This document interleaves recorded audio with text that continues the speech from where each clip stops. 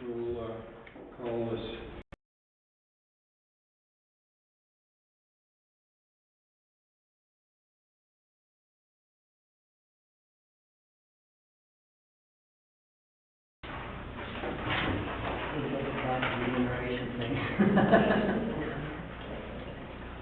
okay.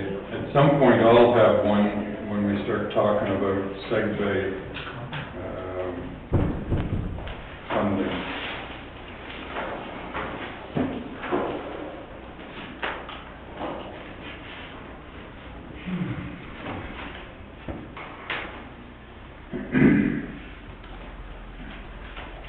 So our delegations are coming at 1, so we'll skip over that section and we'll adopt an agenda.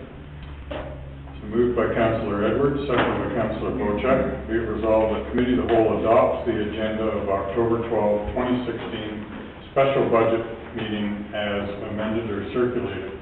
Any suggestions for amendment? Councillor Wienko? In discussion with the C.O.W, I think there's other emails or letters we received requesting funding in 2017. I think we should get a list of all those emails and letters, so maybe the C.O.W can summarize who's been asking for funding, just so we got a heads up that there are groups out there that have been asking for money that are not on the agenda today. So are we amending the agenda to add those? Is that something that can be done, or put it on the next budget agenda? Through your worship, if you wanted to just add an item under new business, I can just give you verbal. That's not a big deal, and tell you what the process is for those requests. Okay, Madam Clerk. Under new business, which is 9A.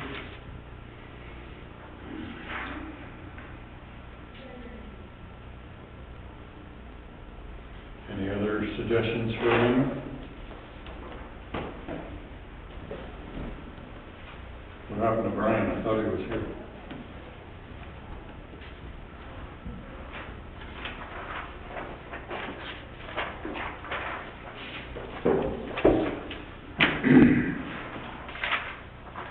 Okay, so we've added 9A, a verbal report, additional funding requests.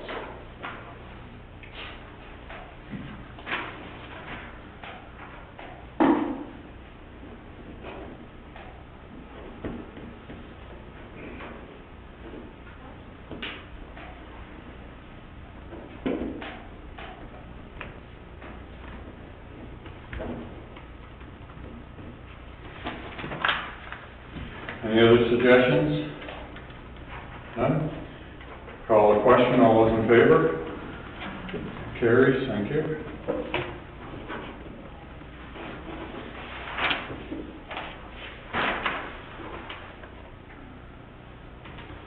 Our first item is Human Resources Report. Thank you. Mayor Chair Bray, I presented a report as part of the Human Resources 2016 goal plan. It was to do a remuneration market survey, which we're doing in partnership right now with Town of Ravenhurst and Bracebridge. Part of that, we did a council survey, and unfortunately the other results aren't ready yet, but I hope to have that ready for council in early December for the other positions. Basically, I provided you a background of the last 2 terms of council, that led to their increases and also the pay schedule.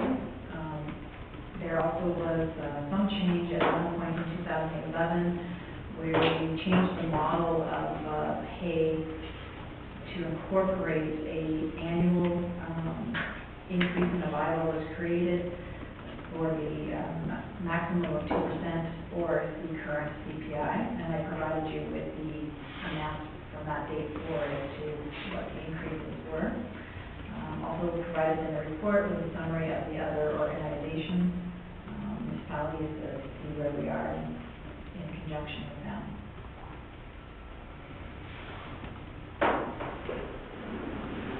So I open it up to committee for discussion.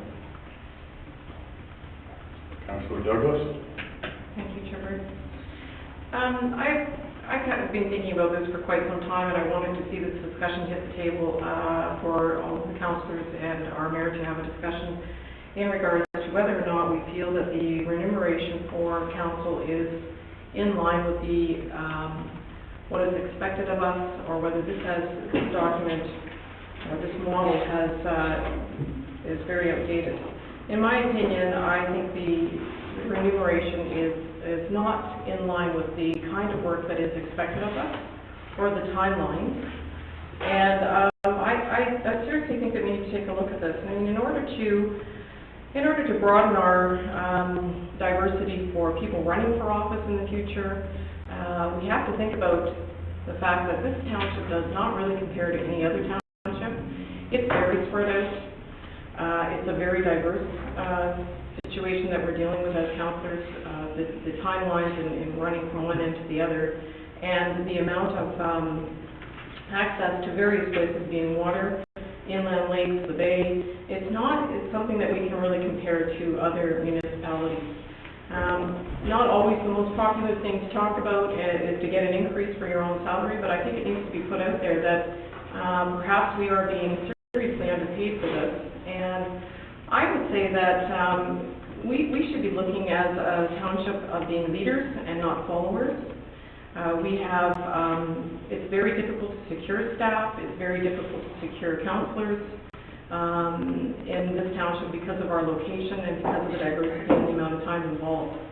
There is no school when you run as a candidate to bring you up to speed as to what kind of time is really needed to do this job. And I'm going to suggest once you get in here a couple of years, you see that in order to provide the quality that I think is really necessary and that our constituents deserve and expect when we are managing their money, that we need to seriously take a look at this.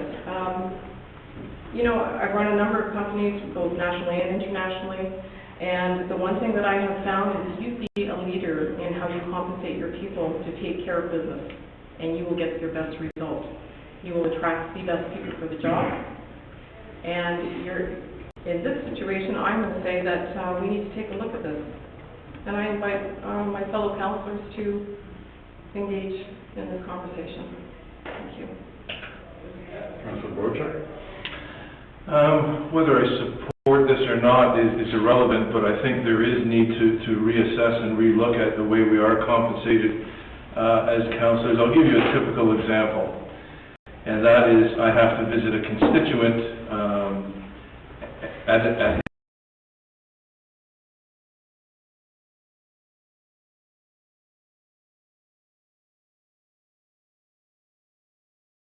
pool. I go up the big Chute Marine Railway. I go up to the constituent's property on the Severn River.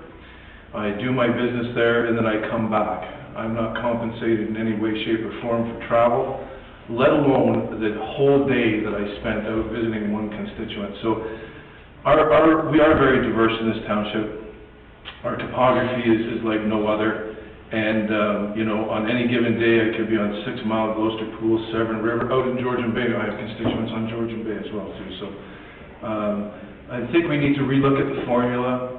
And some of the councillors, or maybe all of the councillors, spend a lot of time not just coming to council meetings and the COW meetings. We spend a lot of time, and I haven't put a number on it yet, but personally, I believe that I'm pretty close to 30, 35 hours a week dedicated to my constituents. That's outside of council and COW. And where the position of a councillor should be, in most cases in a small township list, compensate for the travel, and attending education seminars and meetings and that kind of stuff. I think we need to relook at our formula here in the Township of Georgian Bay. So I'm willing to hear this out to the end and see where we get. And I do believe also that if you're going to attract people, such as Councillor Cooper, that has to come all the way from the city every time we have a special meeting or anything else, and there's really no compensation for, or at least that I know of, because I live locally, for that kind of travel. Travel's not cheap these days, I'll tell you that, with the price of fuel, so that's my 2 cents worth. Councillor Edwards? Well, I'm not getting into the argument whether it's enough or not, but just always remember you're only taxed on a portion of your salary, because a portion of it is meant to be for expenses. That said, I do understand the issue, and I guess what I find interesting, and back to our 85 to 90% cottager group who are not living locally, it would be great to encourage that group to run for council. And when you look at what the archipelago does, and maybe Peter can give me the exact dates, but they, if I understand it, they have their meetings on Friday afternoon or Friday evening. In the wintertime, they put the councillors up at a hotel so that they, aren't driving back and forth. And then you're getting the representation from let's put it this way, all are then being able to consider running for council. The way it's structured right now, there are only a very few of us that are in a position where we are going to run for council. Councillor Cooper? Well, I think a lot of good comments have already come out of it, and I guess I'm building on what has just been said. At the moment, there's a disincentive, especially for the majority of our residents to run, and in reality, I think some of us look at this role as a way to give back to the community, and it's not really a job that pays particularly well, but I'm afraid that there aren't that many people that want to contribute in that way. So we want to get better representation from the majority of our constituents. We need to think about what we're doing here. The other point that I'd like to sort of agree with in terms of some of the other councillor comments is that I happen to think that Georgian Bay is a particularly complicated place. In planning, for certain, we've already found that out many times. And, when you look at some of these other communities, whether they're towns like Huntsville or Gravenhurst, I realize that they have some waterfront areas, but ours are really, really quite diverse. And if you asked Dr. Williams, who did our ward boundary review, he couldn't believe how complicated this place was in terms of the diversity of geography, of interests, of history. I mean, one could go on and on and on. And I'm not trying to blow up the fact that we need to have a triple in her salary. I'm really just trying to say that it is, some of the things that I'm describing here, I think are what we really are, and we need to remember it. And if we're hoping to attract first class, and I'm not suggesting we don't have first class at the moment, but if we want to attract new people in 2018, we need to think about that. So thank you. So I'm assuming councillors are paid 18,000 currently? Yes. So 6,000 and change is tax-free? That's the 1/3, and the whole idea behind that from many, many years ago is that's your expense for your vehicle for running around. So if you want to try and figure out what you're doing to your vehicle and your gas and mileage and that sort of thing, you can see whether you're reimbursed appropriately or not. So if you look at it in the other sense, you're getting $12,000 for sitting here for meetings and for taking half days or days to talk to constituents and going to cottage associations and that sort of thing. So I can tell you, last term I did a study on how much time I was spending, and 1 week was 60 hours, which included phone calls, emails, visits, meetings, that sort of thing. And the next week was 70 hours, and at that point I said, I better stop doing this, because that's just too much time. And I know I've basically had to give up my business just to be the mayor in here. So the number of customers I have has gone way, way down. And I don't take on any big jobs, like building cottages and that sort of thing anymore. Mind you, age has got something to do with that too, but certainly for those that are very involved, they do spend a lot of time at this. And I think since the electronic world has come in and it's email and all that, I spend more time on email or making a phone call rather than spending a half an hour typing a reply to someone. So now, in the past, when councils had discussions in regards to all this, what they've done, rather than giving the councillors of the day at the table that are doing the discussion a pay raise, although it has happened, generally they put it in place for the next council.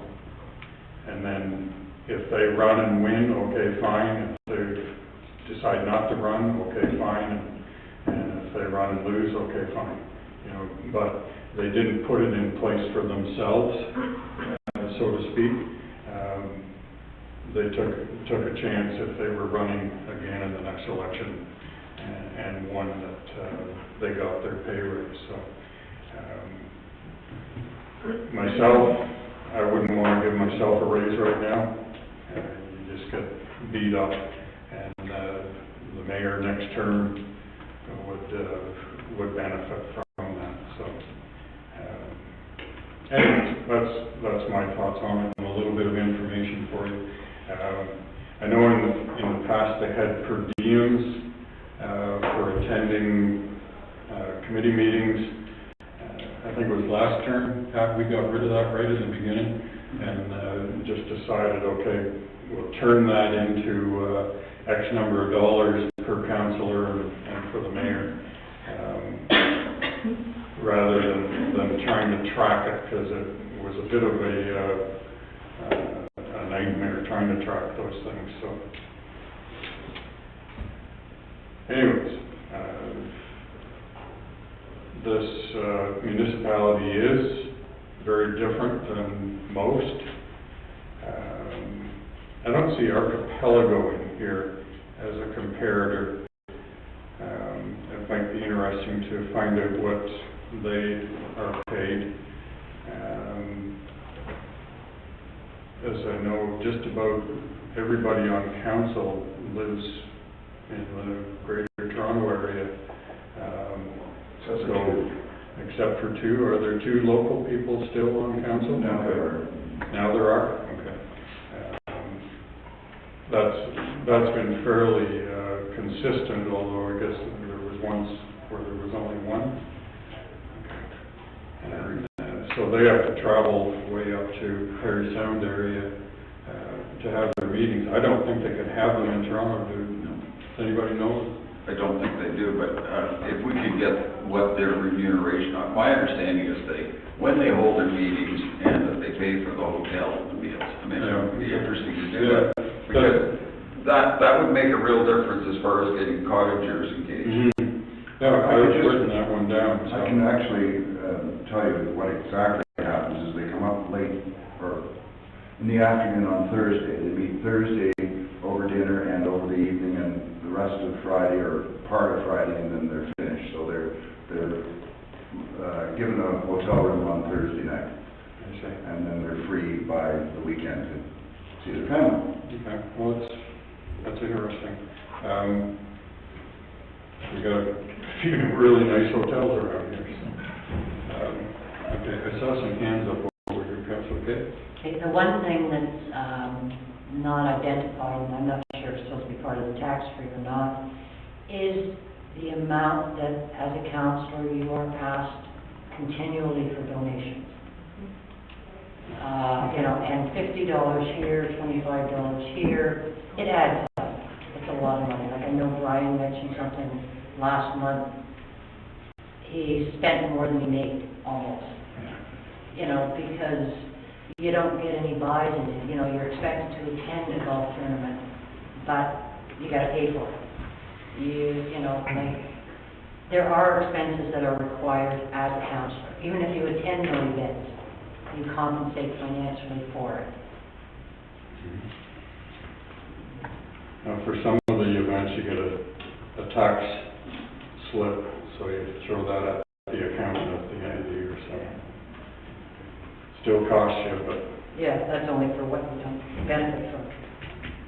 Lori? Sorry, I was just gonna say, Your Worship, what I've seen work well, if council's looking at an increase for next term rather than this term, what Springwater used to do was form a committee of ex-councillors. So the ex-councillors looked at what other municipalities did, and they would have an understanding of what makes the township unique. And then they came back and presented to council what their recommendation was for the next term. We always did it once a term, and we always did it not with council, because it's an awkward discussion to have, for sure. But council selected people who knew what it took to do the job and had them come back with a recommendation. So just a thought.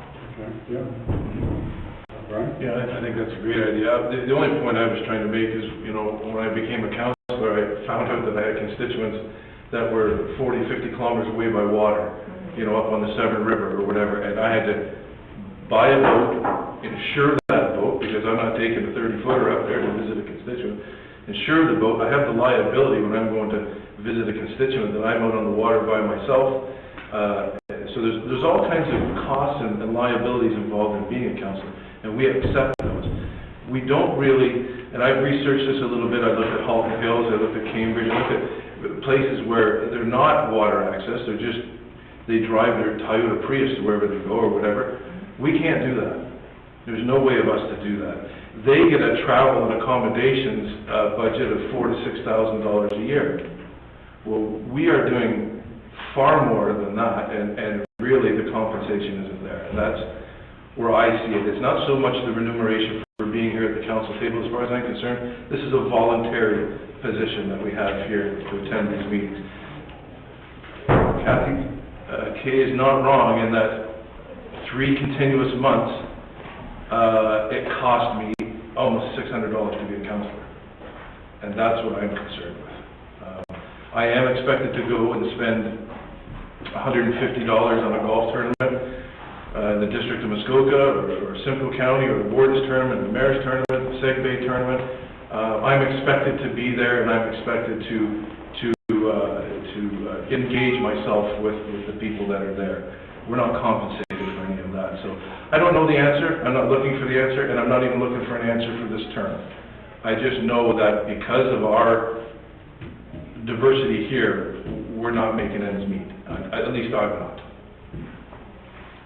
Peter? And just to this point here, I thought it was fairly interesting when I joined the district council. It's sort of interesting. They did a study, and they realized that I was probably one of their first real seasonal residents, but also somebody who was traveling often for 6 months of the year by water. And they didn't know what to do with it. But anyway, they finally did some study, and they found 2 municipalities in Canada where somebody had to go by water, other than ourselves. And one was in, I think, British Columbia, another one was down east. And from that research, they figured out that it is fair to compensate somebody that's going by water 6 times the kilometer fee to what it is for a vehicle, a regular automobile. So it was sort of interesting, and just throwing that out for your information. And frankly, they changed their compensation package for those months that I traveled by boat, in a great big boat, by the way, and made it a little bit more amenable, or whatever the right word is for me. So just some information. Councillor Douglas? Thank you. I would like to, it's great that we're having a discussion, and obviously we all have some feelings on the compensation being altered in some way. I'm just wondering if it would be prudent if I took on with the staff maybe an opportunity to gather some thoughts from our existing council to bring forward to our next meeting of some sort of proposal that we could start looking at. If that would be agreeable to council. You know, kind of circle around back to that. Councilor Rankle? I've been listening to the conversation and done a little bit of thought of this myself. I've always thought this job was a volunteer job. And I've treated it as more like a volunteer job. I've been an avid volunteer for 30 years, and this has been another volunteer job. And I get paid a little bit and keep myself in beer, and that's about it. However, I think when it does come to, you talked about having to go to golf tournaments and donating $100 here or $25 here and there. I think that's a choice you make. And I don't think that the public should be compensating you for choices of going to a golf tournament. I don't think I would go to a golf tournament, somebody pointed to me and said, well, you're being paid to be here. I don't even want to go there. So I don't, if you want to volunteer some money towards these events, that's up to you. But I think what I would be flexible in is travel costs and gas. Because I know I do quite a bit of traveling back and forth on the highway here. I don't have to go by boat too often, but I do a lot of traveling in the township here to constituents and to the office here. We do get paid when we go up to Bracebridge. We do get paid to go up there.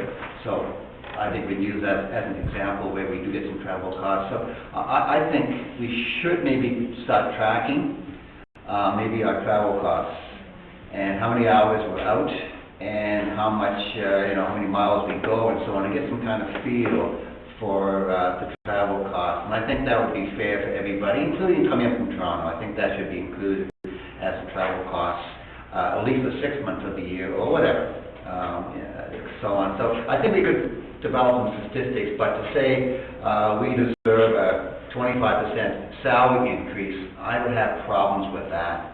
But I wouldn't have a problem if we started to get paid for some of our travel costs. That's what your 1/3 tax-free allowance. And it may not be high enough, and I'm saying that could be improved. But you can only go to the maximum 1/3 by law. So you'd have to have a separate line item for travel. Now, we do get paid if we drive to a Toronto meeting, if we submit. Once we leave the municipality, I believe. So it's what, 50 or 55 cents a kilometer, sort of thing? Yep. So, okay. Councilor Douglas? I just would like to reiterate something. It's not just about the travel cost or the use of the vehicles. I don't even know how you could track how many meetings you run back up and down the highway to meet constituents or go to meetings. And the golf games, it's not that we don't have a choice to go, but I think it is expected as a public figure to be at some of these. They are fundraisers for our community. It encourages other members of the community to go to these and to promote the fact that we are looking for donations. So I don't look at this like this job we take on as a volunteer, yes and no. If you want to get that depth that we need to manage our constituents' money, I mean, they are investing in this community, and they need people that are invested in this community to manage their dollars wisely along with our council staff, or our township staff, rather. So I don't see this as a volunteer at all, as a matter of fact. I see this as a very serious corporation that we run this as a business. The fact that we go to some of these meetings and these golf tournaments is not because we like to play golf, although maybe some of us do. Some of us don't know how to play golf. We do it because our constituents, we want to encourage our township to volunteer and volunteer their funds to facilitate some of our really important facilities, such as our hospitals and so on. So I have a little bit of an issue with just thinking that this is a volunteer and you don't have to go. You really should be going as a public figure. You want to encourage your population to join you on that.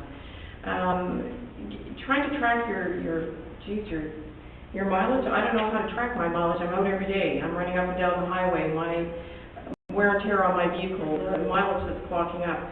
So I think that it's a little bit more complex, and for that reason, I'd like to look at all of it. I mean, and if it comes in form of, you know, we look at this and say, geez, it's X amount of dollars for travel and for all these functions that we really need to be at, and just instead of breaking it out to make it so onerous on our finance department and also on us to keep track of all this, maybe it should come in the form of, this is how much we think that maybe this is worth, lump it into one sum, and then it's up to you to take care of your insurance, your travel, your liabilities, as Councillor Bochuk is bringing up, and go from there.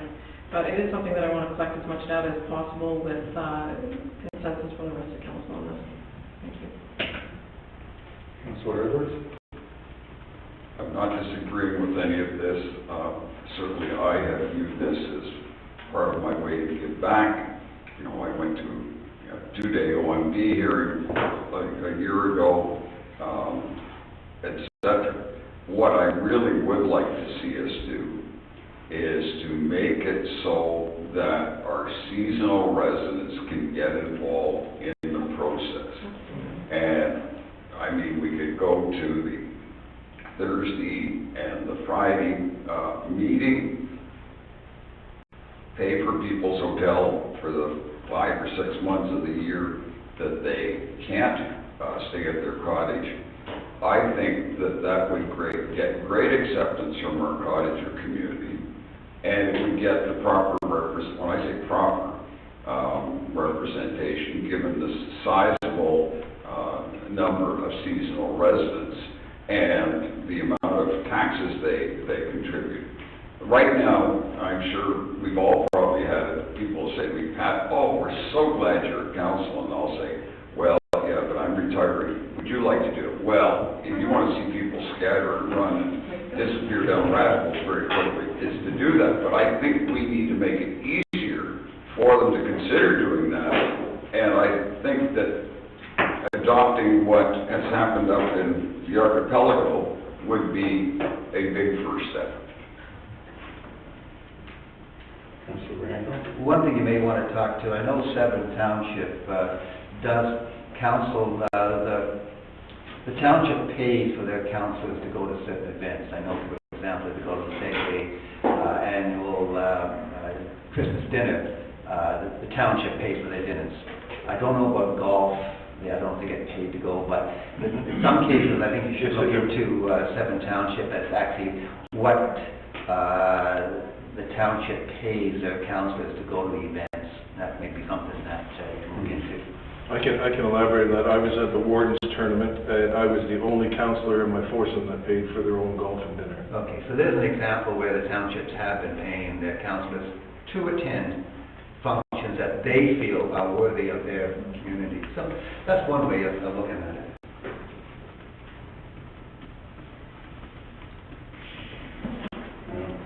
You can look at that one. I pay my own way. Dinners, whatever. We all do. And we even watch So, the only thing we got was the crest paid for. Yeah, but Larry, we also have that retirement plan, remember that? Oh, yeah, don't much about that. Don't let anybody know about our retirement plan. Yeah, it's called peace and quiet.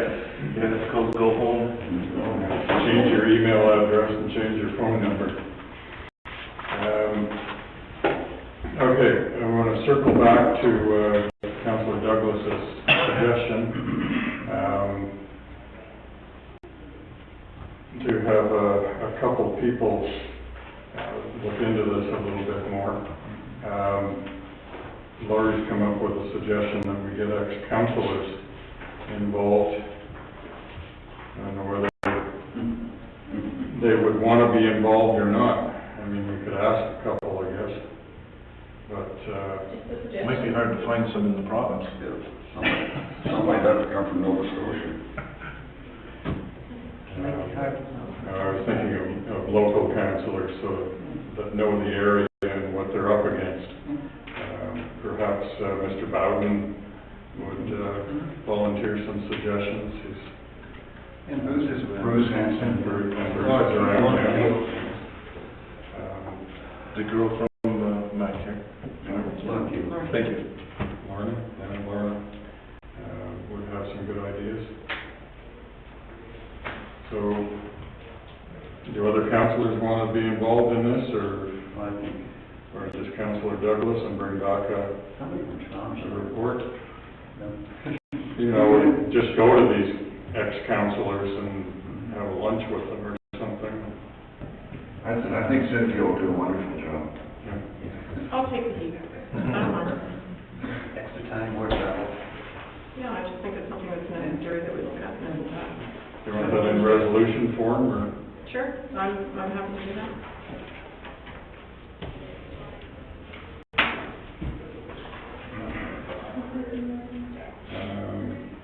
And Cynthia contacts ex-councillors. Would like to join. Brian, you want to take more time off work to? No, thank you. No.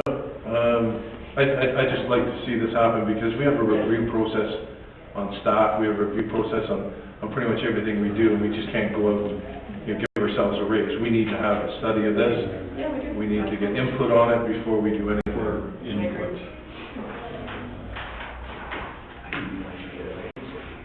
Councillor. Yeah, I know.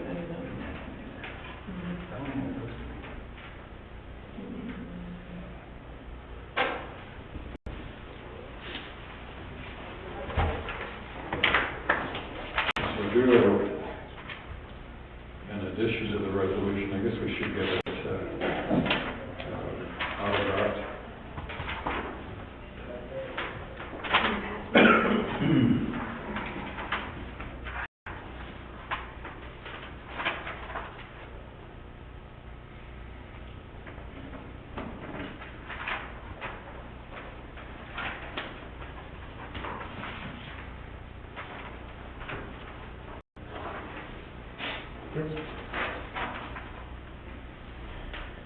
So moved by Councillor Bojack, seconded by Councillor Edwards. Be it resolved that Council received the report regarding 2016 Council Remuneration Survey for information purposes, and that Member Douglas contact previous councillors for input on Council remuneration.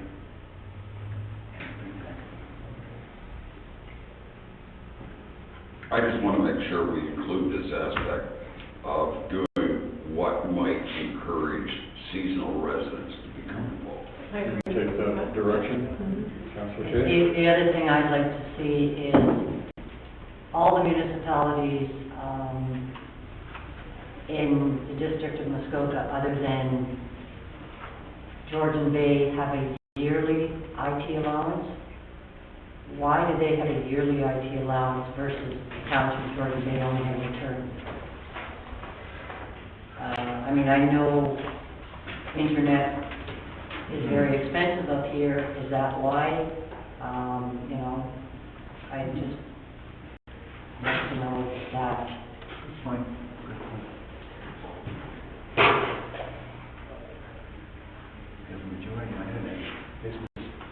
Yeah. It's a completely different discussion, I would think, since we passed a resolution at the beginning to give one lump.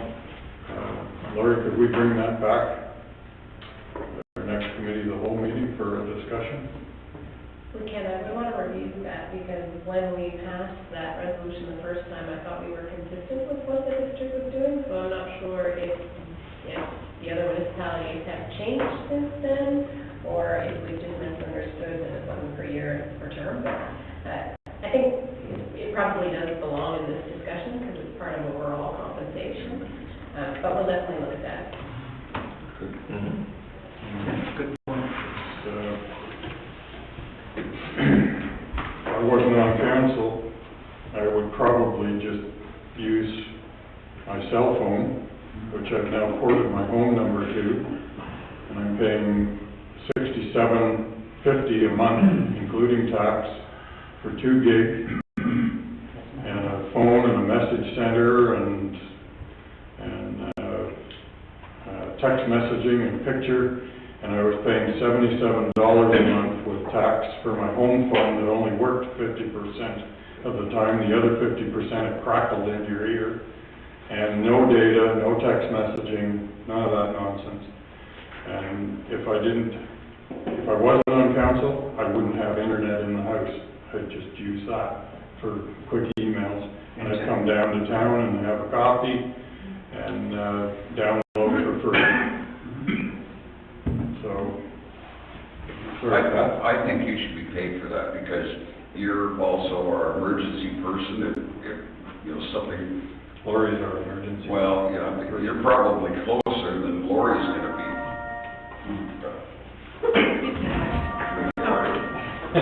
Sorry. Somebody's watching you on TV. That's the clue, anytime you want to get rid of call. How do you go? Is that the point, is let a municipality supply cell phones for their councils? Because I can say my cell phone is 50% at least. At least 50%. That was yours. Yeah, I'd be Sorry? Some do, I'll defer to Jane. In Springwater, we paid for the mayor and the deputy mayor for the reasons that Pat brought forward, and that they were part of the emergency plan. We did not pay for councillors. We did provide an internet allowance because you have to have internet. We provided we had a council fund and a mayor's fund, which was the discretionary funds that paid for the golf tournaments and the chamber dinners and the whatever. It got a bit convoluted, so you want to think about how you set that up, because so if there was a tournament, then it would have to come to council and say, okay, well, who gets to go and who's paid for it, and it was a bit of a logistical nightmare from the treasurer's side. I'm not sure what did you do in New Tech today? There, I don't believe anybody got a cell phone allowance. One counselor who didn't have internet before she got on council, she was provided with, we paid her monthly internet because she got it when she became a counselor. And it was a similar concept for, none of them went in golf tournaments, but they would attend dinners, like, of the local organizations, and they just decided amongst themselves who went. Yeah, it got to be a meaningful discussion to council, right? Every month we, in spring, we were talking about, okay, so chamber's having a dinner, who wants to go and who gets paid for, and you probably don't want to entertain that, but there's probably a better way to do that. No, we'll end up with a third day of council. Right. Well, it was a lot of painful discussion that I remember well. Okay, Councilor Douglas? Thank you. I just would like to reiterate again that that is one of the reasons I said that rather than having all these different funds and how it's very convoluted, it's very time consuming for the staff, is to try and come up with, through this process, an amount of money that we think would be fair to put on to each of council's, let's say, wages, I guess, you might say, that would accommodate for all of these things. And I think that's going to take some consultation with all the council that is existing at the moment and what we do, staff as well, and past councils, which I will certainly cover that. And I will be looking at each one of our council members for their suggestions and their thoughts. I think we should use the Calgary model and get $92,000 a year per councillor. Immediately? Effective immediately. No, I think we really have to look at A lot of people stepping up to the plate in election time. If I could just, one more thing. Again, I know that we always talk about what are other townships doing. Well, I think we should be the leader in this, not a follower in this, because we are not like other townships.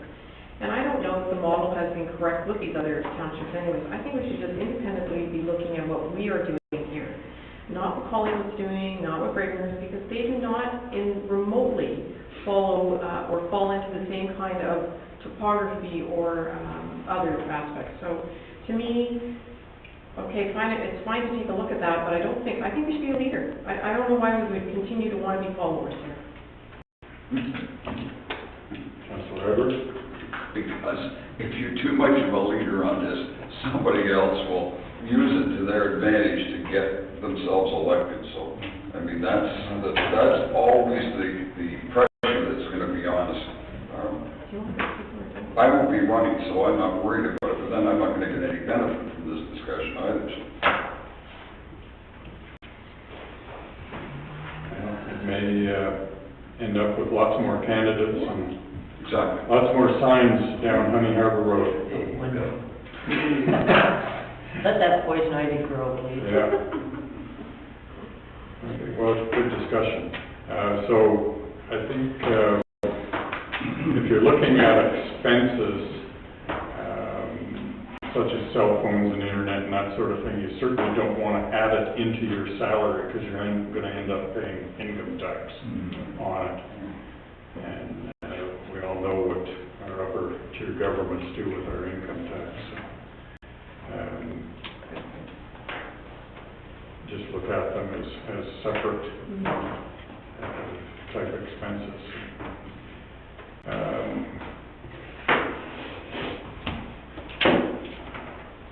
Okay, I think I read this resolution quite some time ago. I need to read it again. I think you better, it's short and sweet, so let's read it again. So, moved by Councillor Bocheck, seconded by Councillor Edwards, be it resolved that council receive the report regarding 2016 council remuneration survey for information purposes, and that member Douglas contact previous councillors for input on council remuneration. And the direction is verbally that you'll bring a report back to us. Next month, or it's got to be before next month. budget, No, and no, if there's going to be definitely. any changes at all to any of it for 2017, but No, I'll bring it back. Larry, I think we said she's gonna, we don't have to write it in there, but she's gonna consult with the council as well. As well. Yep. Okay. Yep. And stuff. And I'm staff, very, I'm sure. very, get some ideas. Mhm. Okay, so I'll call the question. All those in favor? That carries. Thank you.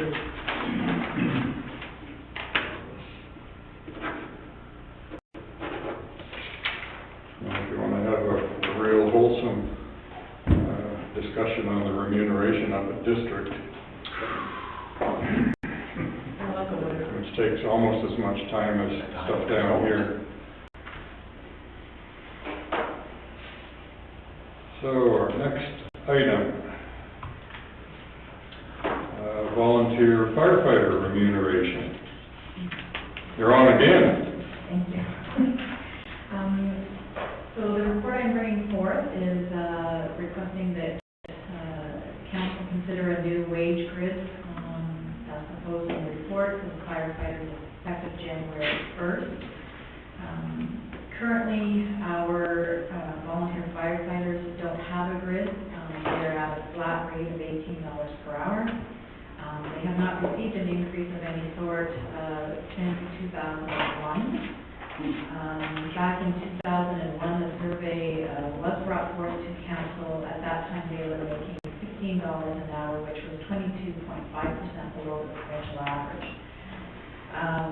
of the comparative group. So what, in consultation with our fire chief, we had looked at comparators and looking at doing a 50th percentile rate and also incorporating actual wage grid. Currently, the model provides an honorarium to officer positions.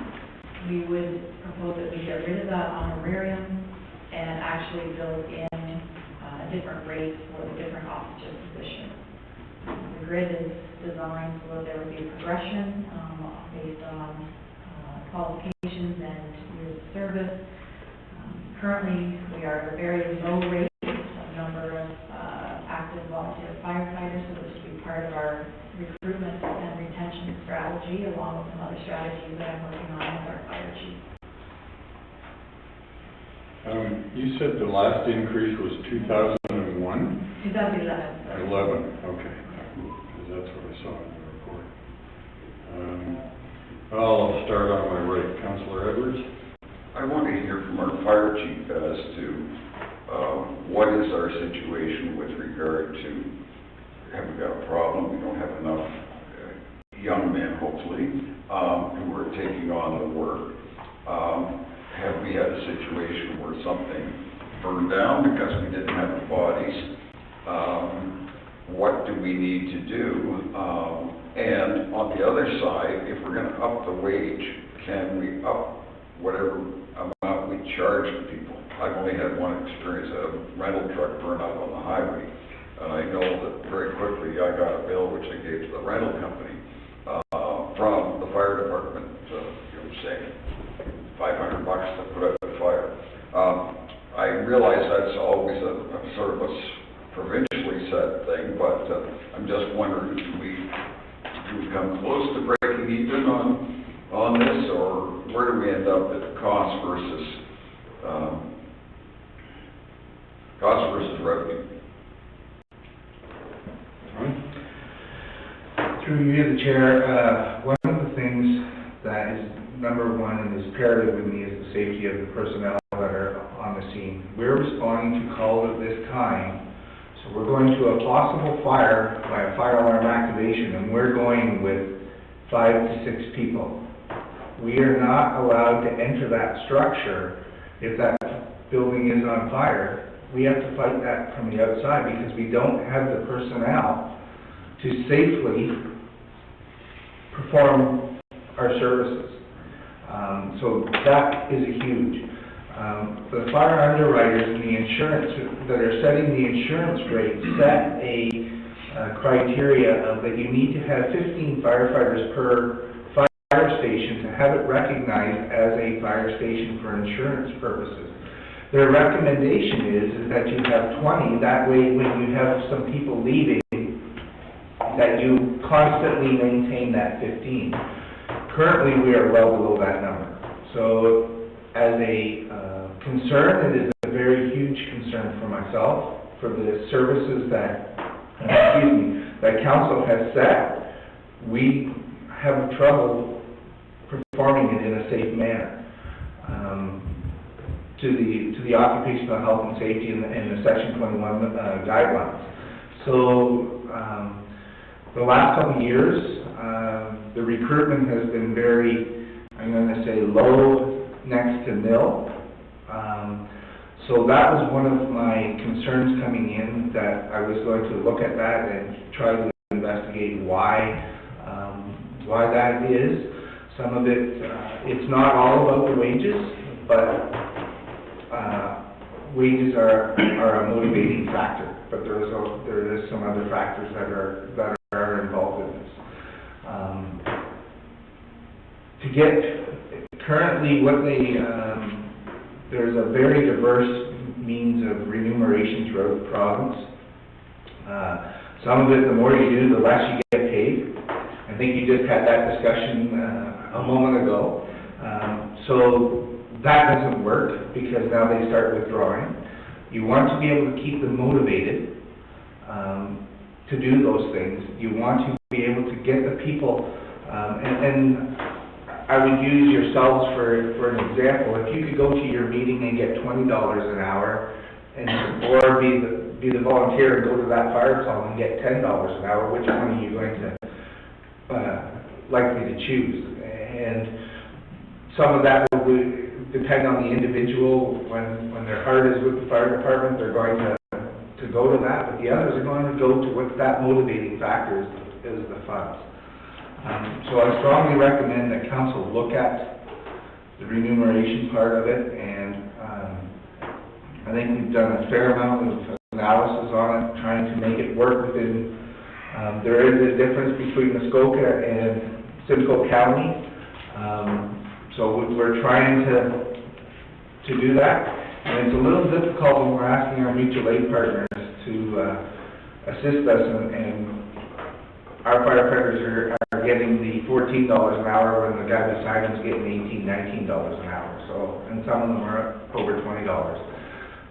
One of the other concerns is that all your public works staff, they get called out in the middle of the night to do something. They get a 3-hour minimum. Our firefighters get 1 hour, and that is caught up into the fire world now that the volunteers are starting to say, well, we want our 3 hours too. I got out of bed, I drove my car, I did this and everything to go do that. So all those pressures are coming, and so the easier that we can keep staff happy and feel that they're part of the system and so forth. I think that was one of the things that was very evident when you were having discussion with firefighters. They didn't feel that they're part of the township. They felt like they were their own little cocoon, and they want to be part of this organization. I'll start over here, Councillor Douglas. Thank you. I think that we really need to seriously think about what Chief Van Dam is putting forward to us here. I think our constituents expect to have the best security possible out there if we have an incident. And I do believe that we are seriously behind the eight ball on this one, and that the model really needs to be looked at in order to encourage people to come forward. It's quite a serious event to be a part of the emergency services, no matter what it is, whether it's fire, ambulance, or otherwise. And to have, to be this deficient as a township, I think that's not acceptable. And certainly, I think if our constituents knew that we were in this position, had more information on that, I don't think they would be too very happy with council at this point, because from what I can see, we are very deficient and very ill prepared. So I would support Chief Van Dam on this one. Councillor Rianco. I have a couple of questions. I'm just wondering, in your opinion, Tony, is $18 an hour sufficient for the lowest level? That's my first question. Or should it be higher? I believe it should be higher. Okay. And if we went to this step 1 to 4 process, where would, and you may not know the exact answer, but where would most of our staff automatically fit in? It would be the third step. There's a lot of my experience, right? So would it be third step or fourth step? We would tie it into certifications. So, Yeah. for example, when a firefighter is a certified level 1 and 2 firefighter, they would be moved up towards the top of that grid. When a new person comes on, we put them, they start at the very low of the grid, and they have to work themselves up. And to get to move up the pay grid, it's not by years of service, it's by certification. So based on existing certification, where would some of our people land? A lot in 3 and maybe some in 4 or all in 2? I think for the most part, you're going to find most of them are going to move to the top of the scale. Because the province of Ontario has changed how firefighters do their testing and so forth, and the training of the firefighters. So firefighters with more than 5 years experience are grandfathered to the highest level as a simple firefighter, but as they move on to become an officer, which is a supervisor, which starts taking on other responsibilities, then they can move up in the pay grade. And if I could finish that off, okay, so let's say the majority are getting $22 an hour now. Would it be better if we, I don't know if we can do this at the council, but mandatory, they get paid for 3 hours minimum. So now when they go out, they get, $66 or whatever, so that could be the incentive you need to get more recruits if they get a minimum of 3 hours, and basically, can council make that decision and that you will get 3 hours minimum? Council can make that decision for remuneration. As part of our strategy for our recruitment, money is a motivating factor, definitely is. But there's also some other things that we have to take in consideration with that, and some of that's going to come out as part of the master fire plan. I know council is authorized to proceed with the master fire plan. However, unfortunately, I just haven't got the time to get that going. Trying to do a review and see where everything's going, and there's going to be a budget submission with that I hope to save some money on that master fire plan. The remuneration part of it, I would like to take it and move forward with it, and then have it as part of our master fire plan review. Lori, then we'll go Brian and Kathy. Thank you. I just wanted to follow up with Councillor Rianco. I think that's fantastic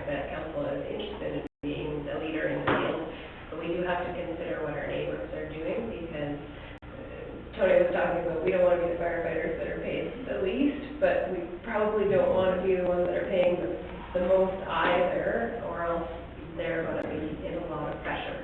Similarly, when we were negotiating contracts, we were respectful of what our neighbors were doing. So I think that's a fantastic idea that you want to do it. I'm not sure I would recommend it, and it didn't sound like Tony was 100% on that as well. But it sounds like Tony, though, is not happy with $18 an hour. So maybe $18 an hour is what we shouldn't be approving today. Maybe it should be higher. And then you say we are low, so maybe it should be higher. So I don't know. My concern is, Councillor, is that I would like, this is our first step, and then as the master fire plan, we need to look at other things. And I'll give you an example is that a number of fire departments is that they're buying the clothing for the firefighters. So when a firefighter goes to training, he is in a dress shirt, or he has a t-shirt, and he has a pair of pants. He has the access to the work boots. Those are all funds that the firefighter doesn't get taxed on. Like, everything that you guys have talked about is all part of that firefighting world as well, right? So there are a number of things. I believe that working with Connie, I think our strategy has changed dramatically on how to try to recruit some of those firefighters. We need to see how this recruit goes. I can tell you that we have 100% better than we did last year already. So that's a positive. But the other things for some clothing and that kind of stuff, that all adds up to the big dollar amount at the end. And that's what we need to look at. So that if, for example, Tate's making $25 an hour, well, we're making $18, but our firefighters are getting this, and this. That matters to them. Okay. We have to talk with our people to ensure that. So currently, what Connie has done in her study, I've reviewed it and I support. So to start at $18, I think that's our first step, and then we look at the rest of it through our master fire plan process, and council gets their comments. Brian? I agree. I have some first-hand accounts with this. I did attend the Association of Fire Chiefs down in Toronto with Councillor Douglas and Lori, our CAO. And we had a dinner, and we had the firefighters from Chatham, Kent, sitting with us. And they were in the exact same situation as you're in right now. And I asked them, well, what do you do to get by this? And they said, well, we're very solid now in the recruitment and retention part, which is their most important thing. Because they said to me, you train them, you put them through all the colleges and you train them, and as soon as they get all trained, they go for a full-time position in a big town somewhere. That was a problem they were having. Their resolution to solve this was, first thing they did, surprising enough, was they changed the name from volunteer firefighter to paid for duty firefighter. And that started to open up recruitment doors, and everybody looked at it in a different vein instead of a volunteer paid for duty firefighters. The second thing they did is they gave their firefighters a raise, because they found out that they weren't retaining and they weren't recruiting because it wasn't worth anybody's time to do it. So they did give them all a raise. And not only that, but all of their out-of-pocket expenses that they were incurring, which I'm surprised that a lot of these firefighters pay for a lot of their own stuff, they were being reimbursed for it. Their retention came way up, their recruitment came way up. They have a very good feel right now. They were all happy at the dinner table, let's put it that way. But they were in the same position we were in, and they did attack it, and I think they've got themselves out of it, but you're right. You got to pay them what they're worth. Especially us being on the 400 series highway, there's a lot of accident scenes that we go to in that. So I'm in full support of anything for our firefighters, to tell you the truth. And I rely on our HR department and our fire chief to make sure that the taxpayers are being taken care of and we're spending that money responsibly. Councillor Kay? Okay, just two things. Happy Fire Safety Week. Thank you. Nobody's mentioned that yet, so I figured I'd throw that in. Under the recommendation, unless I missed it somewhere, there's nothing in here about, this is here and now. What about something about annual increases going forward? I believe we had that whatever the regular staff is getting, so if they're getting a 1.5% raise, that carries over. They would fall within the township grid, so if council approves a 1.5% increase for the township grid, the firefighters are now in that grid, and they would get that 1.5% increase. Which is great, but it should be in the recommendation, I think, so that we know, so that you can actually go out and tell them that they are getting annual increases. Councillor Evans? This is all great, but, you know, I don't have enough understanding of how many calls, where the calls are, et cetera. So, and maybe at some point, could we have, maybe when you're coming up with your master plan, a review of that, because I have a little bit of knowledge, but not a lot. I mean, certainly I was making a note of how many cottages have burned down within sight of my cottage, and including one of ours burned down. There's 5 that burned down. Now, totally understand that fire department isn't going to be able to put out any cottage fires because you can't get there in time. But it would be interesting to know, I know nothing about what the typical situation is out on 400, et cetera. I totally agree with increasing the wage, but can at some point we get a little bit of an overview of just what happens with the fire department, how many calls, et cetera? As part of my commitment to Lori is that council will get an annual report every year that dictates how many inspections we did, how many motor vehicle collisions, our revenues that we generated, all of inspections, all of that stuff, service that we're providing. You will get an annual report. I'm going to say about February. Give me time to get December's numbers going and so forth, but. The report is great, but I'm looking still for a, verbal report as to what's your typical, like you get a call at the highway, what is it typical? Maybe there aren't any typicals, but I would just like to get some additional feel. That's it. I can tell you that a typical medical call on land, you're running about an hour long.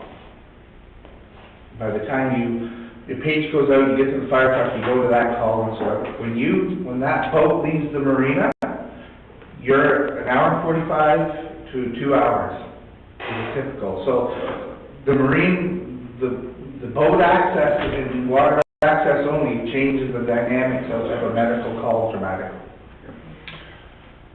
I'm going to go back to what Councilor Bianco said after what you just said to me. So you're telling me that our firefighters at 3 o'clock in the morning will jump out of their bed, get in their car, come here, get in a rescue unit, respond to a medical emergency, come back and go home and get paid $14? Well, 18. $18? That's what they get. Less tax. I'm going back to what Paul said, there should be a 3-hour minimum. I'm not jumping out of bed and going to rescue somebody for $18.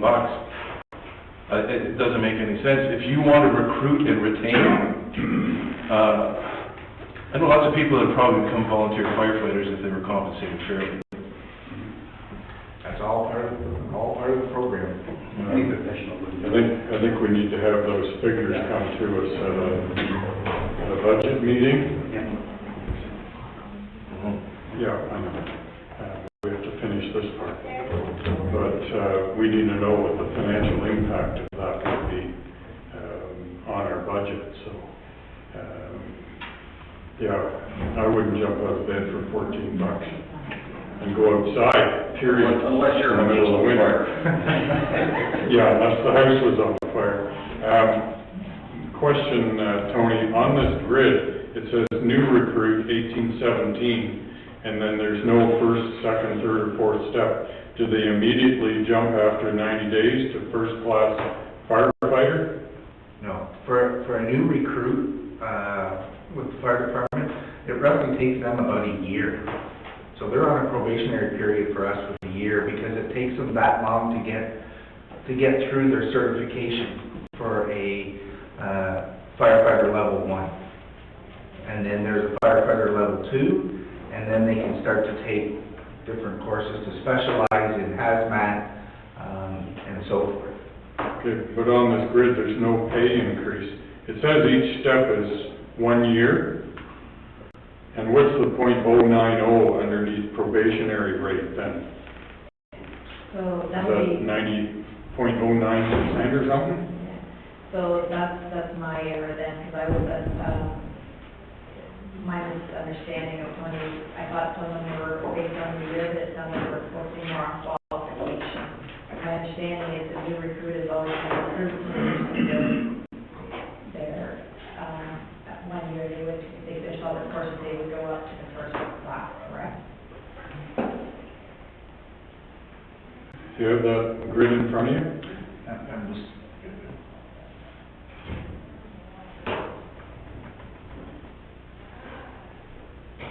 And underneath it says each step is based on service of 1 year in the position.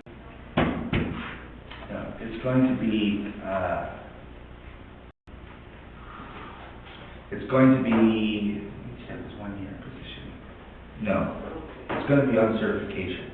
Because we can't allow a firefighter to enter into a building until we know that he's qualified and trained to do that. So where does the new recruit go? And how long is their probationary period? The probationary period will be until they meet their certifications. Then they move to a first class, and then they would move up every year as their experience becomes more and more. So you could have somebody on a probationary period for up to 5 years, because if they progress, if they don't go take their certification challenges, they don't get to move up. Once they move up, then as they become that certified firefighter, then every year they would move up, and now they have the experience. So I won't put a probationary firefighter into a burning structure unless they have that experienced firefighter who knows, can read this and says, we gotta get out of here now, because this is about to turn ugly. So that's all part of it. Okay. And this 1.5%, typical figure, like our last contract for outside was 4 years and 1.5% per year. Is that in this report? I don't see it. You started talking about it. Is that a want, or is that in this report? Laurie? Your worship, is not in the report, and I think Councillor Kay pointed it out. Our intent was, that's one of the reasons that we've gotten so far behind, is that we haven't treated the fire department like we have the rest of the staff. So we would equate it to our non-union increase, so whatever council approves for a non-union increase, we would apply it to the firefighter grid, and then they would pay. So I think all we're looking for right now is the initial grid, and then we'll apply that going forward. And if I could just wrap up to what Councillor Bochek said about the 3 hours, I think this, where we're at, is a great start, and that's fantastic that council wants to perhaps do more. I think the right place to do more is in the master fire plan, which Tony has the place to do the comprehensive analysis. We'd be happy to start here. So it's great that you want to do more. Thank you. And I'm sure Tony will pass that message on, but I know he wants to put together a comprehensive program, but we have to start somewhere, and we're way behind. So we don't want to wait till that piece. We want to put the salary piece in place sooner rather than later, and then the rest can come when he does his larger analysis. So our partners that we recruit through, or send out a notice looking for recruits, what do they pay? They pay 3 hours, or? It's all different to surrounding us.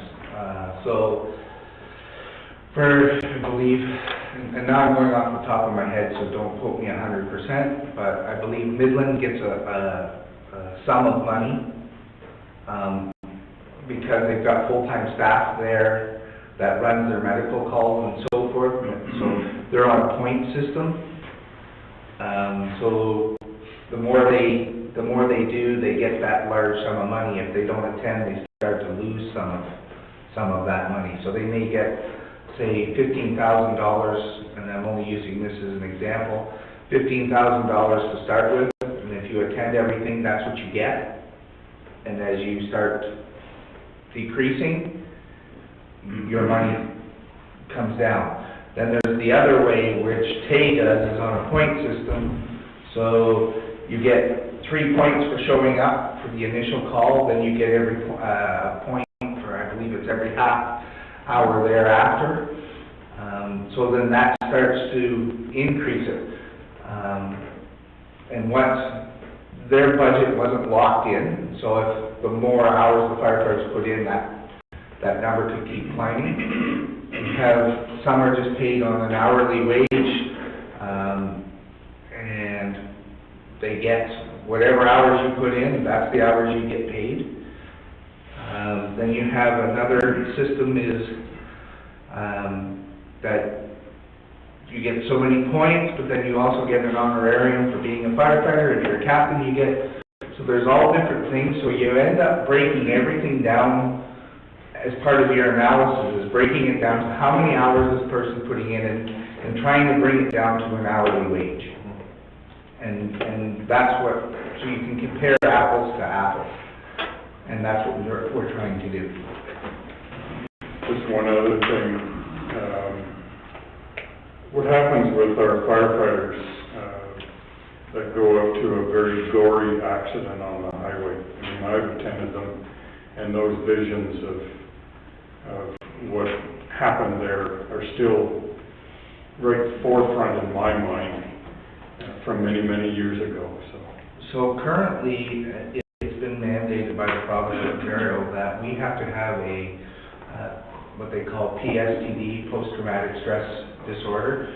We have to have a program in place to deal with that. That includes peer support, where myself and some of our firefighters will be trained to recognize some of this. And then we have a program currently we've just put in place is what they call an employee assistance program. So the township employees currently all have that, but the volunteer firefighters didn't. We put them on that so that they can seek some professional counseling right off the bat if it's required to deal with some of that. And if they feel that it's necessary, then their doctor gets involved in it, and then it would be covered under the Ontario hospital insurance plan. Thank you.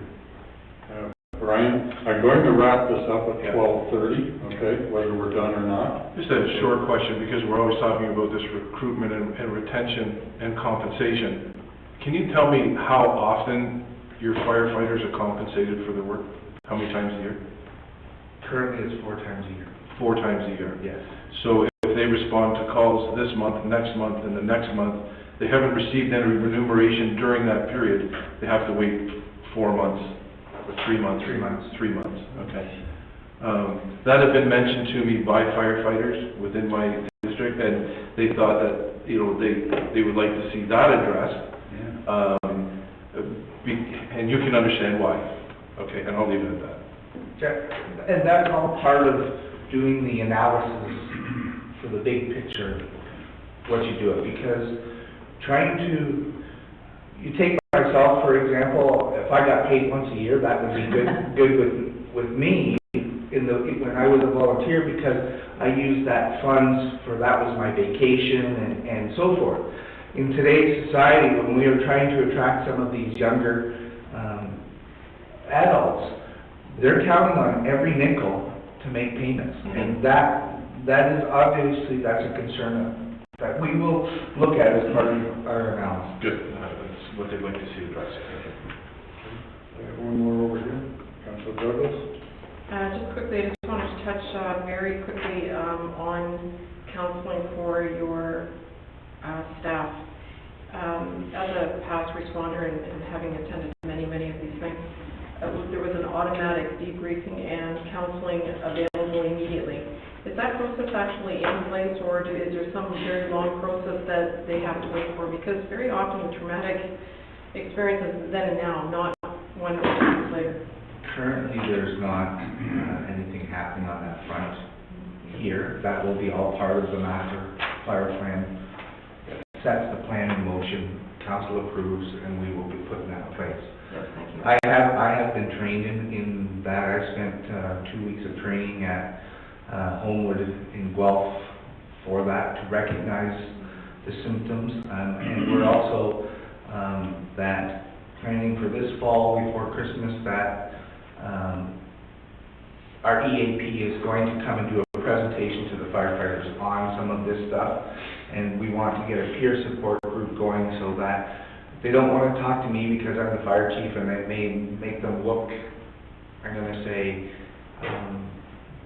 deficient or something else. Then I will set it up that they can talk to individual firefighters.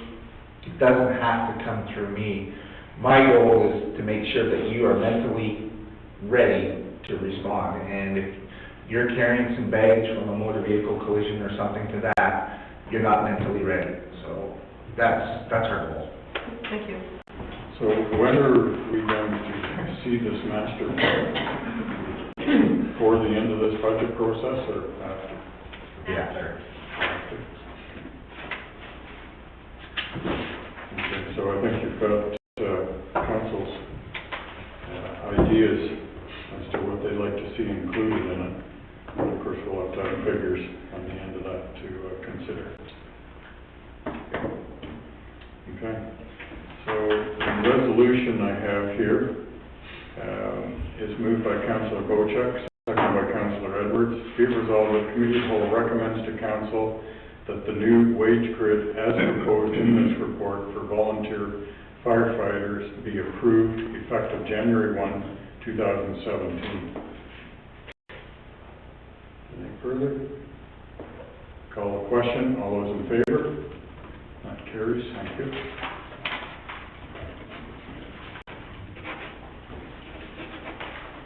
I'm going to say something. We're recess till 1 and reconvene for the deputations. Delegations, sorry. I have one question before you're on. Got to plug it. That's it. Thanks, Tony. No, thank you. This will go a long way, trust me. Yeah, I hear it on the street.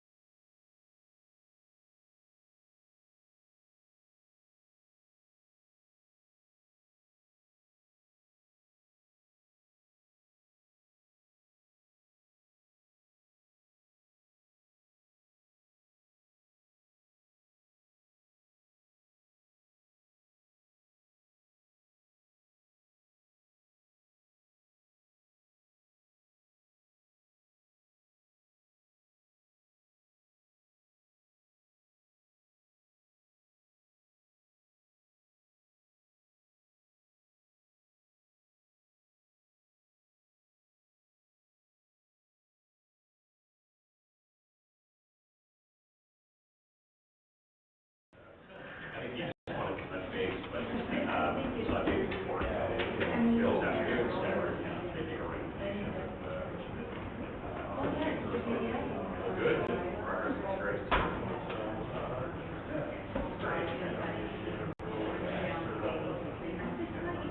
Yeah, it's, you can do an awful lot more when they're land access.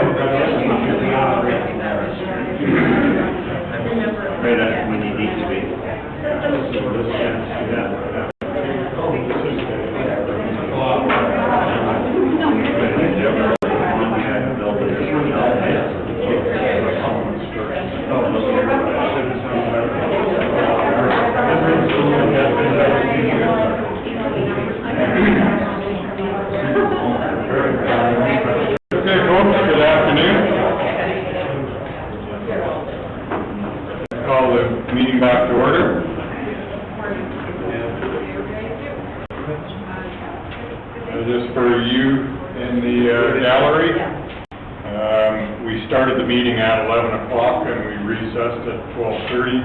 So we've already done some of the items on the agenda, but we said we would come back to the delegations. So our first delegation is Julian Warwick from the Georgian Bay Preservation Alliance. Good day, sir. How are you? Good afternoon. Good. I'm not quite as tired as I was when I talked to you last night. It sounded like you had a long day. Oh, it was. So I can set up right here? Yep. Is the microphone on for him? It's underneath the switch.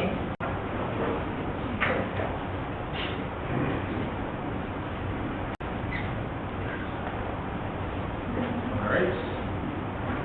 Everyone can hear me all right? All right. Good afternoon. Thank you very much for the opportunity to speak to you today. As the mayor mentioned, my name is Julian Warwick, and I'm here on behalf of the Georgian Bay Preservation Alliance. We're a not-for-profit organization that offers a voice for residents and cottagers on community issues of concern, and we advocate for a balanced approach to protecting, enhancing, and growing the Township of Georgian Bay. In discussions with community members, our organization identified concerns with the Township's current septic reinspection program, which is what I'm here to talk to you about today, and the potential for water contamination from failing systems.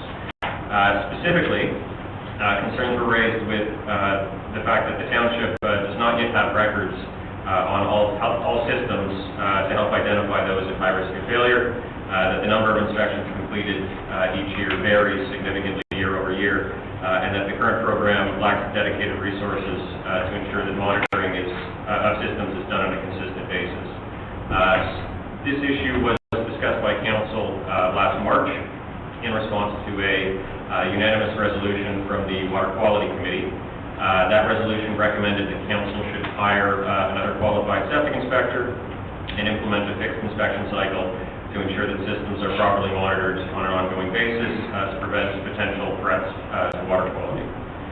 It is important to note that the Ontario Building Code normally has a setback of 30 meters from water bodies for septic systems as sort of a safeguard. In the event of any failure, there's no risk to water contamination with a setback of that size. But because of the unique characteristics of the Township of Georgian Bay, being that you have so many water access-only properties, there are a number of, and my understanding that there's a number of legally non-compliant systems that are simply because of the physical characteristics of the islands on which they're located. That is not a problem in and of itself, but it does highlight the need for accurate, up-to-date records and regular monitoring to ensure that these systems do not pose a threat to water quality.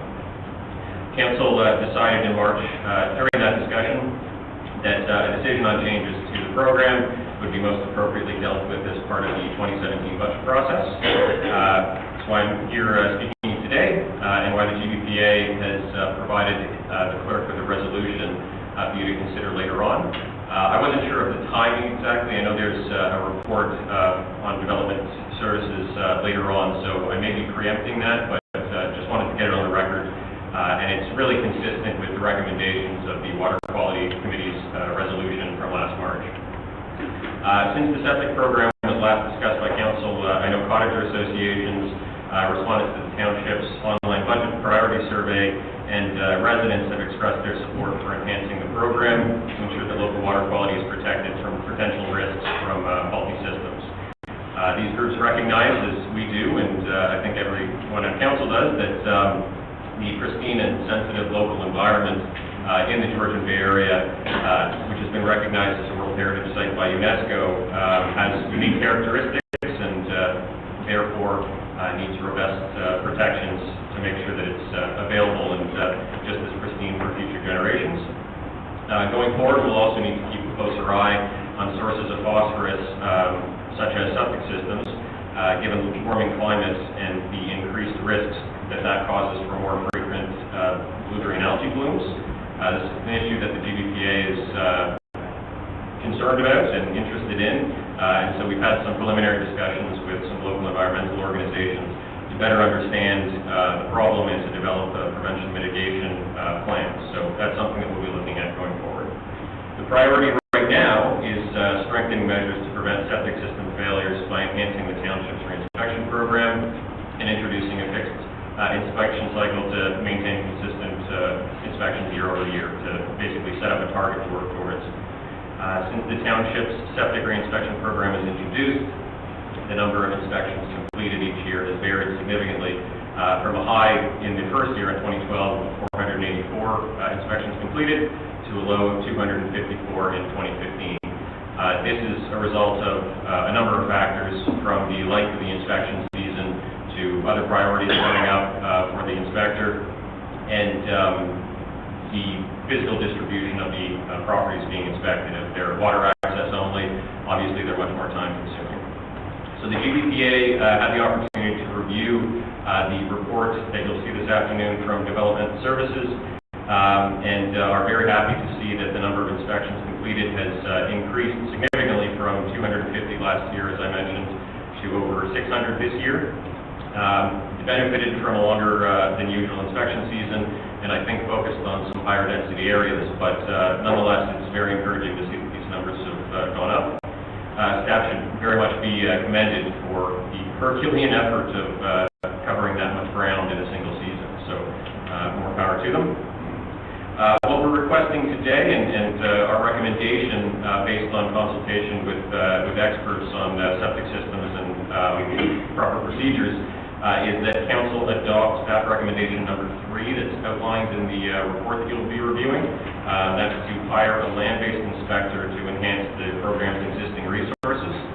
The benefit of doing this would be to allow the existing inspector to focus on the more time-consuming water access-only systems and to complement that with land-based, less time-consuming inspections. In the report, staff estimate that this will enable the completion of approximately 1,000 inspections per year, and given that there are approximately 5,000 systems in the township, that's consistent with a 5-year inspection cycle, which is a good, consistent monitoring of systems. It avoids any problems from aging systems or those with steel tanks.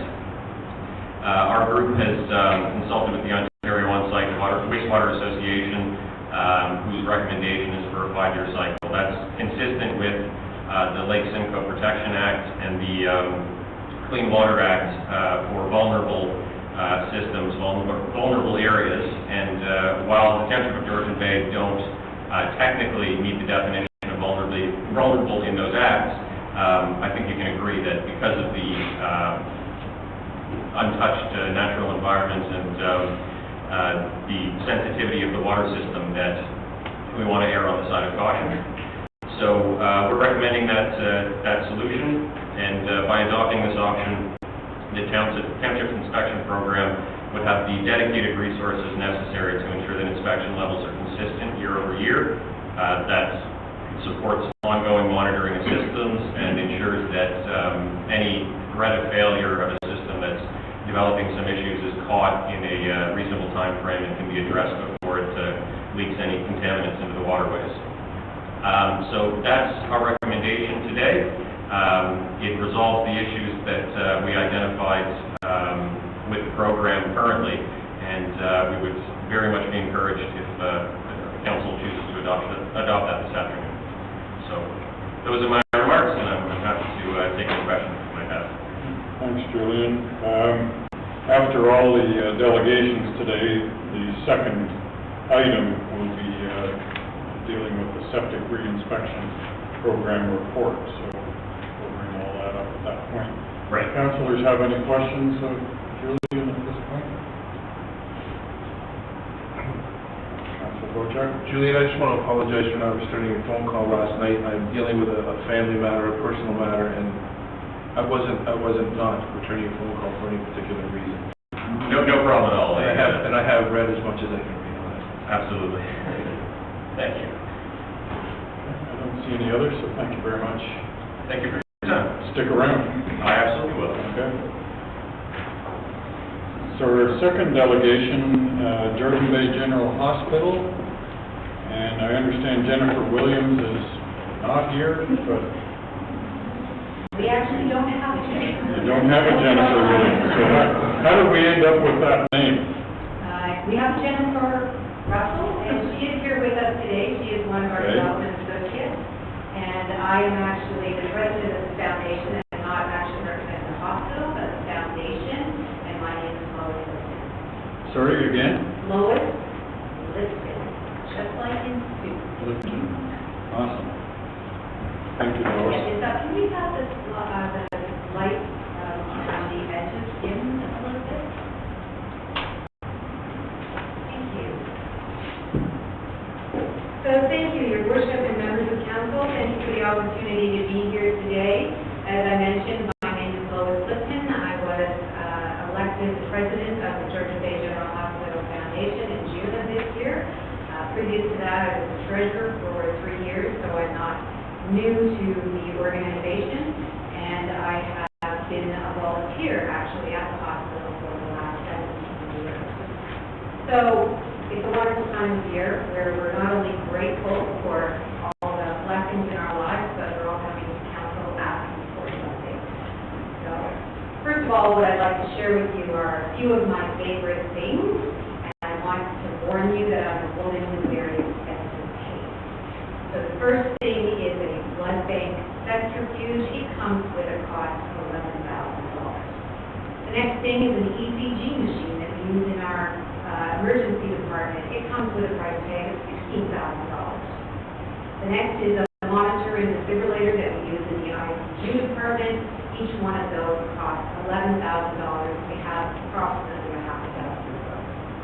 Each bed in the hospital costs anywhere from $5,200 to $8,000. And I must also tell you and thank you for your support through Tim Hortons, just down the street, through the Smile Cookie program. This year, in 1 week, through the Small Cookie program, with the Tim Hortons here and the others in Midland and Penetang alone, we raised $31,000. That's a lot of cookies. So we thank you to everyone that purchased them. Thank you to everyone that supported the Tim Hortons in the area. The folks at CDL head office basically are saying, what are you guys doing up there?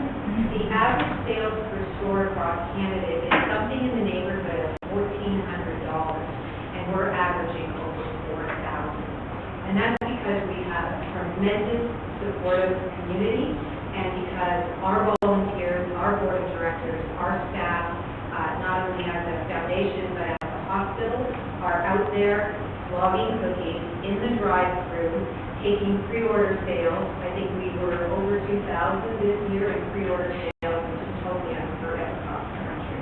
So I just want to put that side on you. And the local Tim Hortons franchises have supported us for 5 years, and they basically bought all the new beds in our refurbished emergency department. So kudos to them. So the reason I share those with you is because, as most of you know, and for those that don't know, the province of Ontario does not purchase any of those pieces of equipment. The hospitals are funded for operating costs only, not for capital equipment. Capital equipment, as you saw, includes everything from beds to monitors to boilers, AC units, etc., etc. Those funds must all come from the community, and we are very lucky, as our auditors keep reminding us, of what a generous community we have. So in the Township of Georgian Bay, there are 2 healthcare centers, West Perry Sound Health Center and Georgian Bay General Hospital. And when an ambulance comes to service your residents, particularly in the southern part, the patient does not have a choice of where they go. If they are in the southern part, they come to Georgian Bay General Hospital. So that's what we're here to talk to you about today. Your statistics from 2011 show that you have approximately 2,100 permanent residents and almost 16,000 seasonal residents, and we know that those numbers have gone up. Our statistics from last year show us, interestingly enough, that only 353 of your seasonal residents visited our emergency department, but 626 of your permanent residents visited our ER department, and that's almost 1,000 visits from a community of 2,100. Putting that in a pie graph form, which is sometimes easier to digest, it shows that 64% of your permanent residents are being serviced at Georgian Bay General Hospital. That's quite a large number. What are we here to talk about today? We're talking about support for our new CT scanner. It's a cost of $1.6 million. We're coming into the second year of a 3-year program. The CT scanner that we've had has been there for quite some time. Technology, as you know, is advancing rapidly every day, and we are in early. CT scanner is used many, many times in a day, and I would say 90% of the people that visit our ER department, emergency department, will be sent to the CT scanner as a primary tool to identify and diagnose what their treatment should be. So far, we have been tremendously successful in obtaining a commitment from the municipalities, our other 4 municipalities that we serve, the town of Penetang, the town of Midland, the Township of Hay, and the Township of Piney. As you can see, they made a 3-year commitment in those varying numbers, ranging from $10,000 from the town of Penetang to $41,000 from the town of Midland, the check which we were just recently received. It also shows you the amount of, or the number of they, like the Township of Georgian, experience tremendous seasonal influx. Sometimes it can be 10 to 20 times the number of permanent residents. And in the final column to the right is an approximate number, because it's fortunate that it keeps changing, of what the municipalities have contributed to the foundation over the last approximately 8 years. Adding in the Township of Georgian Bay, our statistics show that your permanent residents are now up about 300, which is 2,400. Of that, we show that approximately 25 are using our emergency department. Your total gifts to date have been about $2,400. And just so you know, that does not include, obviously, the wonderful check that we received from Fed Bay last week in the amount of $30,000, because that is a different organization. We do have things like volunteers as well. The area on Howard just ran volunteering this year for us, and we were in charity of choice, and we raised $104,000 that one day. So what are we asking for from you folks? We're asking for a commitment of $5,000 a year for 3 years. We think that is a reasonable expectation. You can see where we derived our numbers. We based it on the residents in Honey Harbor and Fort Severn, a modest amount of $2.50 a person. And where will that go? That will go to the CT scan, because we know that's where the bulk of rural residents are using the services in the Georgian Bay General Hospital. What kind of recognition will you get for that?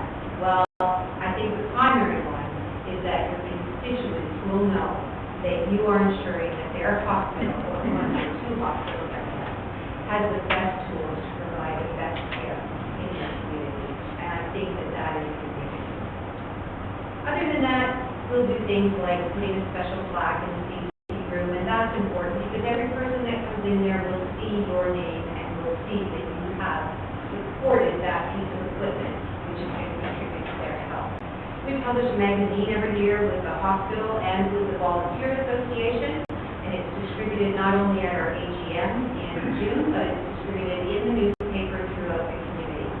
There will be a donor wall, and you will be listed as a companion on that wall, and there would be participation in the official media announcement when we open, or when we start the groundbreaking for the new ER department for phase 1, because we have phase 2 and 3 coming up. We had a big bulldozer on site, and we had as many people as could attend that day. It was quite a spectacular event, so it's always fun to share in those experiences. Just so you know, municipalities are not the only organizations that we have supporting the CT scanner. We do have a program called Voters for Best Care, and we do have 15 marinas participating in that. We're looking for $100,000 for them over the next 3 years. We do hold another summer event called the Georgian Bay Tots. We're looking to raise $500,000 in that over the next 5 years. And we do have a number of cottage associations that have made pledges. And Jen Russell, who is our development associate here today, and I should also recognize Jen Schneider. I know she's here in spirit. She also sits on our board of directors, and I know she would be here today if she could.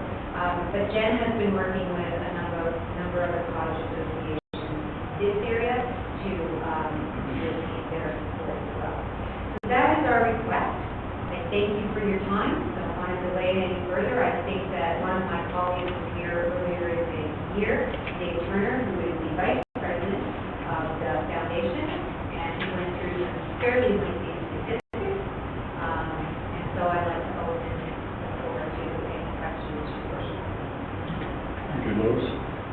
Questions, Well, Councilor? just to point out that through District of Muskoka, we do contribute to your hospital. So if we start contributing, that's getting double hit at this point. So correct me if I'm wrong, Jen, but I don't believe that that money is currently coming to us. There is investigation of how it could come to us, but right now it is going to Rivers and I think there's 4 hospitals that are receiving it at this time. We are now I think, on the list for potential for future funding, but at this time, we aren't receiving any funding from the district. So perhaps that's something you could help us with? Well, it's the three gentlemen who were on district council which we responded to that. I thought we had solved that problem. We have, more or less, but More or it's not less. flowing yet. Okay. It's been approved at committee level and at council that it will form part of future budgets. And when you say future budgets, Your Worship, how much in the future are we looking at?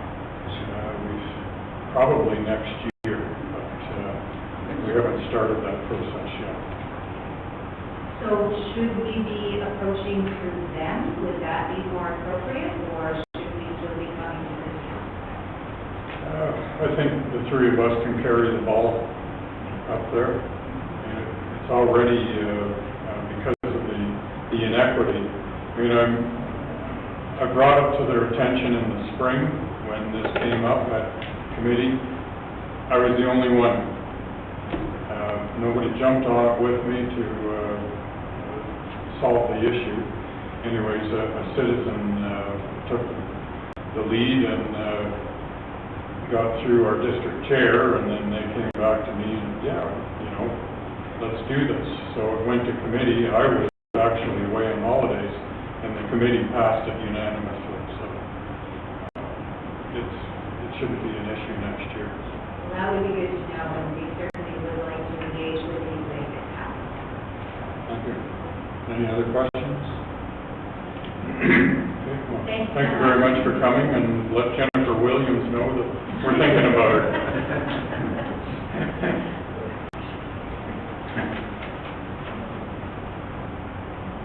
Mr. Sherman, I thought you'd retired.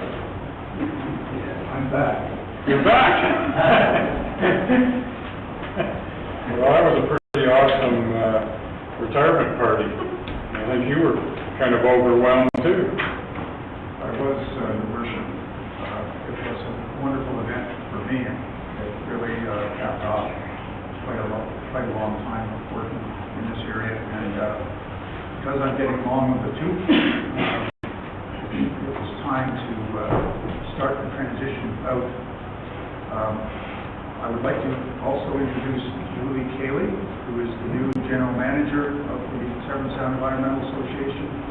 She has started 3 weeks ago now, and she is already complaining about all the different things that I had to do before. And so I'm on part-time, and part of that time is to help her. Part of it is to continue with source water work, and part of the time is to work on special projects such as the Honey Harbor monitoring with our water scientists.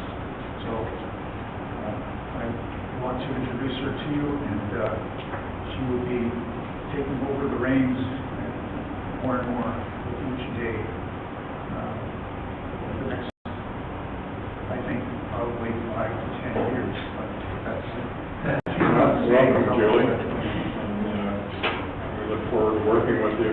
Has Keith introduced you to the set of rubber boots and all the icky things down in the bottom of the lake that you have to pull out and analyze? The switch is on the underside of the thing. Thank you. Thank you, Your Worship. Keith has not, but I actually worked for Keith in 1994 when it was a wrap. So some of those icky things may be leftovers that I left him with when I left. So it's very exciting for me to be back and to be back in my community working too. So I'm looking forward to working with your municipality and Your Worship, yourself and your council. Good. Because I'm barely 3 weeks, I am going to defer to Keith today and let him lead our deputation. Okay. We have pictures of the 1990s uniform that Julie wore. And when we do a next presentation, perhaps I can add one of those to the presentation. I'd like to thank you for the opportunity, Your Worship, and members of council and staff, for to present the letter that you have in your agendas, as well as to answer any questions you may have on the requests that we have. As part of our regular municipal share, we are continuing to follow through on the 5-year plan that we started in 2014. And the amount that we are asking for the municipal share to support the operation of the Severn Sound Environmental Association for 2017 is $38,018. That is consistent with that 5-year plan. It's not, there is no change in that number. The risk management services will continue to be funded through the district, not the Township of Georgian Bay, but we will be dealing with the planning department and on any future development proposals that have implications for your source water for the Severn water system, as well as doing the existing threats, looking at the existing threats to that water system and making sure that they are managing the risks under the source water protection plan. Within the Township of Georgian Bay, we have been monitoring the Honey Harbor area at some long-term stations, as well as some short-term areas, and we are prepared to continue that with a funding commitment which is the same as last year, $15,835.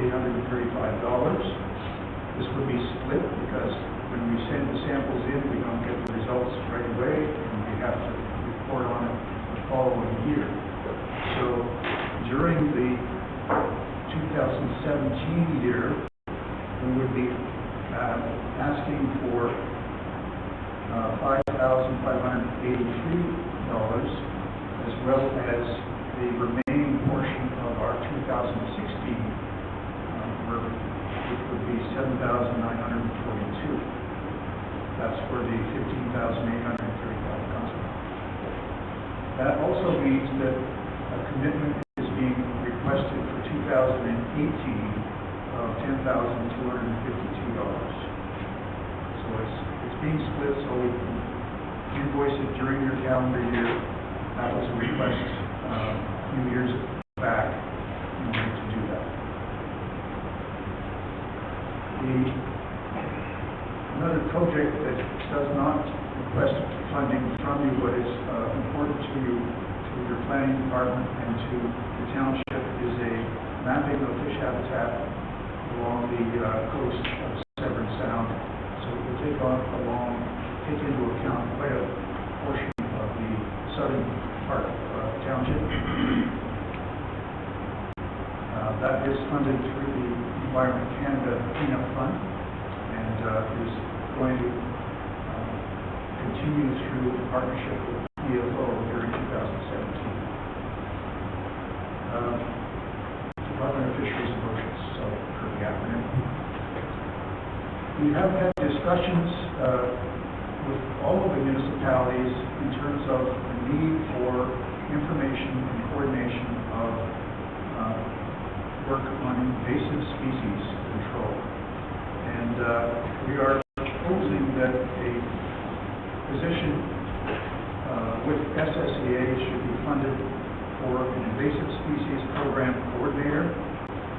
This position would provide municipalities in the Severn Sound area with a coordinated approach and expertise to manage an extensive invasive species communication, education, monitoring, and intervention program, as well as to develop invasive species management strategy for Severn Sound. In working through this, we are heading towards a board meeting, an SSEA board meeting this Friday, where we're going to discuss options for how this position can be funded.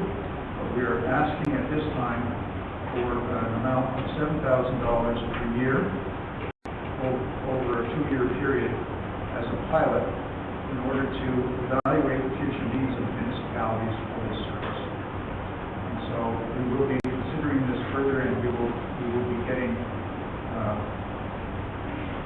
coming back to the township with further information as we can bring it to bear. These are the requests that we have, and if you're adding them up, your treasurer has already added them up, and I'm very pleased to work with you, treasurer. Let me see if I got my addition correct. The request for 2017 totals $57,543, and we are asking for the Honey Harbor monitoring commitment for 2018 of $10,252. I'd be happy to answer any questions you may have. Well, thank you, Keith and Julie. I'll open it up to committee here for any questions. Councilor Cooper? Thank you for your report, Keith. So, just so I understand the mathematics for starters here. So, in 2017, it's 57,543, and where does the 10,000, it goes into 2018, but there would be other funding in 2018 as well. So I'm trying to get an annual figure that would apply to 2017 and 2018. The total figure for the Honey Harbor monitoring work is $15,835. Plus 57,000? No, it's included in that 57,000. So 57 is the number for 2018. It's 57,543 is the total request for 2017. That's what I was trying to drive at. Thank you. And second question, I'm reading your analysis here, Seven Town Environmental Municipal Shares. And so you have assessments and percentages, and I'm trying to understand that chart that you sent to us. The chart is a 5-year horizon for all of the municipalities. This puts your number in context with the others. And it is the proposed list of amounts is shown in the 2017 column for the amounts. This chart was developed in 2013 for a 5-year period for 2014 over to 2018. And that has been consistently held to for each year since. So these are the amounts. If you follow the line along for Georgian Bay Township, these are the amounts that you have been paid in the past. Which I get. The percentage cost share is a bit confusing to me. Because our assessment is relatively low, and yet our contribution is relatively high, and the percentage is low. So I'm just trying to sort of figure out what that's going on here. The formula for calculating this starts with a base amount that is applied to each municipality joining the association, which is part of the association. And then the remaining portion is added using that cost share percentage. So there's a fixed amount that goes to each municipality. That fixed amount for 2017 is down below there. The base amount is $27,691, and the percentage is applied to the total annual operating budget for 2017 of $553,831, and so 27,691 times 9 municipalities. That is the base amount, and then the remainder is a portion using the cost share percentage. So just to clarify then, each township in the year of 2017 would be contributing $27,691. Correct. And plus their percentage share. right, so because of the lower assessment and the more population or whatever, the Township of Georgian Bay doesn't bounce up as high as, let's say, Midlands, but we're all contributing on the base amount, the same amount. And could I ask why that would be when we're, from an assessment perspective, from a population perspective, so much lower? When your percentage is so much lower? No, when we have a low properties, number of properties, and a low percentage of assessment, or assessment dollars, why would it be that number would be the same number for every municipality? I would have thought it would have been proportionate to the assessment and the population of households or whatever. Just curious, trying to understand what this is about. The rationale when this formula was set up was that there needed to be a base amount to support the operation of the association in the first place, that every municipality benefited equally in, and that the cost share on top of that would be proportioned based on the cost share percentage that's calculated. So that was the rationale when this was developed. And as far as over the next year, the association will be looking at this 5-year plan and looking at future cost-sharing arrangements, which the board has approved this one. So the board will look at how that's going to project over the next 5 years, and they'll be considering all the different options for how that's cost shared. So I'll comment on that some other time. Just finally, this Honey Harbor amount that you're referencing. So when I look at your charts and where you do your water testing, I know that there's, I forget now, I'm just doing this from memory, 3 or 4 places in Penetang Harbor where you do testing, and 3 or 4 places in Midland where you do testing. Do you tack on a number like the Honey Harbor number to the Midland and Penetang testing?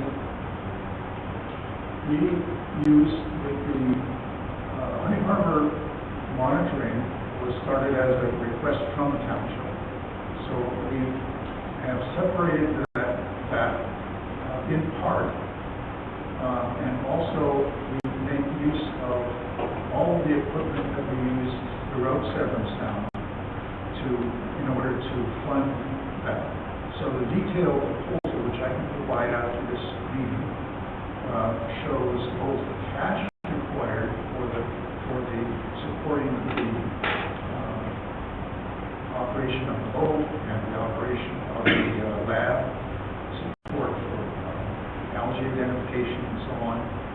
That cash comes from a combination of the township as well as the province, as well as all of the municipalities combined. So in terms of Honey Harbor, we're spending a lot more effort in monitoring North Bay, South Bay, and Honey Harbor in comparison with the open water monitoring. And that is a more costly work that needs to be done. But it also has a number of in-kind costs that are borne by the association in general. So the amount that you're seeing in the request is a fraction of the real cost of the work being done in Honey Harbor. So just one final question, sorry to keep going here, but trying to understand. So when I saw those same sort of testing areas, it looked like in our particular area, or maybe in Severn Sound, maybe not in this township. It's a little bit hard to tell where the testing is actually done, but so for our base amount of money, we get one test out in Severn Sound, and then we pay extra for Honey Harbor. Just to be very clear, I want to understand what's going on. Yes, you also get a testing location near Port Center. Yeah, so that's the base, that's covered in our base amount, and then we pay extra. Are there any other municipalities paying extra like we are? Yes, so if the township of Severn, for example, wanted some monitoring done in Plain Lake in 2016, they have a special budget allotment for their budget to Township of Tiny wanted sampling done for Farland Lake, Inlet Lake in Township of Tiny. We're doing work in that lake, and that's a special project that they fund. We arrange, in each case, we try to arrange partnership funding or in-kind funding for each of those, as well as the open water, to make sure that no one is paying the full share. Thank you, Keith. Any questions? Councilor Kay? I have two questions. How far northern Georgian Bay does Severn Sound go? The northern extent of Severn Sound watershed is the watershed of North Bay and South Bay. So it only goes as far as Honey Harbor? So it goes a little bit further north from Honey Harbor. The greater Honey Harbor area, if you will. But nothing further in the township, Cog Machine, Go Home? Correct. Do that? We do not include Cog Machine or Go Home Bay. In some cases, we have done work in Go Home Bay, but that was, again, a special project funded by the province. The second question is, why does Severn Sound want to get involved with Phragmites? Currently, there are so many organizations on Georgian Bay that are involved in Phragmites. You know, like, it looks good on paper to get management plans, but really, what we need with Phragmites is not people telling us what to do, but people to do it. You know, like Georgian Bay Forever, Ontario Phragmites Working Group. I mean, they're working in Collingwood, they're working in Tay already. There's already people here doing Phragmites. Why is Severn Sound want to get involved with it now? It's the feeling of our board that we should pursue coordinating these activities a little more in the Severn Sound area, especially when there's a combination of effort being made by the municipalities themselves, as well as these various interest groups. We have a lot of private shoreline, private areas that have invasive species problems, but we also have public areas, and public areas are of responsibility of the municipalities in a lot of cases. So they are working towards, we are working towards trying to find a united strategy for the municipalities in Severn Sound. And of course, we're not limiting that effort to Phragmites. There are a number of invasive species that are affecting roadsides as well as shoreline areas that either are a problem or could be a problem, and we need to be prepared for in our area. And that will be the purpose. That's the rationale behind this request. Thank you. Thank you again, Keith and Julie. The request will be included in our budget discussions and be ongoing for a couple of months yet. We'll see where we get. Thanks for coming.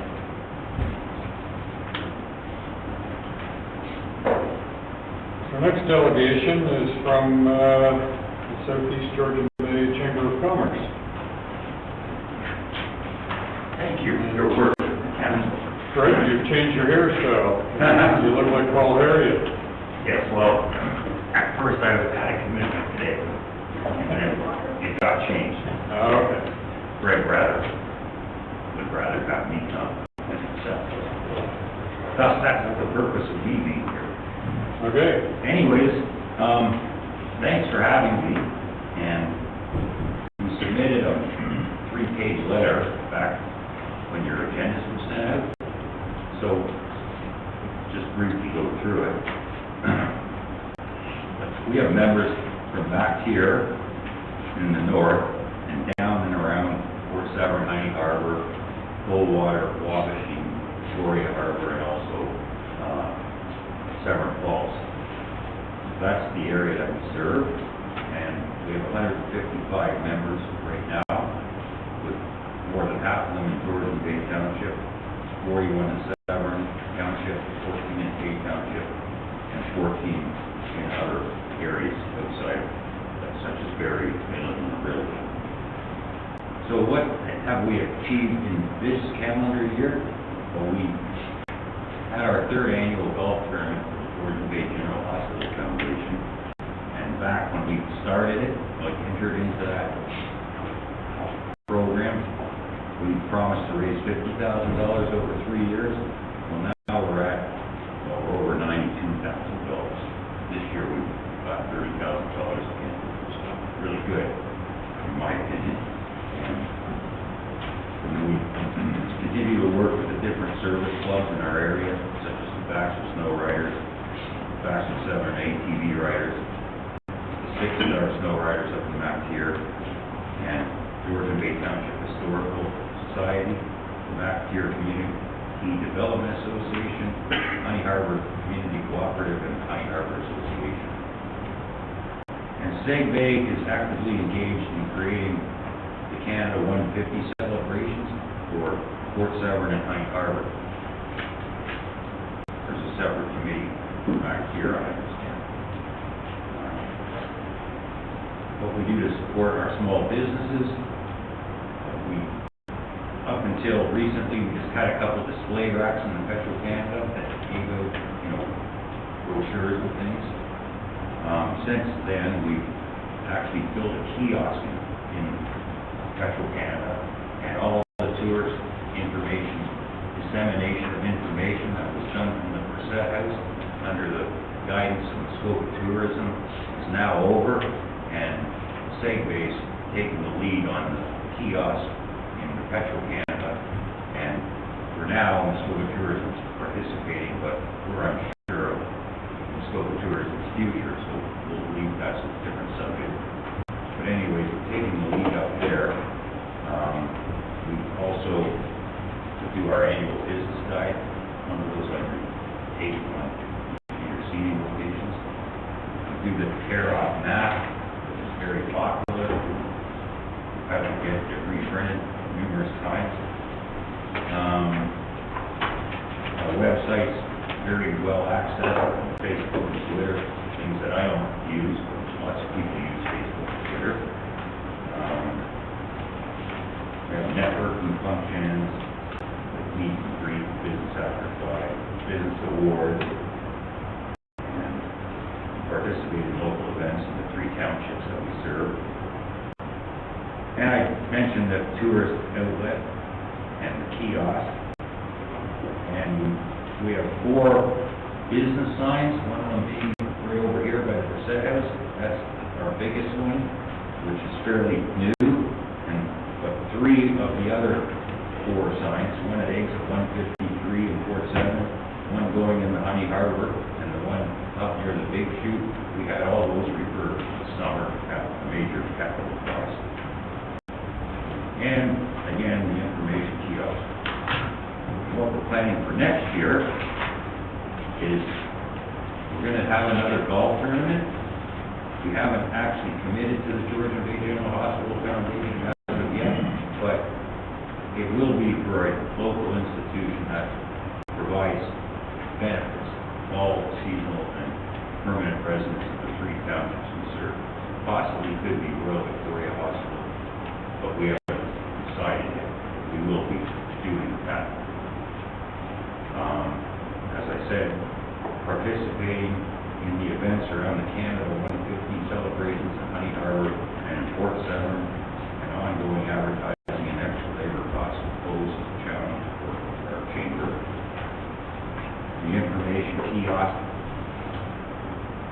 as I discussed, but come next summer, we're going to have to hire a summer student, and we need more staffing time, etc., to keep that thing operating properly.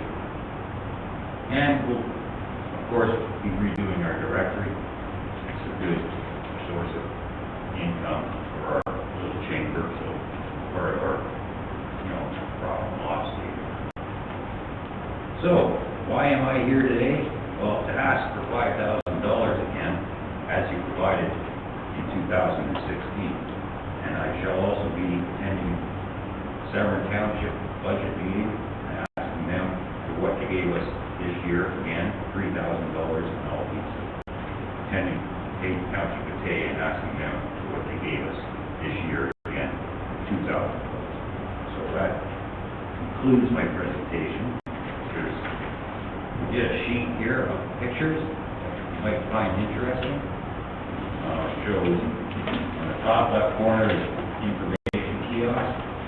So if you go up to the Petro-Canada and check it out, there's still some graphics and signage that we are acquiring that will make it more complete, but that's yet to be produced. And then on the top right, back here, volunteer appreciation celebration we were at, and underneath Goldwater Steampunk Festival, and then further, that was our check presentation ceremony from last Friday at the Georgian Bay Hospital Foundation. And then business awards at the bottom right, meet and greet business after 5 we had at the Village Marina in early May this year.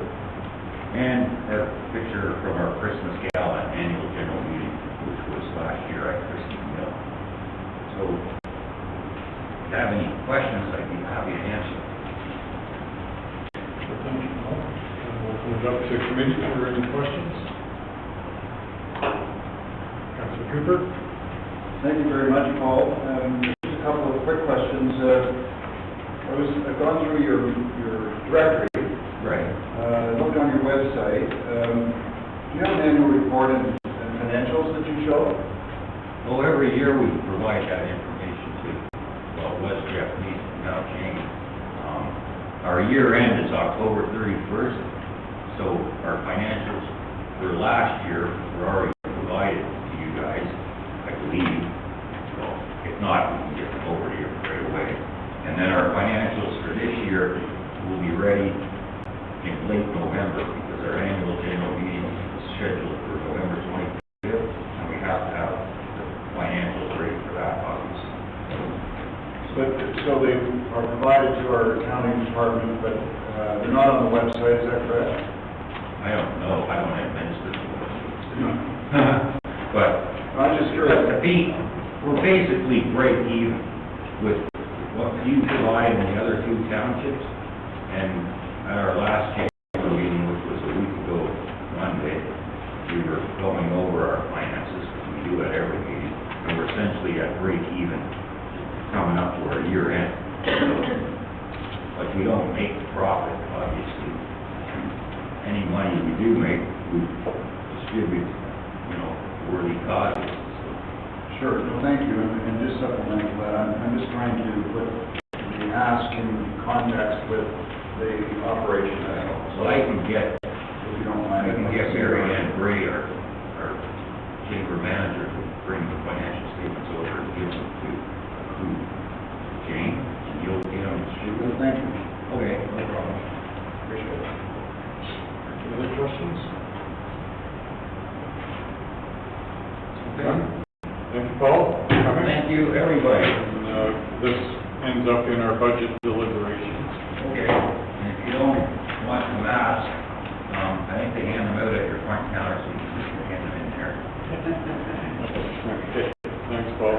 Thank you. We have one last delegation, Tracy Roxborough. Come on up. How are you today? Well, how are you? Good.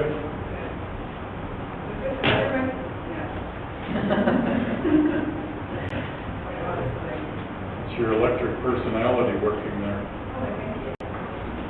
It's working. Okay, so good afternoon, Mayor Reid and members of the council and township staff. I think most of us have met before, but my name is Tracy Roxborough. I'm the program coordinator for Sustainable Severn Sound. That is a collaborative municipal sustainability program created in 2011 to provide leadership on the sustainability plan endorsed by council in 2009. Thank you again for the opportunity to present an update on the project today and give you some information about where we're going next. So today I'm going to speak to the SSS, or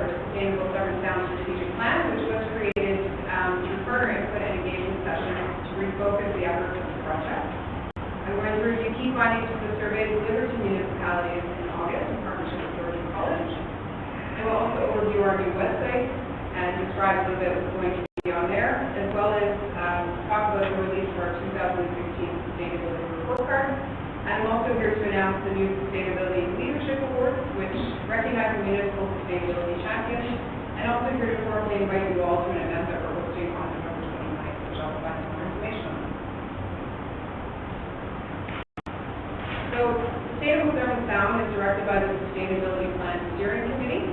We operate independently, but we are guided by representatives from the following organizations. So that's Township of Georgian, Township of Severn, Organante, Tiny K, Township of Georgian Bay, County Simcoe, North Simcoe Community Teachers Development Corporation, provides an incredible amount of in-kind contributions to the project in terms of providing office space for me at a very good county cost, along with internet access, telephone, office supplies, and some administrative assistance, which we valued at approximately $13,000. And as well as Simcoe and Muskoka District Health Unit also contributes, and we also have a representative of the Seven Sun Environmental Association who participates on our committee. So the Sustainability Action Plan, as I mentioned, was developed to brief over the efforts of this project. The priorities for SSS and the Sustainability Committee were selected as providing leadership on sustainable issues and practices, by profiling and recognizing sustainability practices occurring within our partner municipalities. We're also to identify opportunities for collective action by the Sustainability Committee that has valuable impact for all of the municipalities around the table, as well as to assess the sustainability progress of each municipality through the release of that 2016 Sustainability Report Card.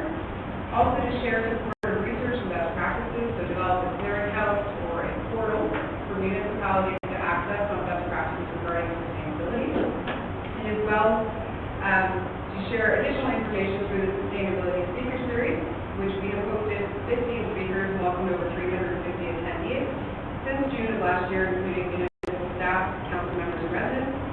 And in order to support those speaker events, we were able to acquire $15,000 in external funding, as well as received over $10,000 in in-kind support to renegotiate the speaker service and sustainability-related products that were donated to us, such as 250 LED light bulbs from the village. So as part of our,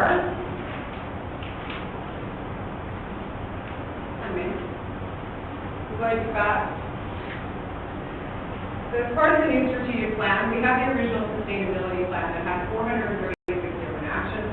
It had 86 different strategic directions, 16 different goals. So what we did as part of our scoping exercise was to develop 10 focus areas which we would use as the framework for providing information. So those are climate change, community economic development, 3, energy efficiency, 4, green buildings, 5, greener food secure communities, 6, housing community development, 7, land use urban reform community design, 8, transportation planning traffic management, 9, waste reduction and recycling, and 10, water and sewage. So again, this is the framework that we provide the information under. So quickly, just a few of the survey results from the survey we delivered in August. So this asked municipal staff and council members about their level of awareness with SSS, how satisfied you were with the information we were providing, and as well asked you to rank those 10 areas in terms of priority areas so we can identify what was important to municipalities. We also asked a series of open-ended questions, asking the respondents on how we could better provide services for the municipality. And some of those suggestions came back as open houses or brainstorming sessions or roundtables on specific topics such as climate change, green infrastructure, and energy efficiency. Also research and education-based presentations to council to allow them to make more informed decisions. Assist with funding proposals and identifying funding opportunities for municipalities.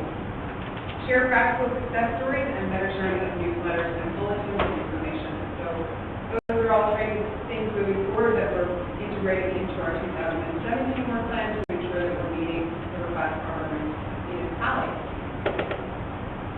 Moving forward quickly,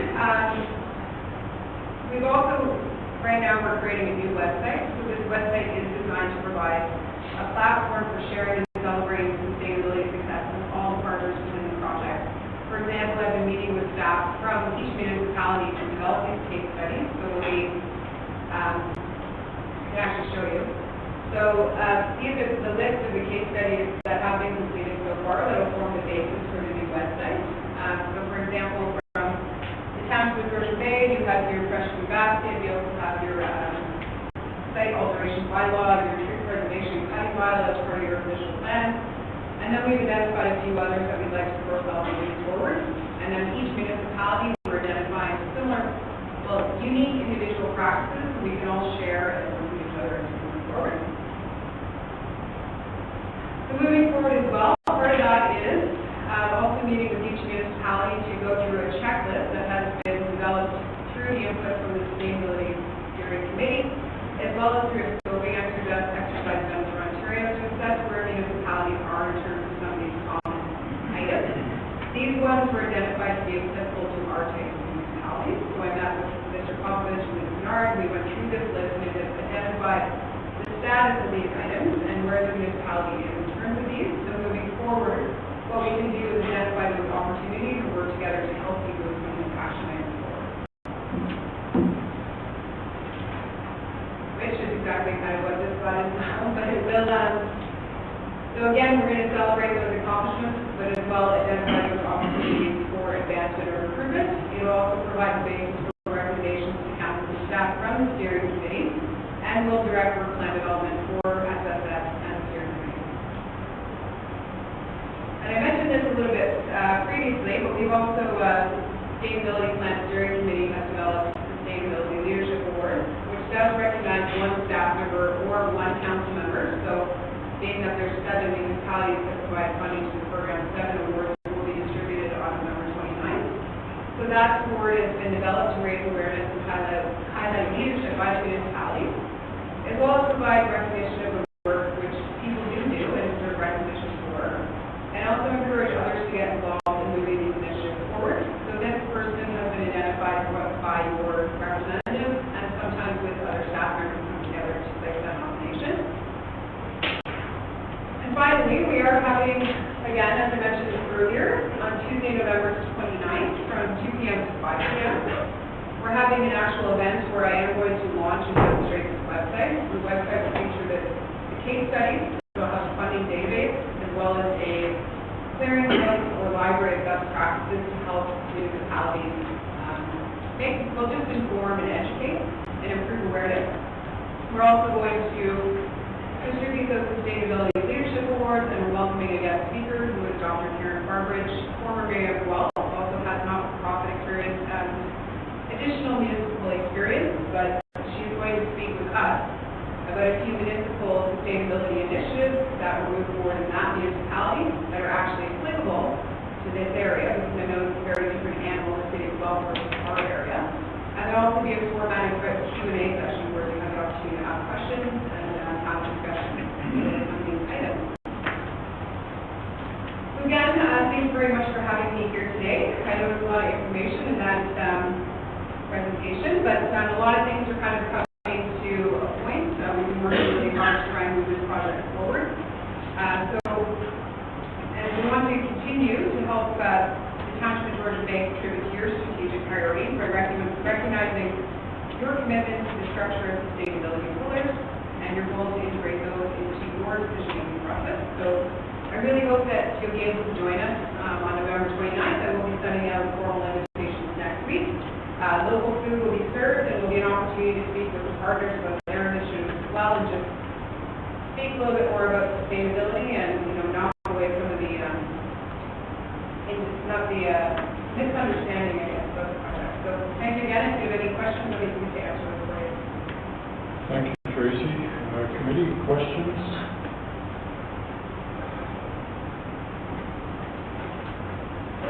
Doesn't appear to be today, so thank you very much for coming. Well, thank you for having me again. Appreciate your time.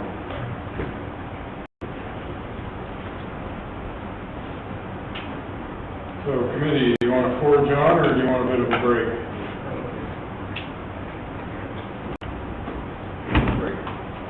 Break, forge on.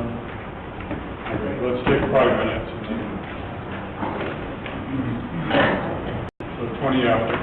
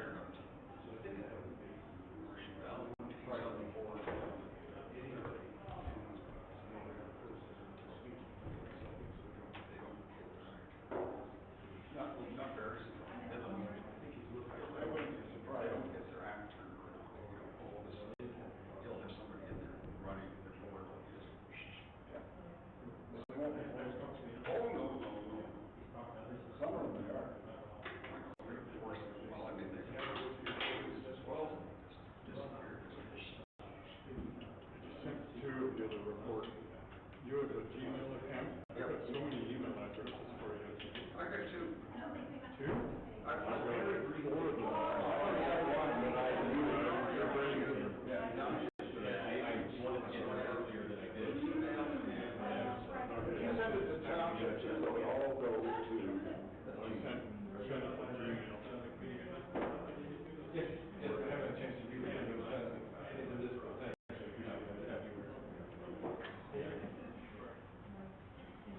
Rushing into the washer.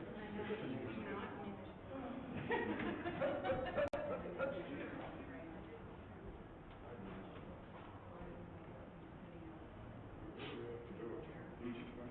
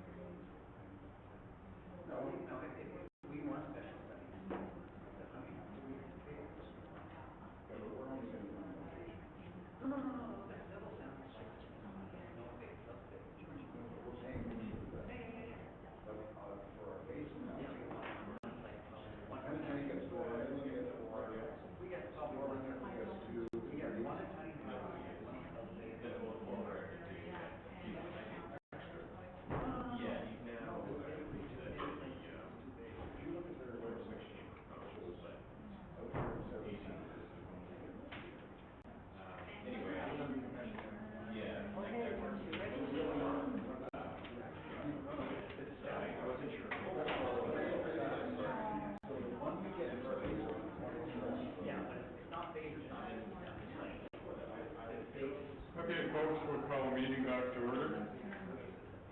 And we're down to item 6A, Development Services Report 2016-53. Do I need to read the resolution first? Probably not.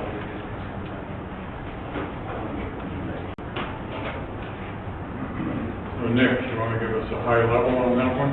Sure. Thank you, Your Worship. So, the topic of this is the zoning enforcement and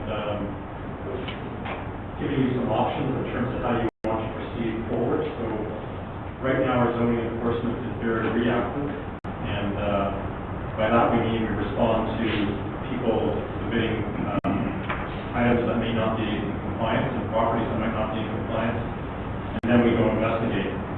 And I will say that that is the approach taken throughout Muskoka and all municipalities. Nobody goes looking for these types of infractions, and especially in our municipality, it would be very difficult because of the amount of water access, the lack of transportation, that sort of thing. So we set it up where right now it's a reactive. The other alternative is go with the proactive approach and go looking for it. We suspect if we go down that route, we're going to have to have another staff member, and we've estimated about $60,000. That includes the salary plus benefits, and that's a rough estimate. So, I will say that in the 2 years I've been here, we've had 8 zoning-related complaints. Some of those we've resolved, and some of them are still ongoing, and there's a couple that are going to court in November. So. There hasn't been a high number of these complaints since I've been here. I think I'll leave it at that and just respond to any questions that you might have. Councillor Edwards? I think we need some type of an information page for people who are coming to buy or look at buying properties in the township, because so many new people don't understand. They see somebody who's on literally a shoal where if the water's another foot, they're washed off. And then they, are told that they have to have, got a machine 2.5 acres and whatever it is, 600 feet of frontage.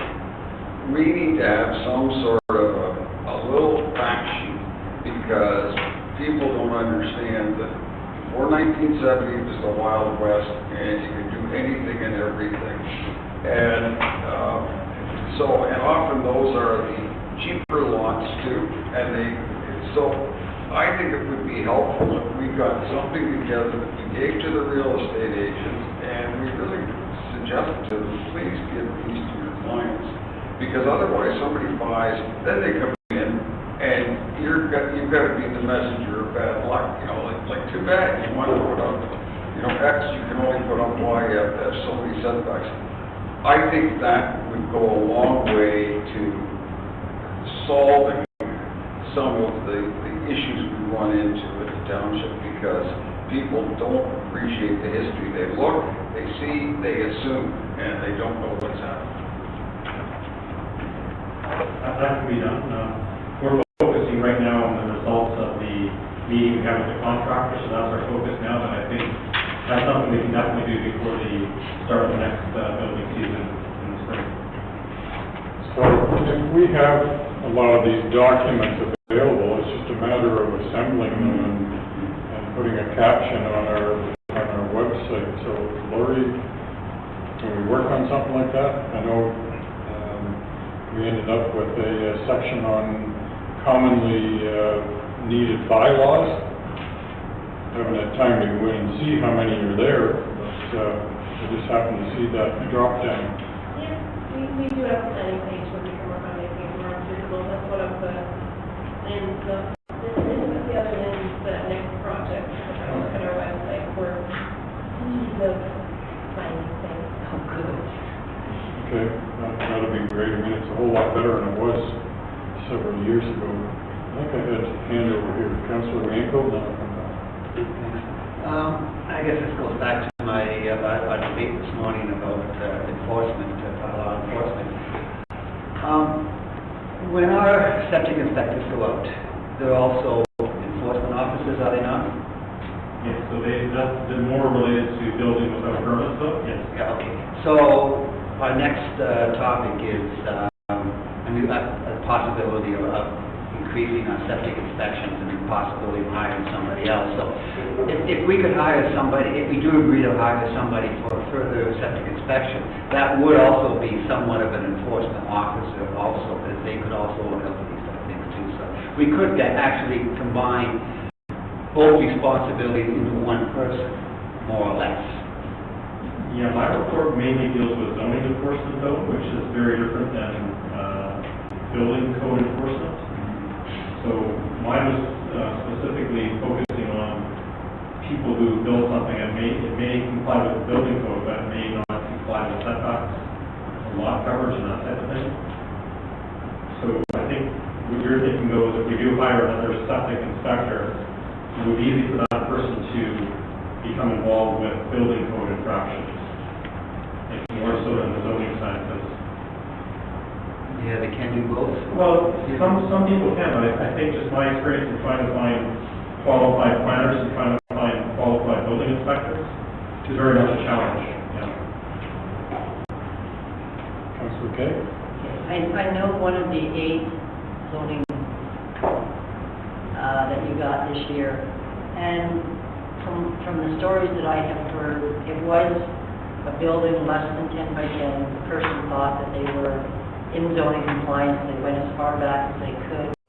And I think there's a misconception out there with a lot of people that if you build something that's less than 10 by 10, you don't need a permit.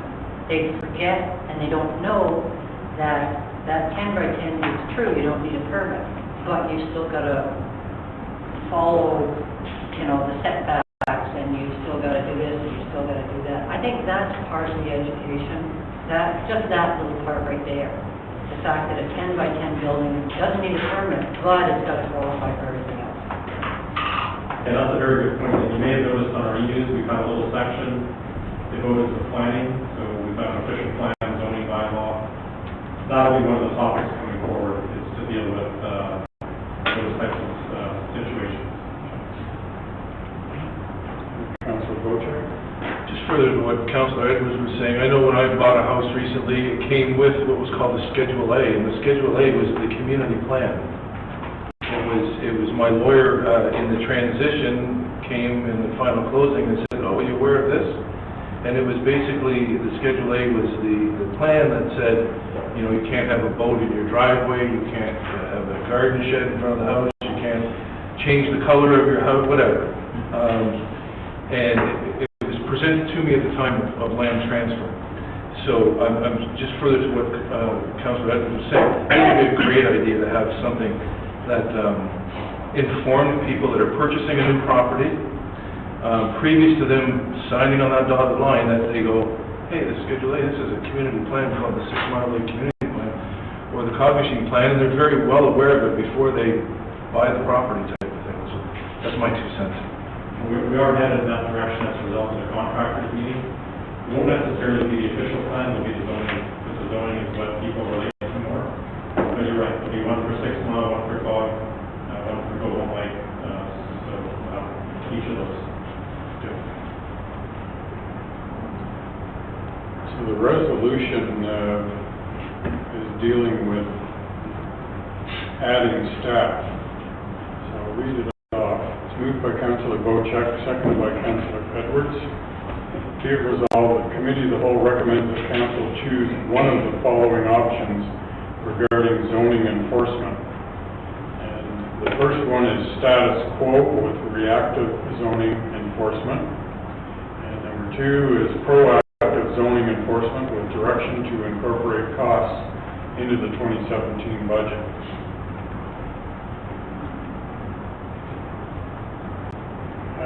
I'll go with Peter first. I'm just wondering, given that we could be potentially looking at 2 amounts here, I know you can't necessarily amalgamate the 2 positions, but is there some reconfiguration that we can do in the 2 departments to allow us to not miss on one and connect on the other? Is there some sort of creative rejigging of staffing that you can think of that will allow us to take care of that issue? That's what I'm saying. As opposed to hiring one here and one over here, septic inspection. Through your worship, sorry, go ahead. So if I'll take it, there, I think the second report is about septic inspector. So a qualified septic inspector is very different than a zoning enforcement person. The zoning enforcement person is a planner. Right. Or someone that has the training to be a planner. So they're 2 different skill sets there. And both are in short supply. So to find one that can do both, we can't find, we have trouble finding ones that do each. So to find someone that does both, highly unlikely. I don't think that's what I was asking, really. I already heard that answer from Nick. I think what I was saying is that, is there some way that we can reorganize our 2 departments so that we don't have to hire 2 people, maybe only 1? That's really what and not that special magical person that can do all these things, but is there some other way that we can look at the resources? I don't know the answer would be any different because we have building and septic inspectors and we have planners who do planning and zoning. So I'm not sure how we can move bodies around for sure, but skill set is the issue. Training. Councillor Bianco. I'm in line with him, like, there's two reports, you know, looking for bodies for each activity. I'm of the opinion that we should just have one body. If I had to choose, it would definitely be septic inspection. So I'm saying, okay, now we have a septic inspection, we choose to go that way. He can read the zoning bylaws.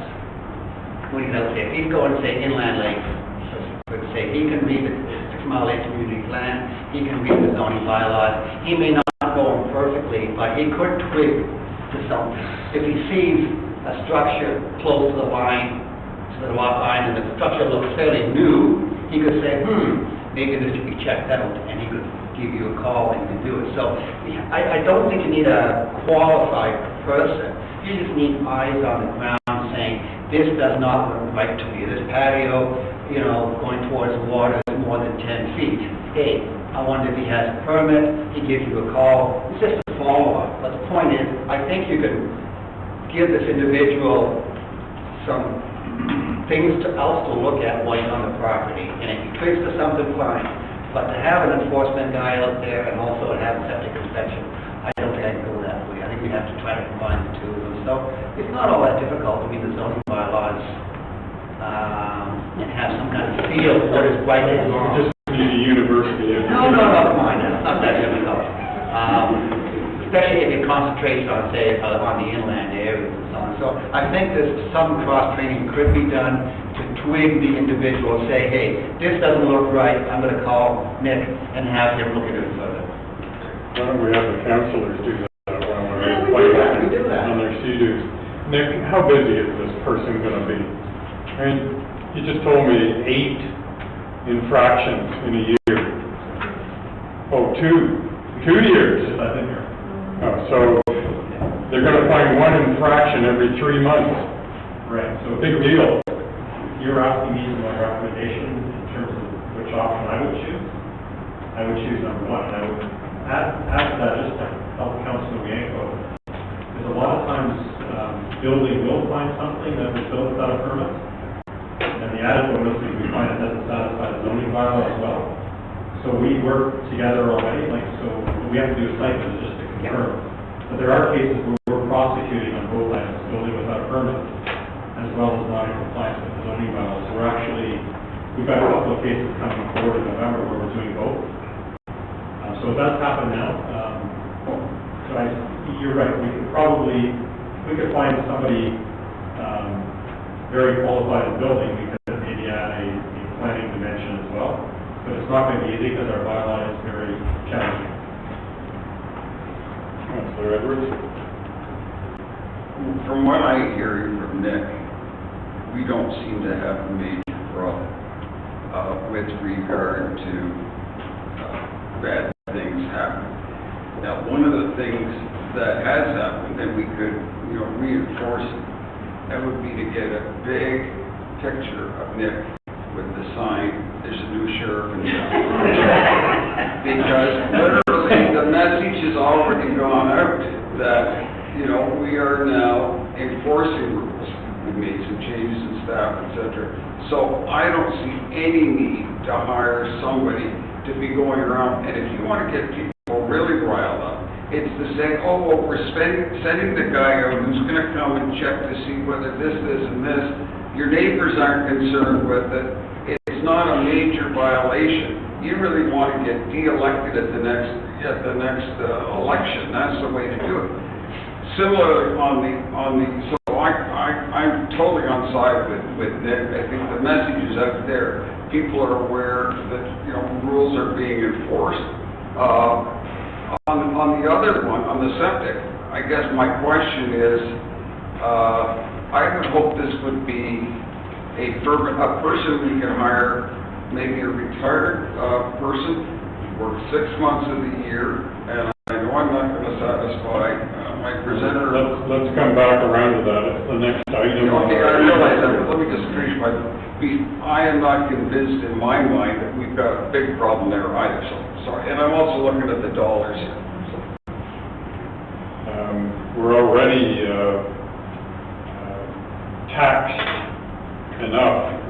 This $60,000, that's going to add, another 1.25% to our, and then we're going to go talk another body in the next part here. So I'll be supporting option 1, status quo myself. I'll say that right away. Okay, I've got a couple over here that haven't spoken yet, so. Yep. Number 1. Councillor Kay. Number 1. Number 1. Councillor Bocek? I think we need to do a review of the fines that are levied in this township, and like our fire chief said, the dollar speaks a mighty word. You put the proper penalties for infractions on zoning and building, you're gonna eliminate a lot of this problem. You're gonna have a revenue generator instead of a cost cut, by doing that. I've had the joy of going to district court, which I have to pay for myself there and back, to sit and listen, and I see somebody who builds a complete home without a permit, and the fine is $750. I mean, what are we doing here? You want to deter people from doing things wrong, hammer them with a fine. That creates revenue for the township, and we're not out spending money to try and enforce it.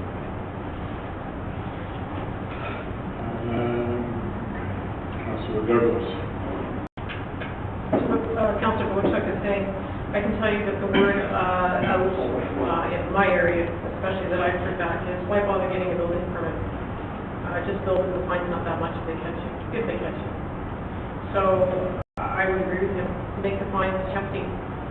We need to start discouraging people from even getting into this position because it costs us more money to actually send you out there to find out that they haven't got it, then follow up with phone calls and your time. And I think our staff's time is worth a lot of money. And I don't think I don't think the fines really reflect that, personally. Mr. Cooper?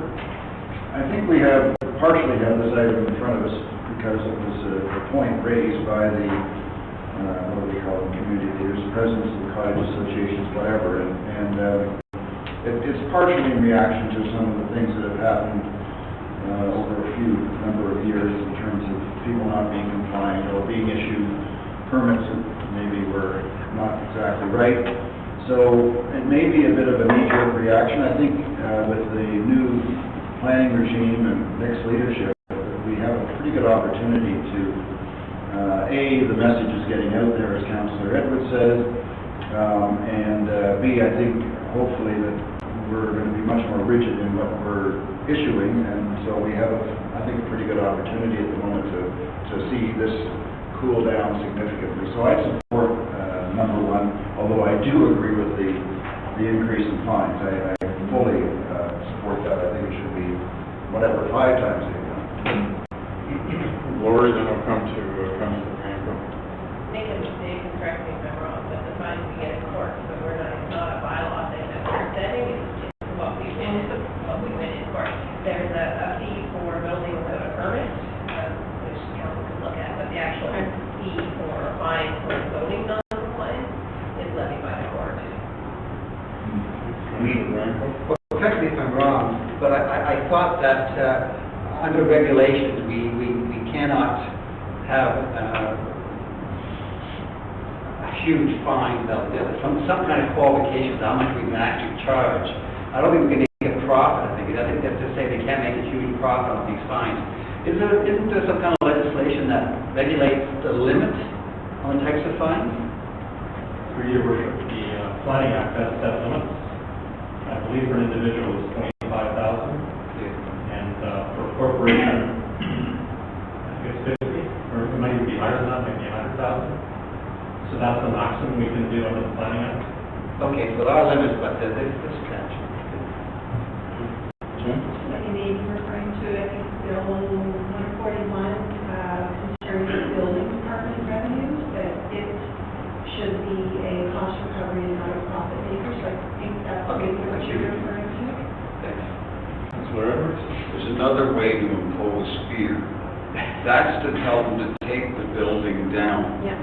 All you have to do is take one building down, and that message will be spread. And that's what I've heard, people say about other parts of Muskoka. Oh, well, they just build and then they pay the fine, and it's just the cost of construction. That's why, if it's only money, we got to make it that it's gone. And I don't know how we can do that. So what we do now is depending on the infraction, we do charge building without a permit fine on top of that. I can say if they're caught building without a permit and small enough, we charge them anywhere from an additional $150 to $300 on the permit.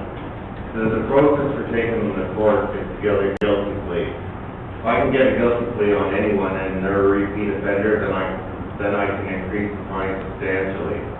When we take someone to court, we've never lost in court, we've always won in court, and we have had houses moved. It's, the part of the court order will be to obtain and get a building permit. If they can't achieve a permit on those structures, they will come down. We will go back to court to make them come down. So the whole process of going to court is not to make the township get rich, to gain compliance. That's what the courts are for. Supplemental on that, so am I understanding that we can only make, it can only be forced to take it down if they can't meet compliance with the building code? Or And the zoning bylaw. If they can't achieve compliance with the zoning bylaw, and we can't issue a permit, that structure will come down. But we Or can't they'll be enforce it moved. otherwise. No. We need to get the judgment from the judge. Councilor Douglas? Does that also include, someone being able to go into, take that file into a committee of adjustment to, right? So this is something that will possibly could come in front of the committee of adjustment to see if they will allow what is already existing there. And they could appeal to the OMB, yes. There's two components, there's the building side and then there's the planning side.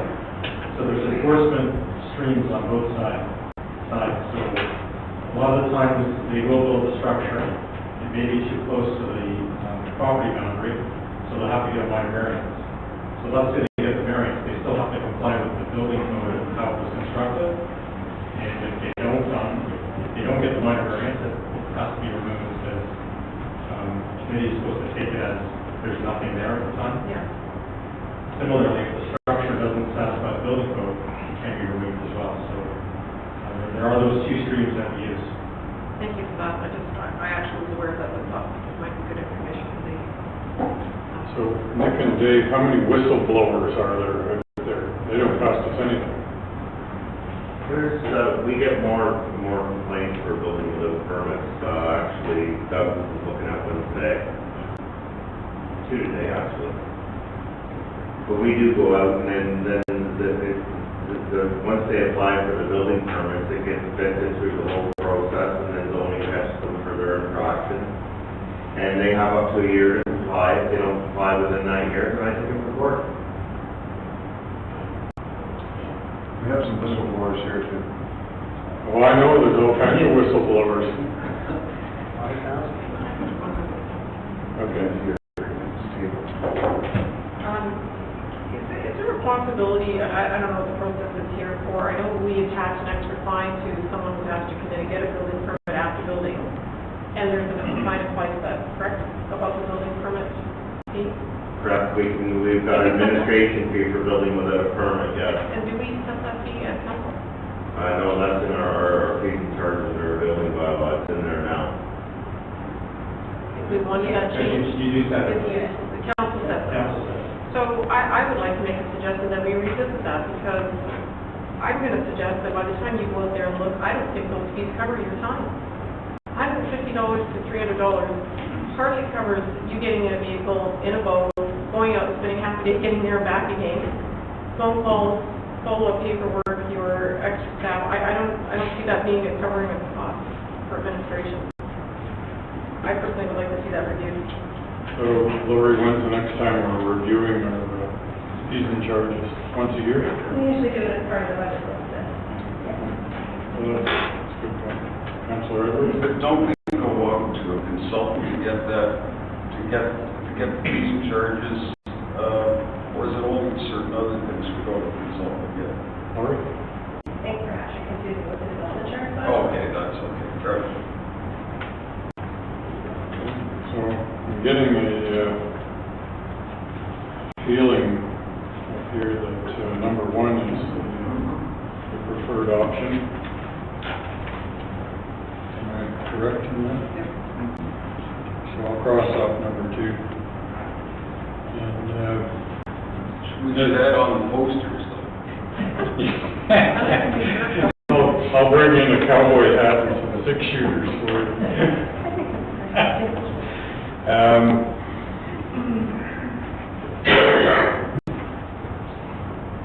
There's also the embarrassment over social media. We're all finding out whether it's right or wrong. It's just another venue So the resolution will read, be it resolved, the committee of the whole recommends that council choose one of the following options regarding zoning enforcement. And we've chosen option 1, which is status quo with reactive zoning enforcement. Anything else? All those in favor? Carries. Thank you.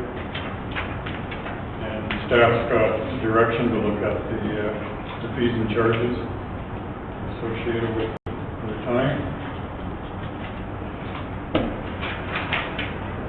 Page and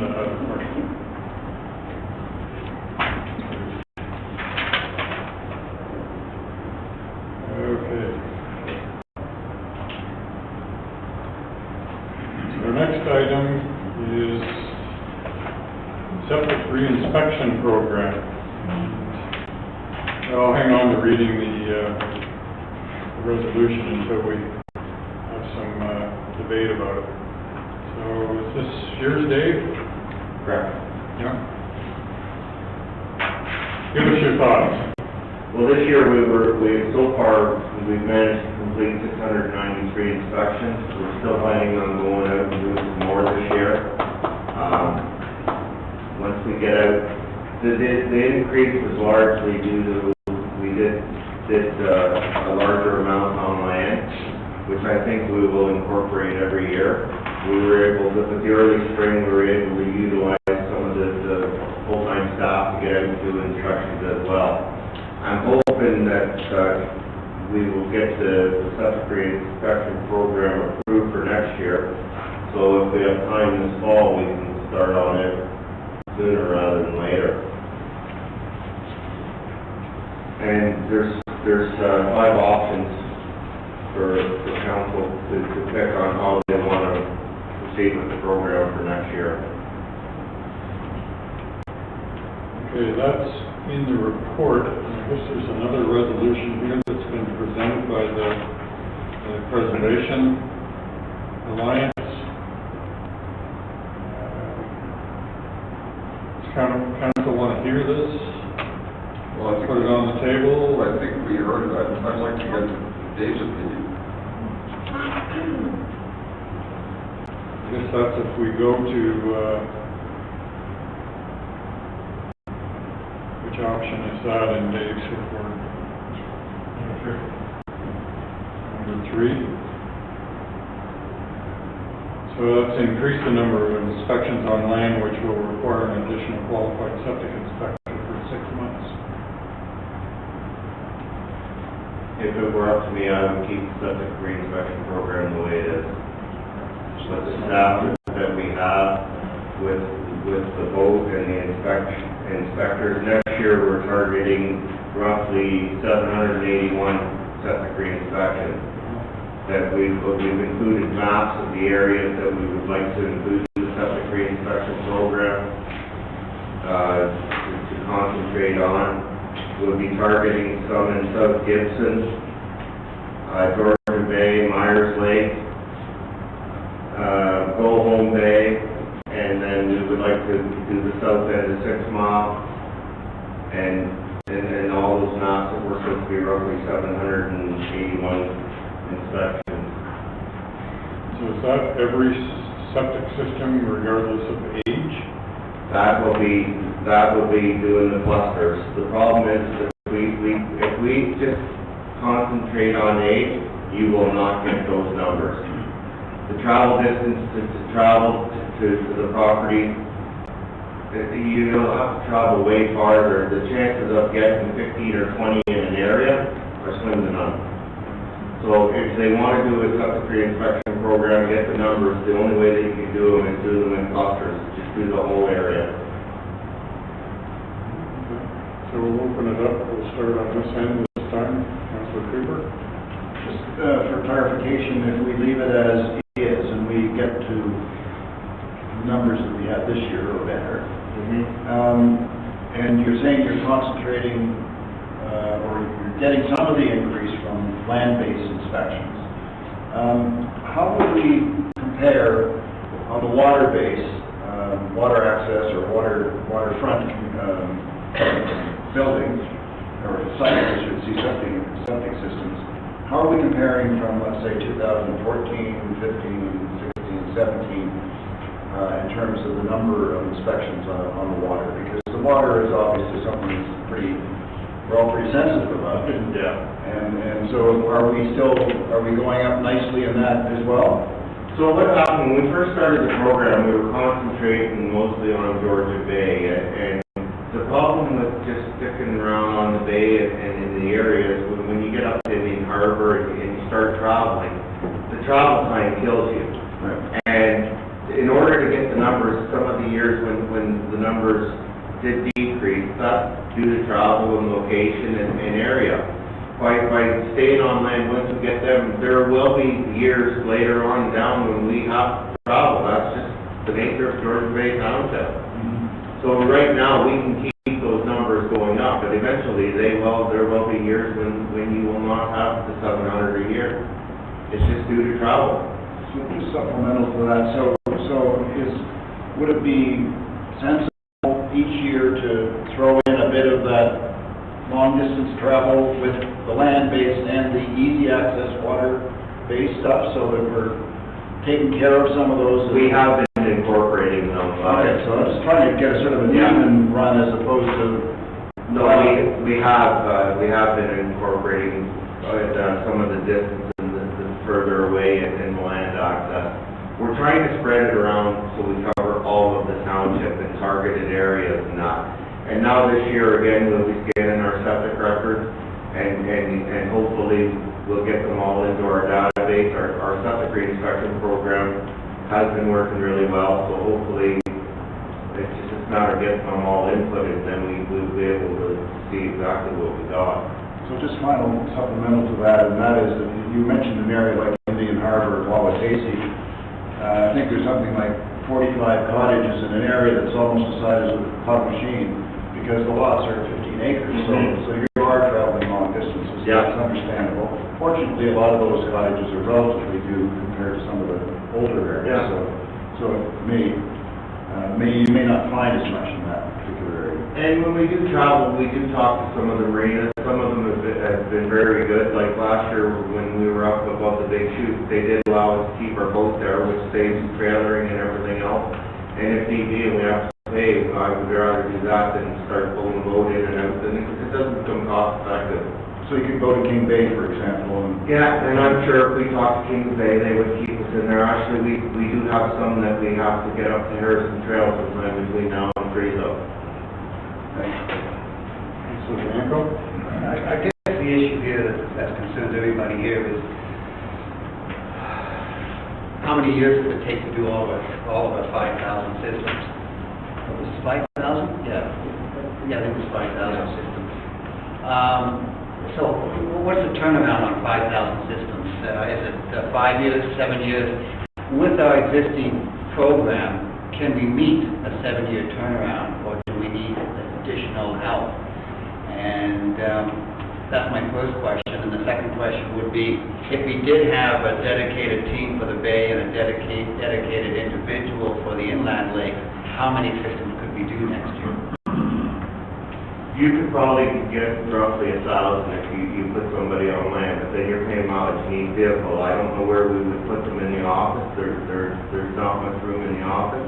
And nothing says that the Township of Georgian Bay has to do 1,000 septic re-inspections per year. All you have to do is intake protection zones, and we've got 2 of them. That's all that we're legislated to do. Anything above that is a bonus. But the public wants Yeah. the whole township done. So with existing staff, what's our completion? Only 7 years. 7 years? Councilor Boucher?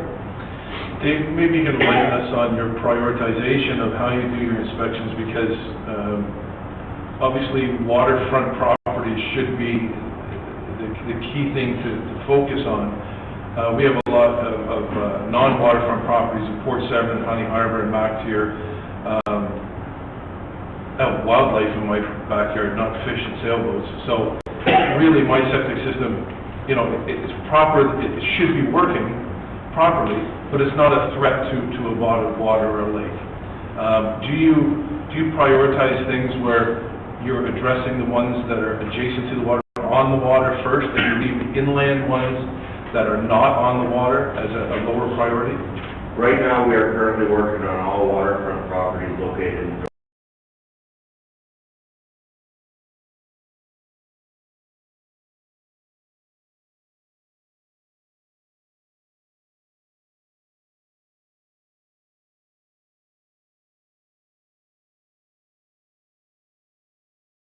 I think what Nick and Dave are telling us, that they don't see that we have a problem. And I know in answering our person requested funds today, my suggestion last year, where it was being suggested by outside parties that we should have an annual inspection, et cetera. My thought process on that was, from my involvement for 4 years on the Water Quality Committee, what I did learn was we have 4 water bodies at risk: North Bay, South Bay, Church Bay, and Cognizant Lake, because they don't get the degree of flushing that the rest of our water areas do. So my thought at that point was, I think it's first, you gotta prove to yourself that you've got a problem.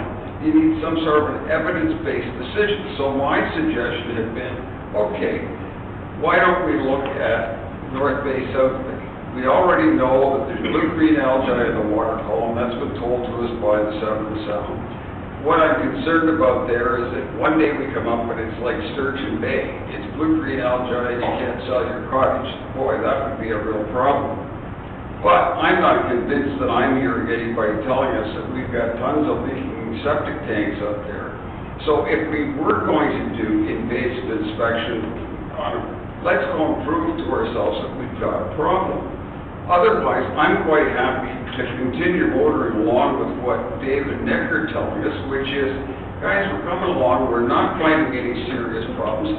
We've got all this flushing on the water bodies. Where we would have concern is if in any of these 4 water bodies we were building up serious problems. So until we have that, I think we're just spending money unnecessarily. Where I would like to have some enforcement is with regard to the problems that Cynthia has identified and I heard about for years on Go Home Lake. The problems I've heard from others about what's going on at a number of the trailer parks.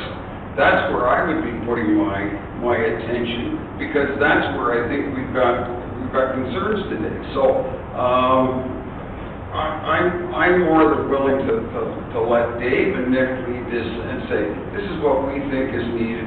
There's no evidence that we've got a growing problem. Let's just continue on with this, and if it changes, if the results change, I'm sure they'll be coming back to us and say, guys, we've got to do something, we've got to do an invasive, everything all at once, and we'll do it then. Just briefly, thank you for that, Pat. I was going to bring that up for me, and I agree. I think that David and Nick have a finger on the pulse, and we should let them continue on their way. And I do believe that they are getting information flow from our public when there is problems. And once that's identified, then that there is a problem, they're taking care of it in between their regular work. So I would agree with letting them go ahead with option one.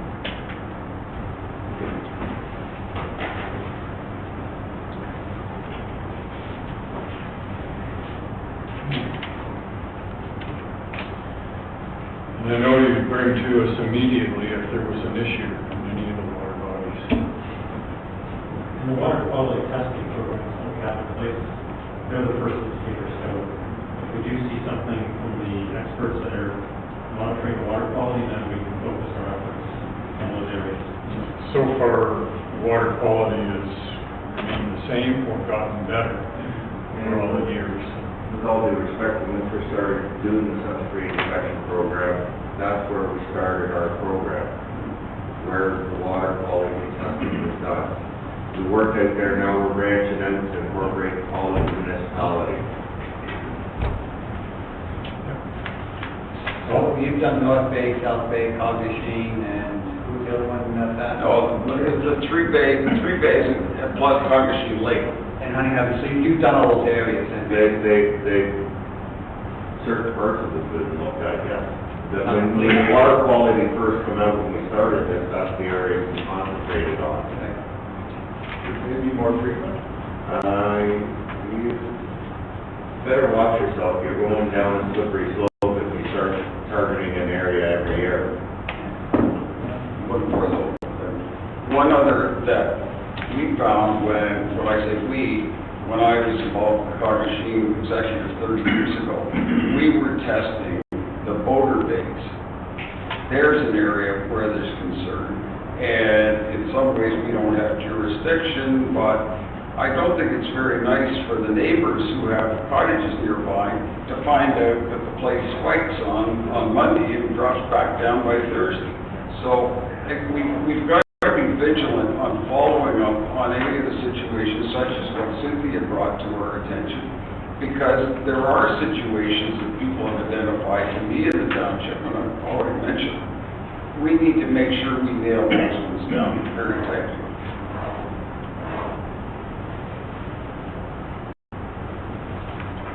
Okay.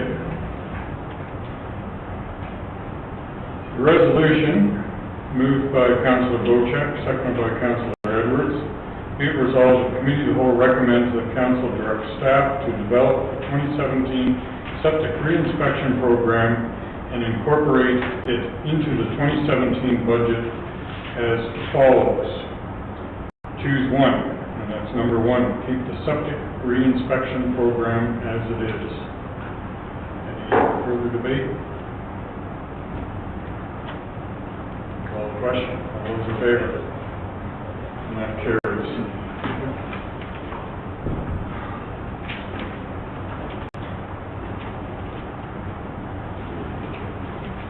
So, what I'm going to suggest, if there's a group that wants more invasive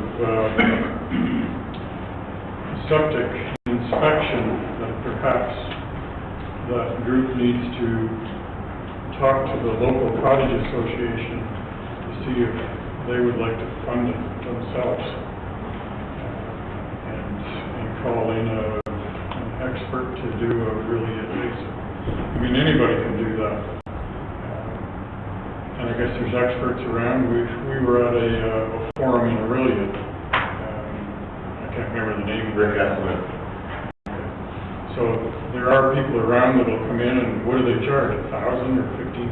Depending where you are. I don't know exactly what he charges, but he runs the camera through the pipes. Yeah. And the problem with running the camera through the pipes, you can only get the first and last pipe, it won't go in between the T's and between the headers. So he does that for real estate transactions. Oh, yeah.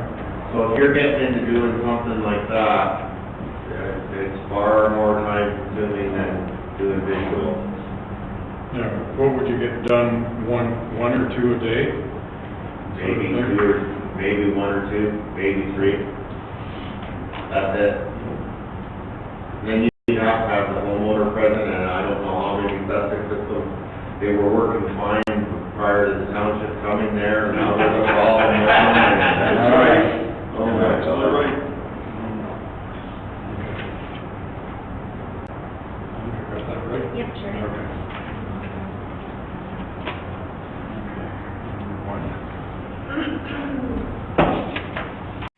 Number 7, public boat launch parking review. That's probably you, Brad? Thank you.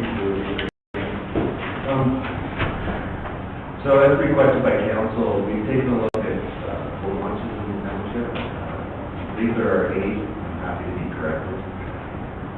We've looked at what we understand people or council or residents would like to see done in each of the launches. We're just seeking some direction now on prioritization before we spend too much time putting numbers together.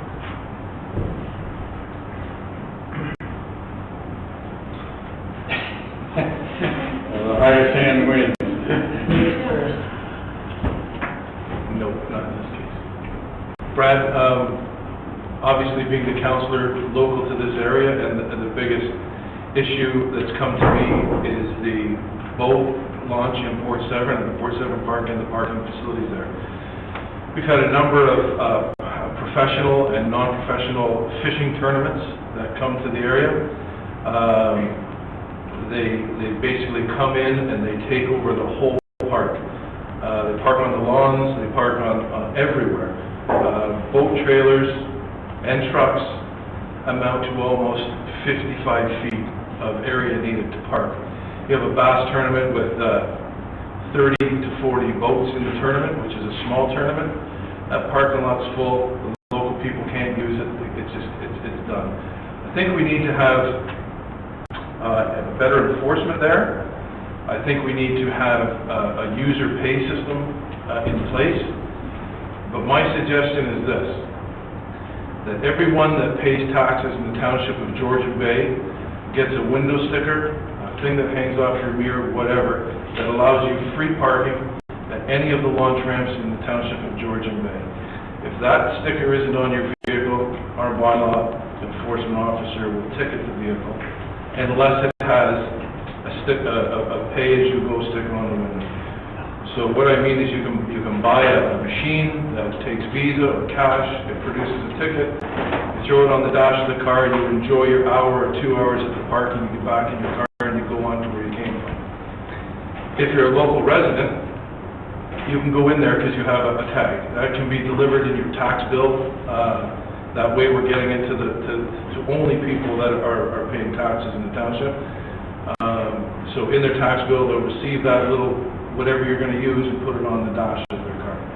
The majority of the complaints I have is they drive from Honey Harbor up to use the park to take the kids for a swim. They get there, they can't park, they can't do anything, and the park is completely filled with non-residents, which isn't an issue. I invite everybody from Brampton or Aurora, wherever, to come up and use that park, but we got to control it a little bit. It's becoming a free-for-all over there. Before there's anything happens. So like a user pay system for non-residents in township. Okay, Councilor Kay. Okay, gee, I guess I'm going to talk about Honey Harbor Launch. I have had a very lengthy conversation with the new owner of Staun's, and notwithstanding the fact that it's not his property, he has spent many weekends this summer dragging people out of the water and dragging them up the gravel. Gravel is too loose. Something's got to be done because it's not his responsibility to do this, but out of the goodness of his heart and the fact that he's brand new to Honey Harbor, he wants to do it, he wants to look like a nice person. God, he's getting a little bit fed up because he had to spend his whole weekend pulling people up. As far as the in-water part, I don't know, I've heard from various people, I don't know if there's much you can do with the in-water portion of it because of the way the lake goes up and down. I don't know that there's much to be done there, like Port Severn, where you put the concrete, I don't think that would work over there, but something has to be done with the gravel out. The other thing is, and I don't know how we maintain this, there are contractors in Honey Harbor with their big barges who don't have a docking slot per se for loading. They come in, drop the front of the barge, fill up the barge so full that when they come out, they drag out the whole gravel with them and leave great big divots in the gravel, and they just sail away nicely. So I don't, obviously you address the parking where there is no parking, so but something has to be done with the actual ramp. I noticed on reading the survey results, some of the people on the survey results for the budget were saying they want a launch ramp in Georgian Bay. Well, I'm not quite sure what Honey Harbor is considered, but I thought it was part of Georgian Bay, and that is our launch ramp. So, anyway, that's what I have to say. Brad, there's a number of launching ramps in Honey Harbor. it's like $10 or $15 in, same out, because they're at the marinas, but I thought that was an M&R ramp. Do we have a land use permit for this thing, or? We usually have at least 3 long ramps that are on our property or in our mix. There's the Honey Harbor one, the 12-mile one, and Myers Bay. Those are all on property. So, I think there's an agreement for all of those, but I haven't seen it. I've seen reference to it in other Okay, well, if there's agreements, usually there's a land use fee. And I remember signing checks periodically for that sort of thing, so there's got to be something in our system. Perhaps Jane can find those checks, and then we can work backwards. But there should be files on each of these from previous employees, I would hope.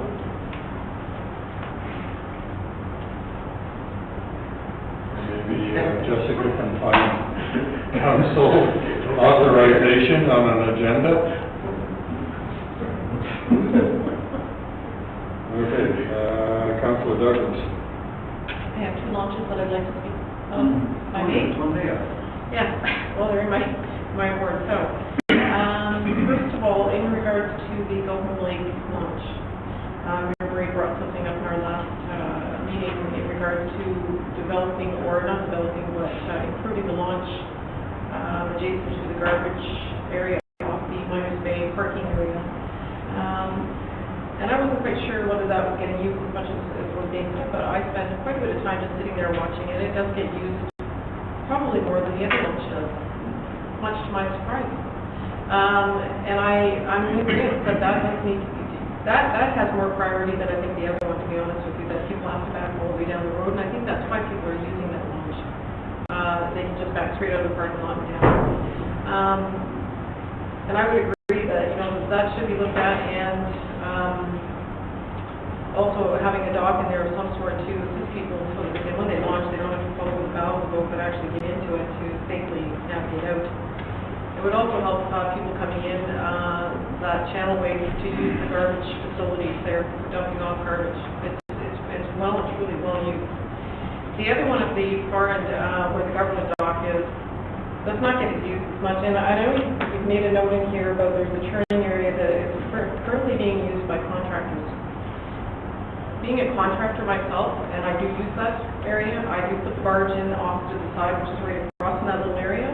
There's no chance that a boat could ever turn in there, whether you took the sand out that the contractors are using or not. It is not big enough. You would have to turn back into the water, then allowed to do it.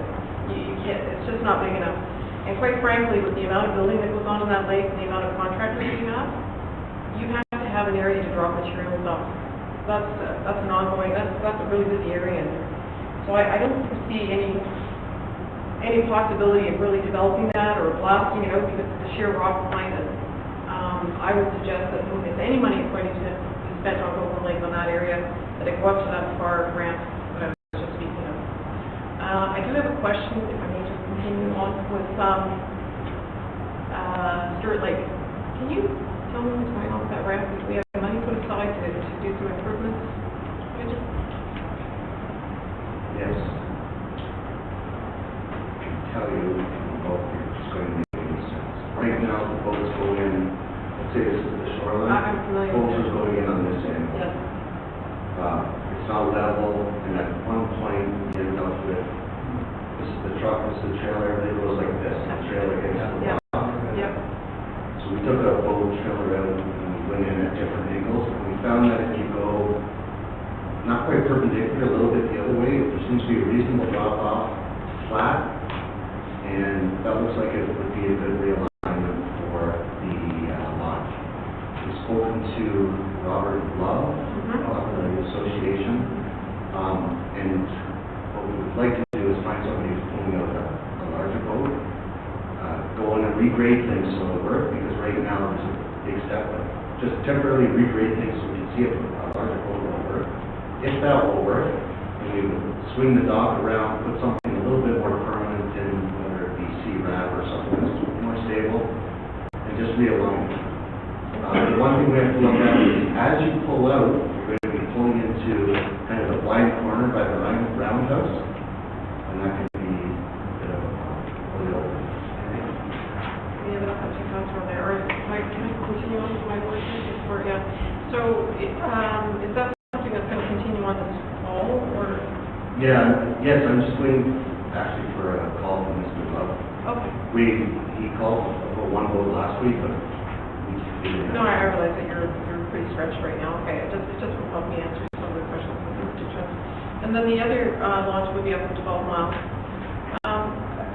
I actually have gone through and looked at that area, and if it is what I'm sure it's the launch what I'm thinking of, there's a ton of garbage and containers and contractors just using, I don't know if that's authorized or rented out to them, but do you have any comment on that, or you looked at it? It's like, there is parking problems there for sure, and I think that if we could get the contractors that are just dumping things, I mean, it's a dump here right now. I'm shocked at what I saw the last time I was up there. Susan Mayor, I haven't spent a lot of time there. I was surprised at the amount of junk being in North End, and mostly it's back. Yeah. And for some tanks and. There's all kinds of things in there, and I'm going to suggest that has just become a dumping yard for contractors, from what I can see. And I understand it. I am a contractor. I get it. It costs money to get things removed, but it's your responsibility as a business owner to pay BFI or whoever to step in, put a bid in, and get rid of it. Right now, it looks like it's just sitting on our land, and therefore, there's no parking for cars. I think there's even a chain up across one part of it where contractors kind of take it. So no one can use them. So personally, I think that should be looked at next month, when you have time, which you don't really want. Okay, that's me for now, thanks. Councillor Bianco? A couple of things. I just want to comment on Councillor Polchak's idea about charging for some of these ramp areas. I don't think that'll work anywhere besides Port 7, maybe in Honey Harbor, I don't know. But in Port 7, that's where, if you want to charge anybody, that's where you're going to have some kind of pay to park thing. You can't do that at Watertoll, so you can't do that at 6 Mile Lake. There's just no way that you can put machines in there, they won't last. So I think if you're going to do any pay parking, you can try it out in Port 7 and it works there, we'll talk about it later. But you and I talked about Watertosa. That parking situation is going to be brought up without having to put money in the budget. We talked about that, so there's some grubbing going on between the trees, and we're going to increase the parking there at 6 Mile Lake, Watertosa, because that's becoming a very busy parking lot. The ramp itself is good. The other issue, I think, Councillor Douglas did mention was the issue of garbage. I think this is a problem at most of our launches. I think we need to have the enforcement officer that we have in summertime check out these launch areas on a regular basis.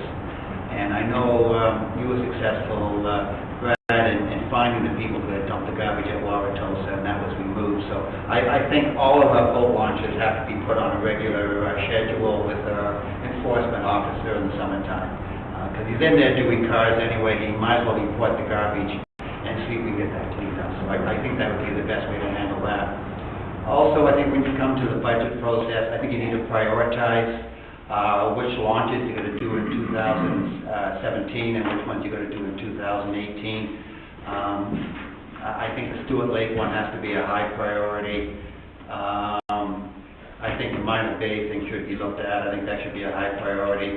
The parking at Port 7 definitely, and then the Honey Harbor one I think needs to be looked at too. So those are the 3 or 4 that I think should be done. I don't think Gibson launch is a problem, and I don't think the Baltic launch is a problem. Maybe you can speak to Gibson on that, but I think that from my experience, those aren't the problem ones. So I think I've listed the ones that should be done in 2017. Cool. Councillor Polchak? Just further to Councillor Douglas, the inspection of the sites for garbage and that is going to be a very important issue. I know 12 Mile Bay, I've been contracted many times as a scuba diver to go in and remove from right at the launch ramp electrical wiring, shingles, you name it, that are in the water and not visible from land. So I'm just reassuring, there's a lot of dumping going on up at that 12 Mile Bay site, and I've seen it firsthand under the water.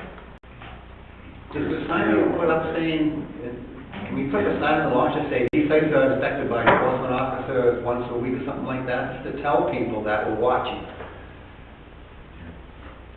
I wouldn't say once a week.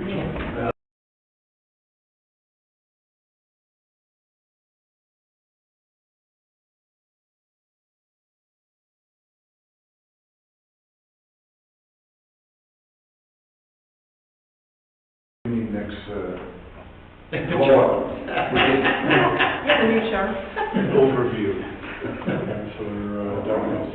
I just, yeah, I think that's really important what Councillor Wang was saying, but if you go to 12 Mile and take a look, I took pictures of that, it's going to take multiple bins to get rid of what's in there right now. And I'm not kidding you, multiple. And even on some of that, I don't think some of the big tanks that I've seen in there would have to go into a flatbed. I mean, it's incredibly bad, from what I've seen, unless I'm looking at land that doesn't belong to the township or NR. But no, it does, I'm sure it does. And there is chain clubs that, I'm guessing, councillors have put up to, or not councillors, contractors have put up to reserve that as their space. That's quite bad. Brad, we're talking about the piece of land that's to the left of the ramp. Yes. I don't believe it's anything to do with us. And that's where the contractors have stored stuff. I'm trying to call our CGIS up with an aerial here to find that our internet's really slow. What's going on? It's like my internet at home. Hey, do I look like the idea?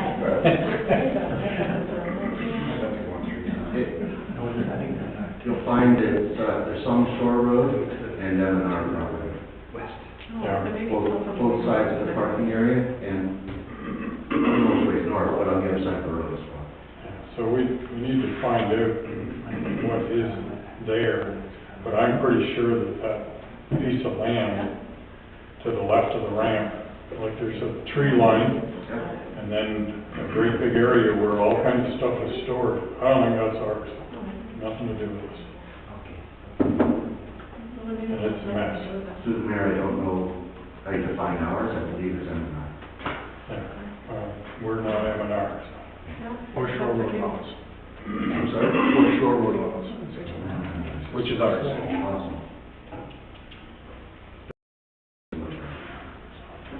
It's not bad, you do it.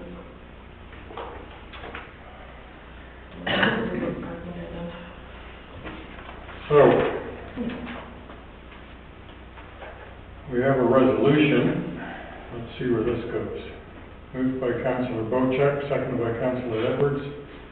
Be it resolved that council affirms that priorities identified in the township boat launches report for the 2017 budget, and that staff include the 2017 priorities in this report in the 2017 budget deliberations. So, do the ones in the report align with what you're talking about there, Councillor Rienko? Well, I don't know how many can do, but I think we need to rank them 1 to 5 or something like that. I think I indicated the first 5. If I may, Your Worship, from what I understood today, I think there were 3 priorities: Diamond Harbor Launch, parking, Port Severn Park, and I'll call it the secondary launch at Go Home Lake. Well, Stewart Lake. Oh, sorry, Stewart Lake's in this year's budget, so I'm not ignoring that one, Councillor Leonco, just somewhere else. And I think those are the 3 priorities. I think ranking them right now might not be worth it. It might be better to just say those are the 3 priorities, we bring forward the price, and then when we're hacking and slashing during budget, we can, maybe you can decide that. Okay, Councillor Edwards? Just a question. Have we had any pushback from anybody with regard to the launch ramp at Port Severn from any of the local residents?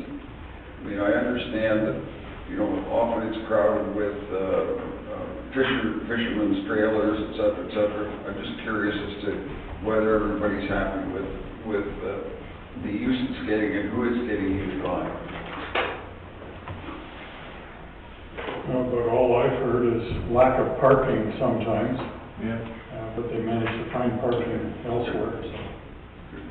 They love the rent. Yeah. Well, my question is whether neighbors love having the people there, that's all. That was, I haven't heard from the neighbors. okay, I heard. Right? No, basically on one side of the launch ramp up the north side, going all the way out the main channel is our parkland. And on the other side, we have 4 homes. One that is right beside the launch ramp, who I know, they don't have any issues with it. Good. It's actually, you'd be surprised at the amount of respect that voters give to the neighbors. It's impressive. Councilor Douglas? Thank you. The only thing that I'd like to see, well, one of the things I'd like to see removed out of this for the 2016-2017 project is I think that we can quite clearly, in my opinion, take up the turnaround in Echo, like I don't foresee that being an issue, and I don't think it's even worth trying to spend money on looking at it, and also removing the contractor staging area, because that is the area they kind of go hand in hand.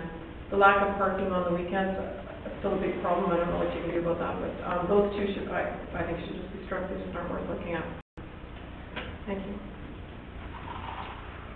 Councilor Bojack? One thing I'd like to add, Brad, if you're doing a bit of a study on this parking issue over in Port Severn, I did research through Aurelia. They have a similar ramp over there. They issue a permit to a fishing club or a fishing tournament, which is hypothetically $1,600, and I think that's close to the original figure. $1,600 includes their boat launch in and out, and it also includes day passes for parking for the number of trailers that are going to be showing up for the tournament. They have a 30-man tournament. They issue 30 one-day parking vouchers with the permit, and that's all included in the price. And the price for using the park, the launch, and the parking is according to how many are going to be using it. And I think we may look at researching that in time. Because we do want to encourage tourism. We don't want to discourage it. At the same time, we need to cover our costs.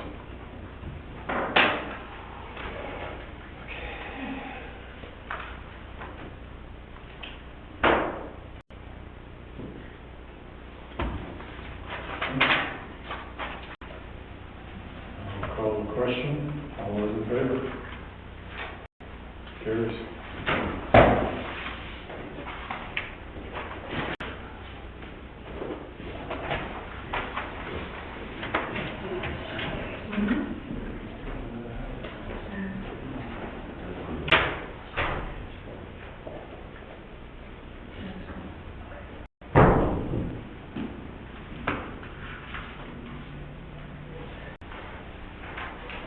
Okay, the next item, I guess I can't be involved. It's got Chamber of Commerce in it, so. Unless we can take it out and deal with it separately. It's in the report. It's not in the resolution?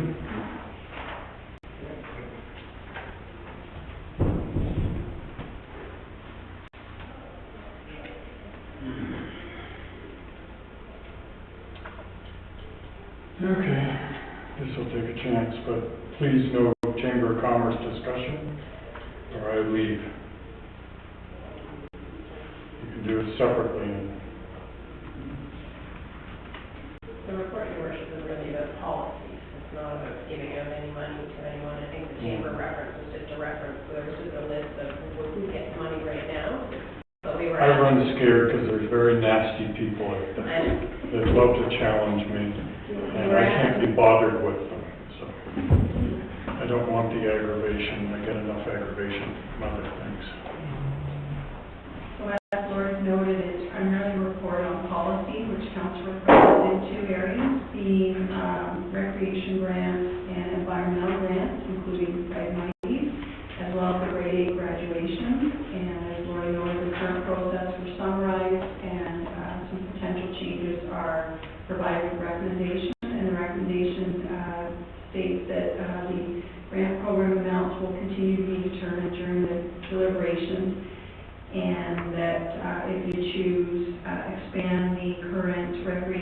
grant policy to include capital projects and perhaps include an amount now to be put into the budget for consideration later, and also to possibly implement a Phragmites invasion grant policy similar to the municipal recreation grant one.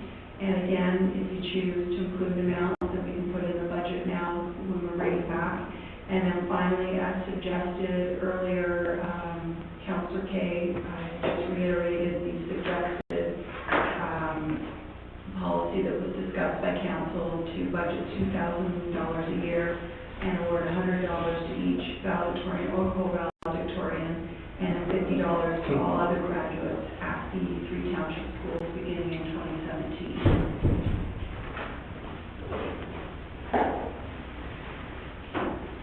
Open it up to committee. Councillor Bochek? Just wondering if it would make sense, we do have a recreation grant that we offer to cottage associations. I'm wondering if we need to relook at that and to make things simpler, offer a higher amount, and then they can use it to run their Phragmites program, they can use it to run whatever they want, because it seems like the cottage associations are taking the lead on eradicating Phragmites. So I don't know if we need to have a separate grant for that type of thing, or if we can just, you know, if you apply for your recreation grant and it's an increased amount, you can use it for your fireworks, you can use it for your Phragmites, you can use it for whatever you want. That's my thought. Councillor Randall? I have a thought on the Phragmites thing. I don't think we need to put money in budgets for Phragmites, but my idea is, under the water quality budget, there is like $15,000 given to the Georgian Bay Forever Group. And I'm hoping that council will say, you've got $15,000 for water quality work. If you wish to use some of that money for Phragmites, go right ahead. I talked to David Sweetman. He is comfortable with that, because then he could discern what areas get that Phragmites money. Could it be Cognishine, could it be Honey Harbor, and so on. So one umbrella organization getting the money for Phragmites and water quality, and how he uses that $15,000 is up to them. And that way we don't increase our budget at all. Even a better idea, thank you. I remember a few years ago there was a bit of an issue with that funding. We didn't get the reporting that we requested. Do you remember anything about that, or? I think. And has it been expended each year? A vague memory of that, Your Worship, but I don't think it's been expended the last 2 years, or that 15. I'll have to check with the chair of the water quality committee, but if you don't want to give them 15, I would give them 10 or whatever. But I think they're the best stewards of that money, since they're heavily involved in it anyway. And if they happen to think water quality is more important than Phragmites, so be it. But I think in their case, they would probably work towards the Phragmites. But they still have to report back to us how they spent public money. We need to have a record of that. Councillor Edwards? I have a question. Are we really going to get rid of Phragmites? I mean, we've got this beautiful stand out here, at least last time I checked, right by the church, which welcomes you as you come into Georgian Bay Township. I mean, are we going to get rid of this, or is this, are we? We can manage it. That's MTO property, so that's a provincial property. I realize that. Yeah.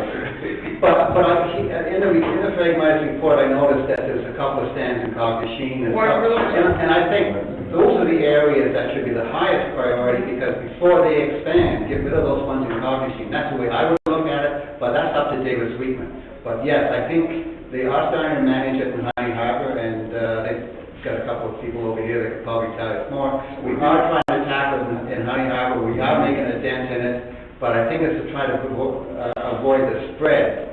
And that's why we want to tackle it on the township roads and the district roads before it gets into the inland lakes, where it's not yet. So there is an opportunity to stop it in areas where there's very little of it, and I think Cognishine is a good area where we can do that. Well, let's be open. Yeah. Councillor Kay. Okay, this year, and I think everybody got the report from Councilman Davis yesterday. I don't know if anybody read it. the program that the Honey Harbor Association, in conjunction with GBF, did this year, $10,000. They mapped Honey Harbor, Cognizant, and Go Home. Her results are a little bit different from what I had said yesterday. 169 in Honey Harbor, I don't know, is it 69 or 60 in Cognizant, and 2 in Go Home. It's a 3-year cycle. Catherine's been talking to David about next year. They got to do exactly the same thing again next year that they did this year. They have to go back and recheck what they've already cut and cut again. This year they cut vitally again. They had done it prior to that in 2015. It's an ongoing system. Luckily, there are now Canadian aquatic harvesters. They have machines that can cut it and cut it where they're supposed to. But again, they've got to come back every year for 3 years minimum. It's not an easy fix until someone in the MOECC will approve it to put chemicals in the water, which they probably never will. It's not an easy fix. It's manual. It's manual and it's repetitive. And I think it's great that we're going to do some kind of a grant program for Phragmites. But as I said, this year, 5,000 was put forward by the Honey Harbor Association. The other 5,000, which was turned down by the Township, was funded by GBF. This year, 2017, I don't know whether Honey Harbor Association can afford to put in 5,000. I don't know how the program's going to go forward. I think we have to figure out some way for a program to go forward. If it's managed through GBF, that's fine. But it's not cheap. It's not $5,000 a year. It's more like $10,000 a year. GBF is working with Ontario Frag Working Group, which is why I objected to FSEA. There's so many people out there that want to be on top of Phragmites, but don't want to do anything. And I have a real problem with that, because it costs money to do things. We don't need people sitting in chairs telling us what to do. We need people to do it. I'm getting off my high horse now. Thank you. Councillor Cooper? A couple of comments. I think Phragmites is a challenge. I do know that Go Home Bay and Cognizant have been cutting Phragmites for anywhere from 3 to 5 years, and it's typically taking 3 to 5 years. That's why we're finding so little in most communities. And it's done by volunteers, and I realize the Honey Harbor problem is greater, partially because there's some more areas that can be there, but there needs to be some incentive, I guess, on both sides. If you leave it just up to the Township and Georgian Bay forever, I think that probably isn't wise. There needs to be some sort of volunteer base for this as well. And I'm sure there are some individuals that are out cutting their Phragmites in Honey Harbor, but to say we're going to sort of blanket do everything for Honey Harbor and not for the other communities also is a bit concerning. The other thing I would like to point out, and I don't know whether this is the case, but I was told that if you were a member of the Honey Harbor Association, that they would come and help cut down your Phragmites, but if you weren't a member, that they wouldn't help you. And I just like to have clarification on that, because that's what I was told. So, but you could be helped if you joined as a member. Is there any fact to that, or truth to that? There is no fact to that. And secondly, there was 40 cuts this year, and Cognizant was that. You know, you were fortunate. There was a person from Honey Harbor in the boat, there was a person from Cognizant. That person from Cognizant, they went all the way up to Go Home. They did map everything. It was Honey Harbor's money, but we did it. Okay? It's all volunteer. They did 40 cuts in Honey Harbor this year. It was all volunteer, I don't know if it was 100% in Honey Harbor. I haven't asked Catherine that. But it was 100% volunteer. The money goes to the students. that are going out and educating the people, that are going out to tell the people, this is how you cut. It's the kids doing the cutting themselves. We're not paying someone to cut. We're paying the kids to educate. We're paying the kids to assist. We're paying the kids to have, we had three community cuts this year. It's, Cognizine and Go Home are extremely lucky. They caught it. Honey Harbor didn't. By the time Honey Harbor did, it was too late. I was down at Tory Island last week. It's a mess. It's absolutely covered. They had one of those machines they're cutting. You know how frustrating it is to cut in August and look at it in October and it's coming back already? I mean, it's, you know, I could go on, I'm sorry, but don't say that the resolution is proper. just talking to what kind of dollars do we put in the budget for budget deliberations. So I'm hearing 5,000. I'm hearing 10,000. I'm seeing Lori with her hand up. The resolution, Your Worship, is twofold. When Ms. Davis came to give her presentation, I think the message that staff got was that council was very supportive of the eradication of frag money, but you didn't want to give out any money without a policy. Go away and make a policy. So we developed a policy along the lines of the council-approved recreation policy that said we will take X number of dollars, and we're asking you to say what X is. I think in the report, Jane has suggested that $15,000 that hasn't been used, that Councillor Mango might be the number, but it could be any number that council chooses. And then the policy says we would distribute it the exact same way that we do the recreation grant, which is we tell people by whatever the date we set to apply, the associations, and however, if we have $15,000 and, I mean, do the math easily, 5 apply, you get $3,000 each, so that anybody who wants a piece, and that we were trying to spread it out evenly. We can do it, council can choose to do it the way Council Mango wants it as well, but we were asked to develop a policy, so we've done that. If you don't want that policy, you need to change the resolution to reflect that. Councillor Edwards? Why wouldn't you do it based on the assessment base? And that seems fair. Not how we do the recreation grant. That's exactly my point. Why wouldn't you do it on the basis of the assessment? Council can choose to do it however they like.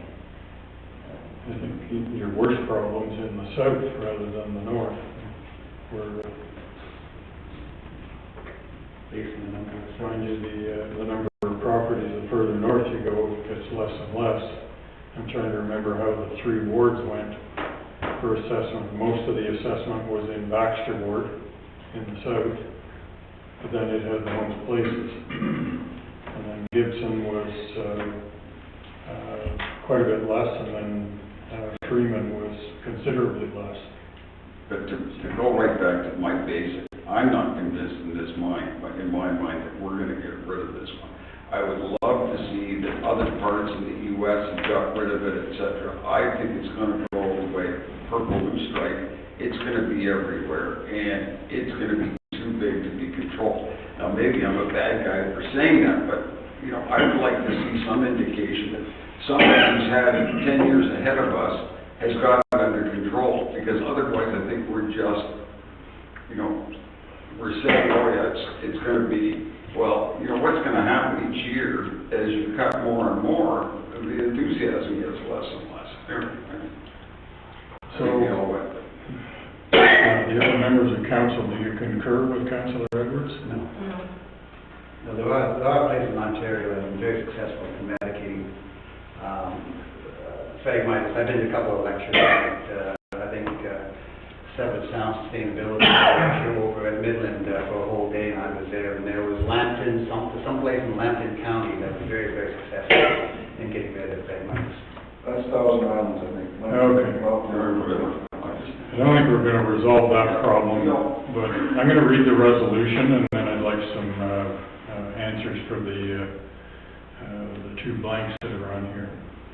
Moved by Councillor Bochek, seconded by Councillor Edwards. Be it resolved that Committee of the Whole recommends to Council that the township grant program amounts continue to be determined during the annual budget deliberation, and that the Cottage and Lake Association grant recipients continue to be determined in accordance with the municipal recreation grant policy, which is updated effective January 1st, 2017, and in brackets, essentially in the form of attachment 1, end of brackets, to include capital project requests, and that staff be directed to include X number of dollars in the 2017 draft budget for recreation grants.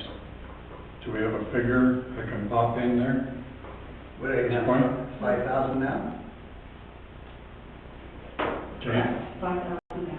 currently 5,000? 5,000?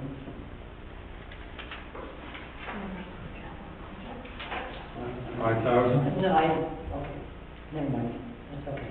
This is the recreation grants. Yeah, I know, I just wanted to know whether you can apply for both. What? Whether you can apply for, Right, or, no, whether you can apply, in the recreation grant, since it's now been expanded to include capital projects, can you apply for $1,000 for a capital grant and $1,000 for, like, can you now apply for both? It used to be with the recreation grant, you either applied for assistance in the day program or assistance in an event, a one-day event. okay, I'm looking to staff. So now you're throwing in the capital program, where does that fit in there? I'm just looking. We could update it however you choose. But what is it in the report currently? It doesn't say that you could only apply for one, and I don't think it ever did. People do only apply for one, but it just allocates. If you give it $10,000, 60% is programming, 20% is capital, and whatever the 20% is events.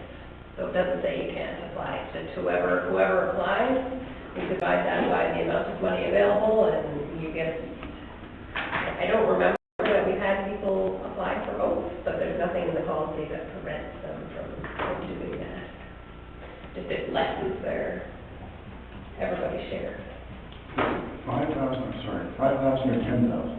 I just was thinking. It's 5,000. It's whatever number your council fills in the room. Let's try to keep the math easy. Yeah. So to move this thing along, do I plug 5,000 the same as before in? Yes. Council members? Okay. I I know we're gonna have debate on it again when we get to the table. This is to get it in the budget. Sorry. This resolution also passing the policy. The resolution is also passing the policy, right? So I just have a policy question for council to consider.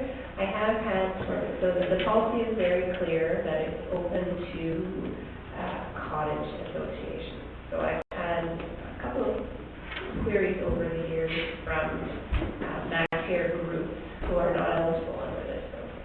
And I think I brought up maybe last year or the year before to discuss that, and council's wishes at the time was it is meant for cottage associations.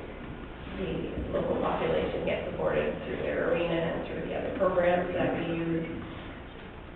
I have no recommendation one way or another, but I just want to be clear because that question has already been asked of me this year. And I just want to make sure that when council says it's a Cottage and Lake Association grant, it's a Cottage and Lake Association grant. So when I tell the local baseball club that they're not eligible, that is what you expect.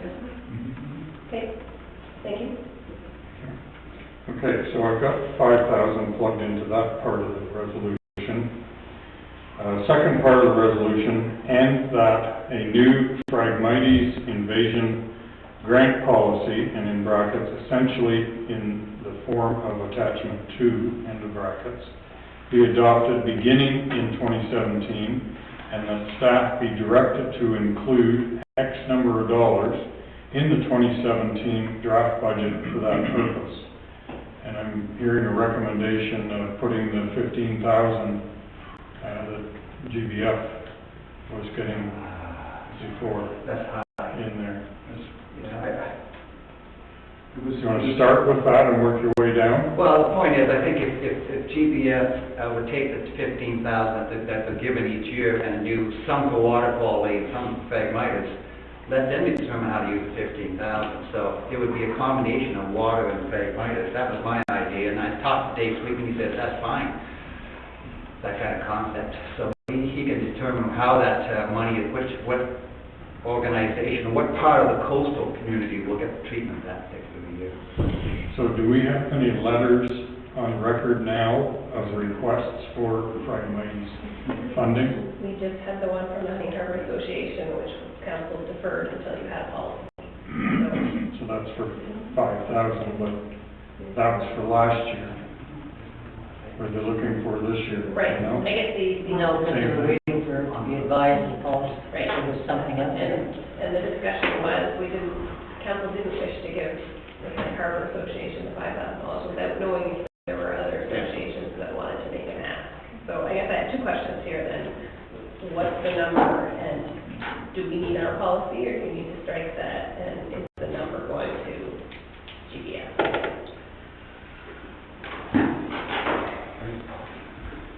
Councilor Cooper?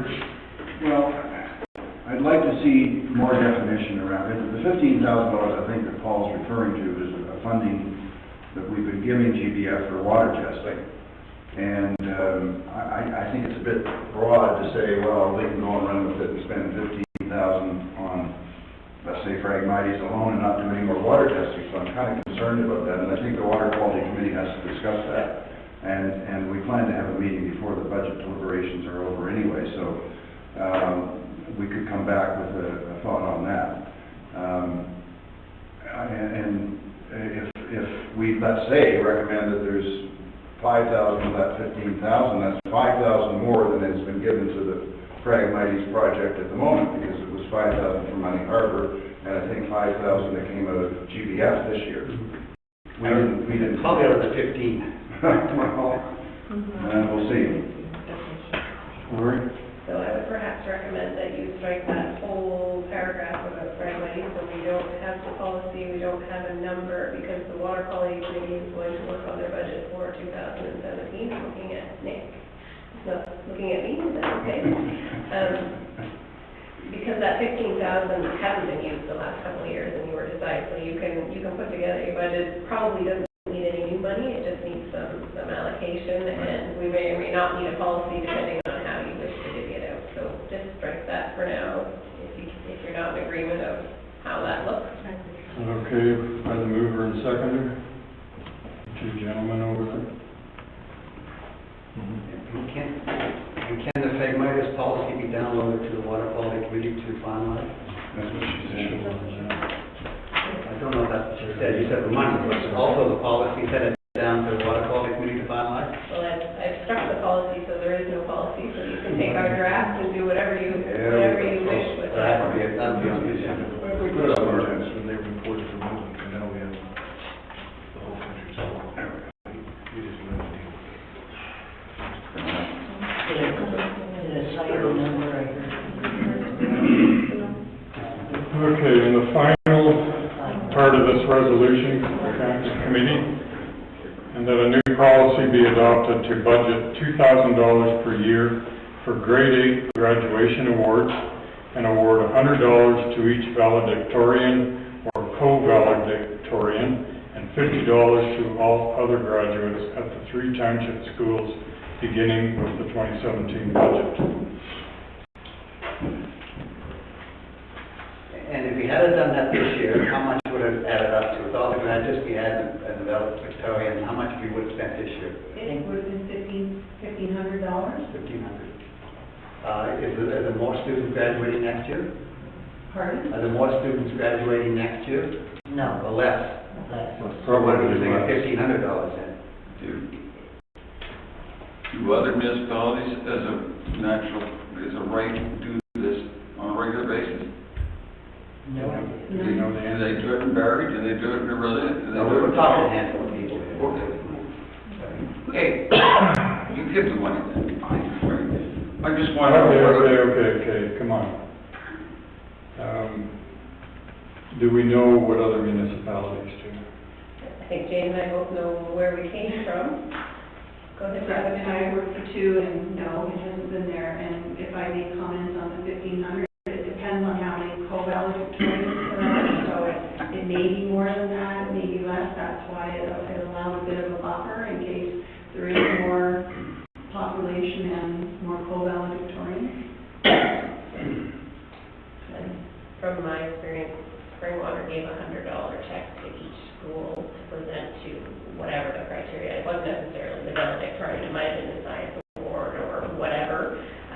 The council was there to do something, but again, we had the magnitude of graduates was significantly bigger than we have here. And if I may add, the mayor's charity tournament each year was 4 scholarships for graduating high school students. So they gave it that way.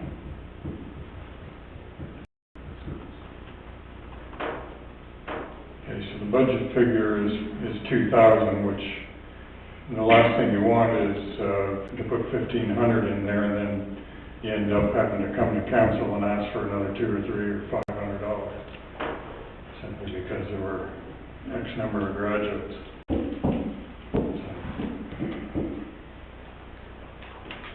We okay with 2,000 in there?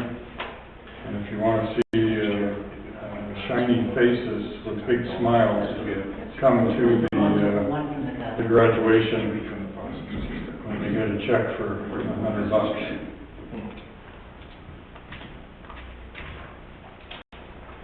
Okay, anything else on this resolution? We've crossed off the Phragmites part of it now. Councilor Edwards? I just make the comment, what business are we in? I mean, the hospitals come. I know it's all great, but, you know, it's a hard business to be supporting the hospitals, to be supporting these various ones. I'd like to stick strictly to the responsibilities we have as a council.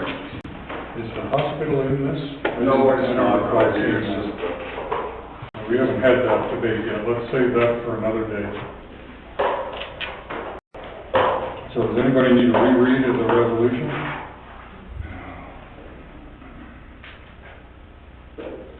Not hearing anyone. So I'll call the question. All those in favor? And that carries.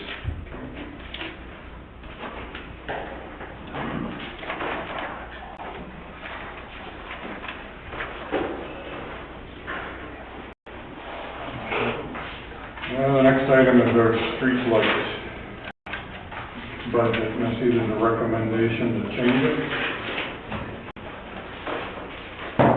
Anybody got me a body break? Pam, we're good on that. We got, how many more items? But one's a big one, so. Really? Yeah, but the second one is like the entire budget. Right. Yes.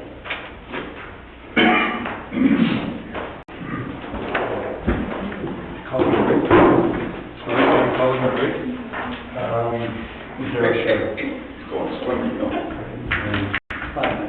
Anyway, first,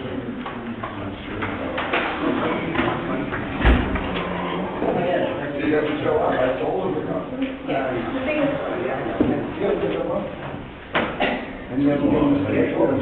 too much over the last 2 days. Brad, That's all for. and then Brady. And we didn't last year.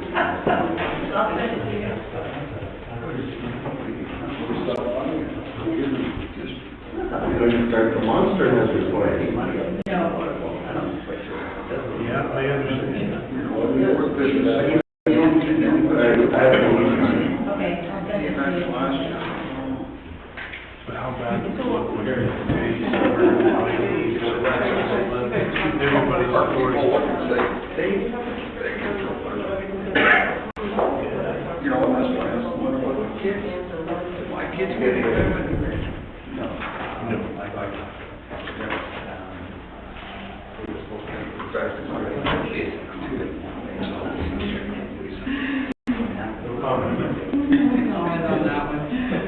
Yeah.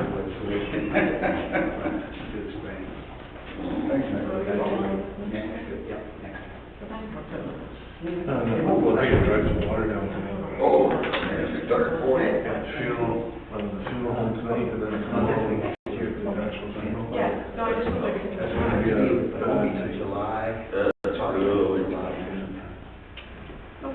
the only thing is, I knew they had a problem. You're not supposed to have your kids I just wanted to, back. because it is. Again, kids' problems are societal problems. You know, God's child, society made him into what he is, he's still a child. Yep, not looking forward to this one. did your kids know? Yeah, they've basically lived with us growing up, because their parents were, mother's an alcoholic. My business partner, who, works 16 hours a day, and then he's a rock star at night, and travel with a band. And after our business sold, he went with another company that's worldwide. He's traveling worldwide, so his is being raised by an alcoholic mother and a drug addicted brother-in-law. So It's just for their own. really difficult. Yeah, so it's not totally the kids' fault. It's right. No, I never blame, yeah, So that's why I'm saying that I wanted. I raised two kids that are pretty decent. And put them without a lot of effort. My wife and and I'm sure that's why really I feel bad for Tom, because Tom, it's happened, it's, And the reason that I was trying. where did I go wrong? I shouldn't have had that tax preparer, no? Maybe no one was so happy because, it may have happened.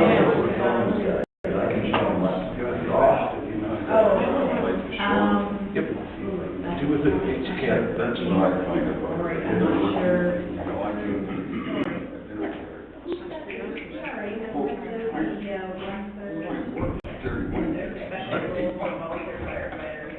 No, for council, Your accountant colleague is better at taxes than I am, but, Yeah, I have to do, I'm not sure what. If I had to do it over again, I would have worked for a company that offered a pension.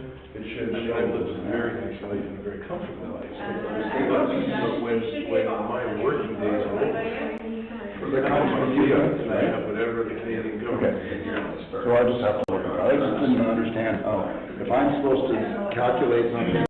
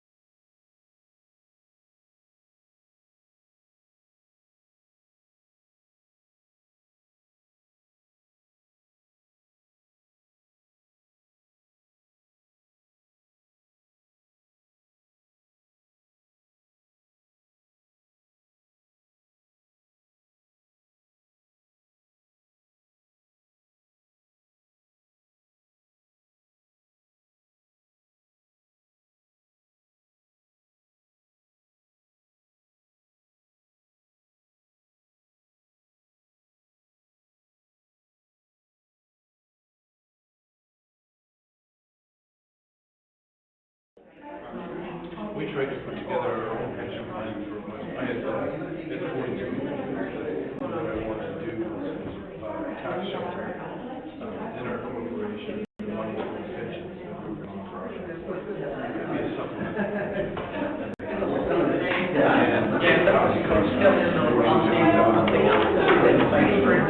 You might find out that we'd be wasting our time. You were better off to increase the contribution amount to CPP, double the year, and let them administer it. Or maybe not also, because you were In fact, it's interesting how much rent we pay, Jamie Thompson, because I'm, we brought people finances. Oh, yeah. Okay, folks, we're calling in back to order. Streetlight levy.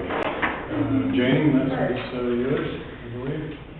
Yes, this report is in response to a taxpayer inquiry and also my recommendation as well. It's separate streetlight levy has been in place for over 40 years. It's based on the former ward system, so several benefits to having the streetlight cost just included in the general levy and not separated out. Would be treated as a township, get wide benefits similar to all other operating costs would not stand out on the tax bill. The one taxpayer in question is water access only, and it was a separate levy for $1.75.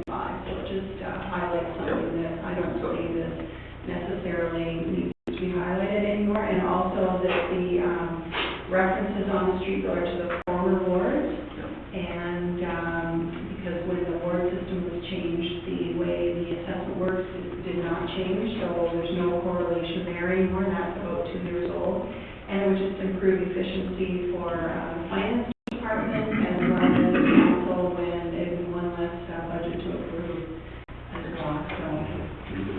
Let's read the resolution and vote. And also additionally, I surveyed other municipalities, and Gravenhurst moved to this in 2016. They had surveyed the districts, and Huntsville was previously on that as well. So we'd be the third lowest here in the district to not have a streetlight levy anymore. So, Jane, is this, you're saying the average 2016 levy per property, so this is going to go to your assessment? That's correct. And what's the average assessment in our municipality? 250,000. It differs. MPAC has provided it for waterfront, condos, sorry, I have it here somewhere. So if it's $250,000 and somebody out on Georgian Bay that's in the old Gibson ward used to be paying $2.45, they're now going to be paying 4 times $8.93? They're not going to see that. Not necessarily. I just took the total amount that was levied for that area divided by the number of properties, whereas I didn't wrap assessment into it. I know that the median waterfront is $435,000, and the median single family otherwise is $231,000, and the median condos is $191,000. So the average fluctuates greatly depending on what type of assessment it is. So yes, there would be a shift to higher priced, say, water access only cottage would be paying more, as they do for all the other services. Exactly. Question. But they're never going to know. Okay, that's all that matters. You're right from this report.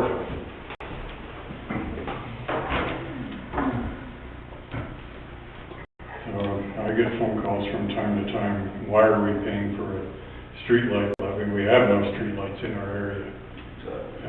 Most of them are from the Gibson ward that call me. There's only a handful of streetlights in all of Gibson. And so currently the levy on each property is $2.45. And, The average, again, it's currently assessment based, so that's just the average. that's the average.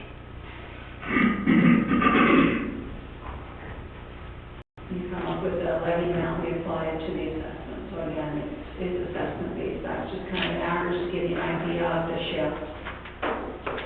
You won't get any more calls.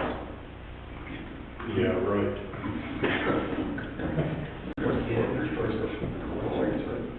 So no one else wishes to engage? What was the average for the water fund? The average assessment is $435,000.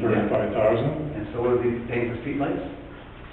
$8.93 it says here. Oh, I can't get too excited about that. I think we should. Let's move on. I'm not gonna worry about $6. So the resolution moved by Councillor Bochek, seconded by Councillor Edwards, be it resolved that Committee of the Whole recommends to Council that streetlight costs be included in the general township budget and levied rather than budgeted and levied separately beginning with the 2017 budget. Any further discussion? I'd just like to say that I want Councillor Boychuk to be very pleased with the lighting that I'm providing for him this Christmas. Damn right. I'm for it. Can you upgrade me to LED? We just don't turn the lights on, that's all. Okay, well, that's a question just before I call it. Is there any advantage to going to an LED program in the municipality? Or are we paying Ontario Hydro so much per pole, per light, no matter whether the light works or not? I don't know the specific answer to that question, but I know Brad's working on that project, so he'll be talking to you about that at some point. Okay, call the question. All those in favor? And it carries.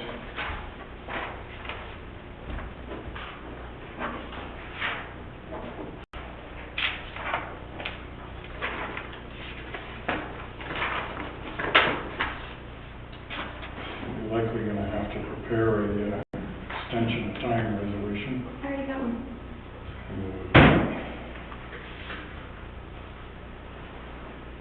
So the last item, the resolution is moved by Councillor Bochek, seconded by Councillor Edwards. Be it resolved that Committee of the Whole recommends to Council that the 2017 municipal operating and capital budgets be prepared within an overall increase of 4.07%, which includes a 1.5% for capital infrastructure purposes, while maintaining the current service levels, not including the following council-approved budget enhancements. And there's none listed here at the moment.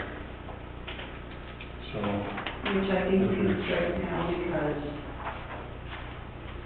Yes, so we did it in that order, so in case council decided we wanted a septic inspector and a zoning inspector and all of these additional things, that our point was, we can't find that within our current amount. So if you want an enhancement, then you need to put some enhanced money. The only enhancement that you approved today was the volunteer firefighter. So we may want to add that one. We may be able to find it within, we may not, I'm not sure. I haven't got that far. do we have a dollar amount?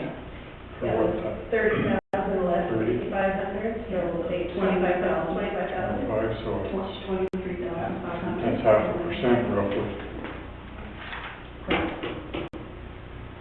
Councillor Edwards? Do we have any feel or as to what's gonna happen with district? Not at the moment.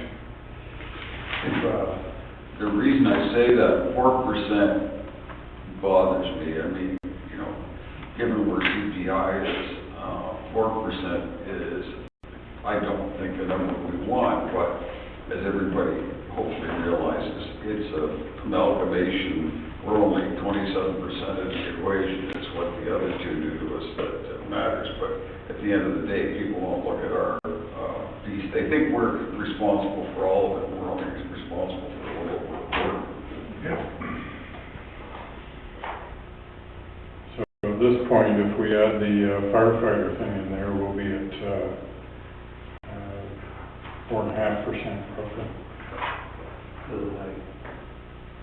And if we take out the Honey Harbor, waterfront plan, we'll free up $500,000 plus about $200,000 a year of operating costs.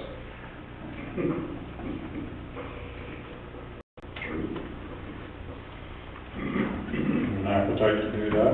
I do. It's one. Your worship, this is just a guideline, this is just a guideline of direction for staff preparing the budget. Those individual items will come forward when we actually put the budget together. So we're looking for a guideline.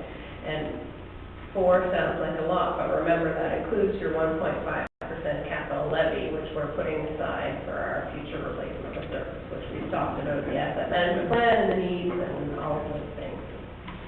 Councillor Bocha? Question is to Jane, do we have any idea what the province is gonna do this year? For the education rate, Yes. I have not heard anything yet. They've been pretty stable the last few years, so I would suspect that will carry on. We don't usually hear that until what, March or April? Yeah, it'll be a while. There hasn't been an increase in school board rates for some time because the school board has led with growth, right? Not necessarily our particular school board, but across Ontario, they're adding new homes and new assessments, so they can find their increases in growth where we can't. Councillor Cooper?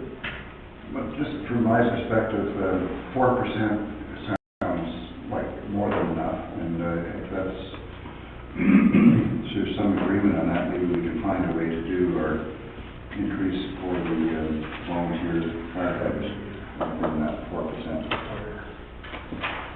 That's right.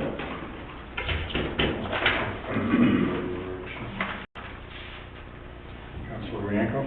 My appetite going into 3%, if it did come in at 4, I think it's not hard to find $40,000 to take out of the budget. We do it every year. We can always find at least 40,000, 50,000 that we take out of the budget once we get pencil sharpened, problem last year. So I'm looking at a final around 3%. That's what I'm comfortable with, so just put it out there. We've got 1 of 3. Won't be an argument, which means knocking 1.5% off. Which is not a hard thing to do. It's only $60,000, $70,000. And last year we didn't have a problem finding that. No, I think it took a while. It took a while. It takes, probably half a day. So where are we at?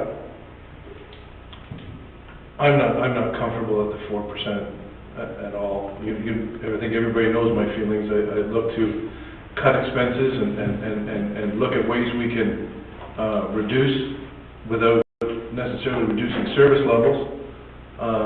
But if you ask me my opinion, I'm not going to vote in favor of 4%. I'm looking more in the 2.5% to 3% range would be, I think, what we need to support. But we do not want to attack the service levels, and I don't think we have to. I think we can find other means. Fine with me. 1, 2, 3%. Huh? I agree totally, but I will put on for the next agenda that we're looking at the Honey Harbor plan. I went and talked to Parks Canada this summer, and guys, I don't think this thing has any real basis.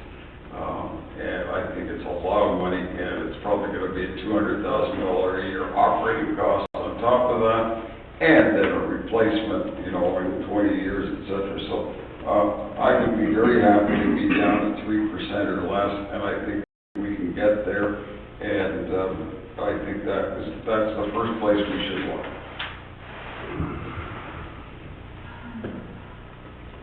Councillor Douglas. Well, I'd like to be really We're just setting the figure. We're not actually debating the Yeah. budget at this point. So, I would be in agreement to, not necessarily 3, but 3 to 3.5. I would like to not tie the hands of, our staff and all the projects that we are asking for, and if we can get it down to 3, that would be fantastic. But, I think we need to be realistic as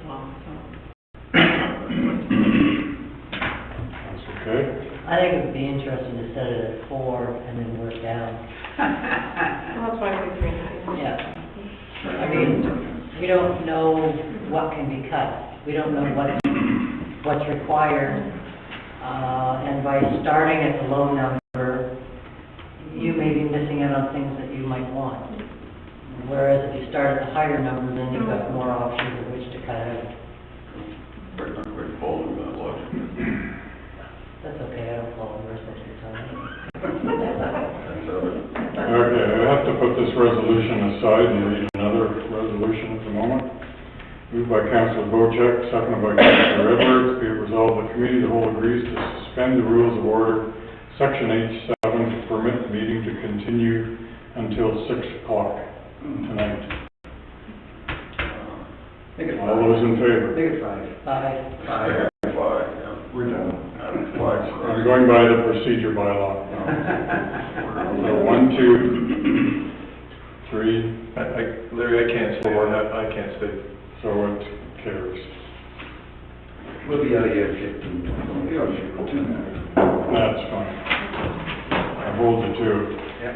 So, the original resolution's back on the table again. I'm hearing the majority of people are in the 3% range. What I might suggest is that staff have a separate sheet with some of the desires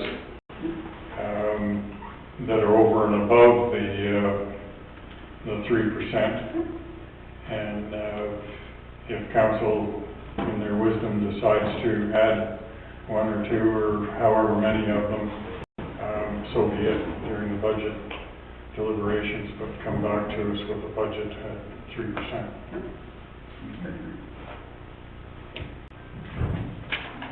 All right. Your worship, can I just ask a clarification question? I guess so. Just wonder out of that 3%, what you're expecting to go into the capital levy? That makes a big difference. 1.5%. 1.5%. We're talking $40,000 here, $50,000. What's 1% this year, Jane? About 51,000? There we go. So 1.5 will be 77,000.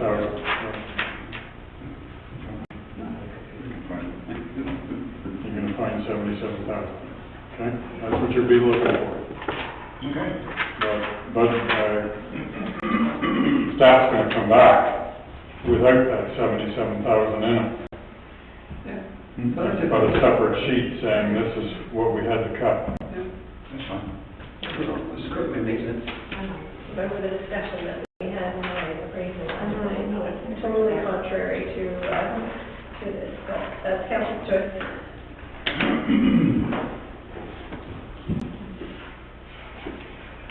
So it's been changed from 4.07% to 3%, and we've added volunteer firefighter remuneration to be included in the enhancements. For Edwards? Just another thought further to today's hospital thing. What I would rather have is, here's your tax bill. Do you wish to make an additional contribution to the hospital? Fill in the amount. Seriously, because I don't know, that's not our role to be funding hospitals. I agree with you. Okay. We'll have a debate. Let's have that debate when we have the request in front of us. I just have to have 41,000. Okay, so anything else on this resolution? Any other enhancements? Call the question, and all those in favor? And that carries.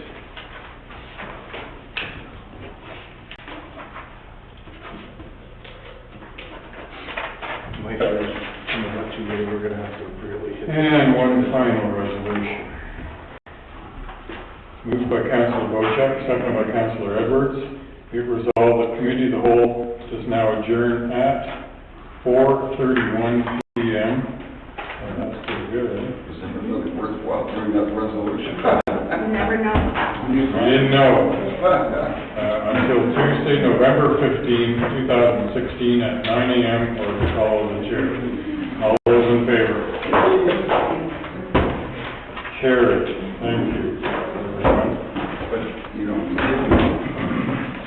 Has that rise zone grown another 18 inches out there while we were debating? That's what they'll grow a day. it.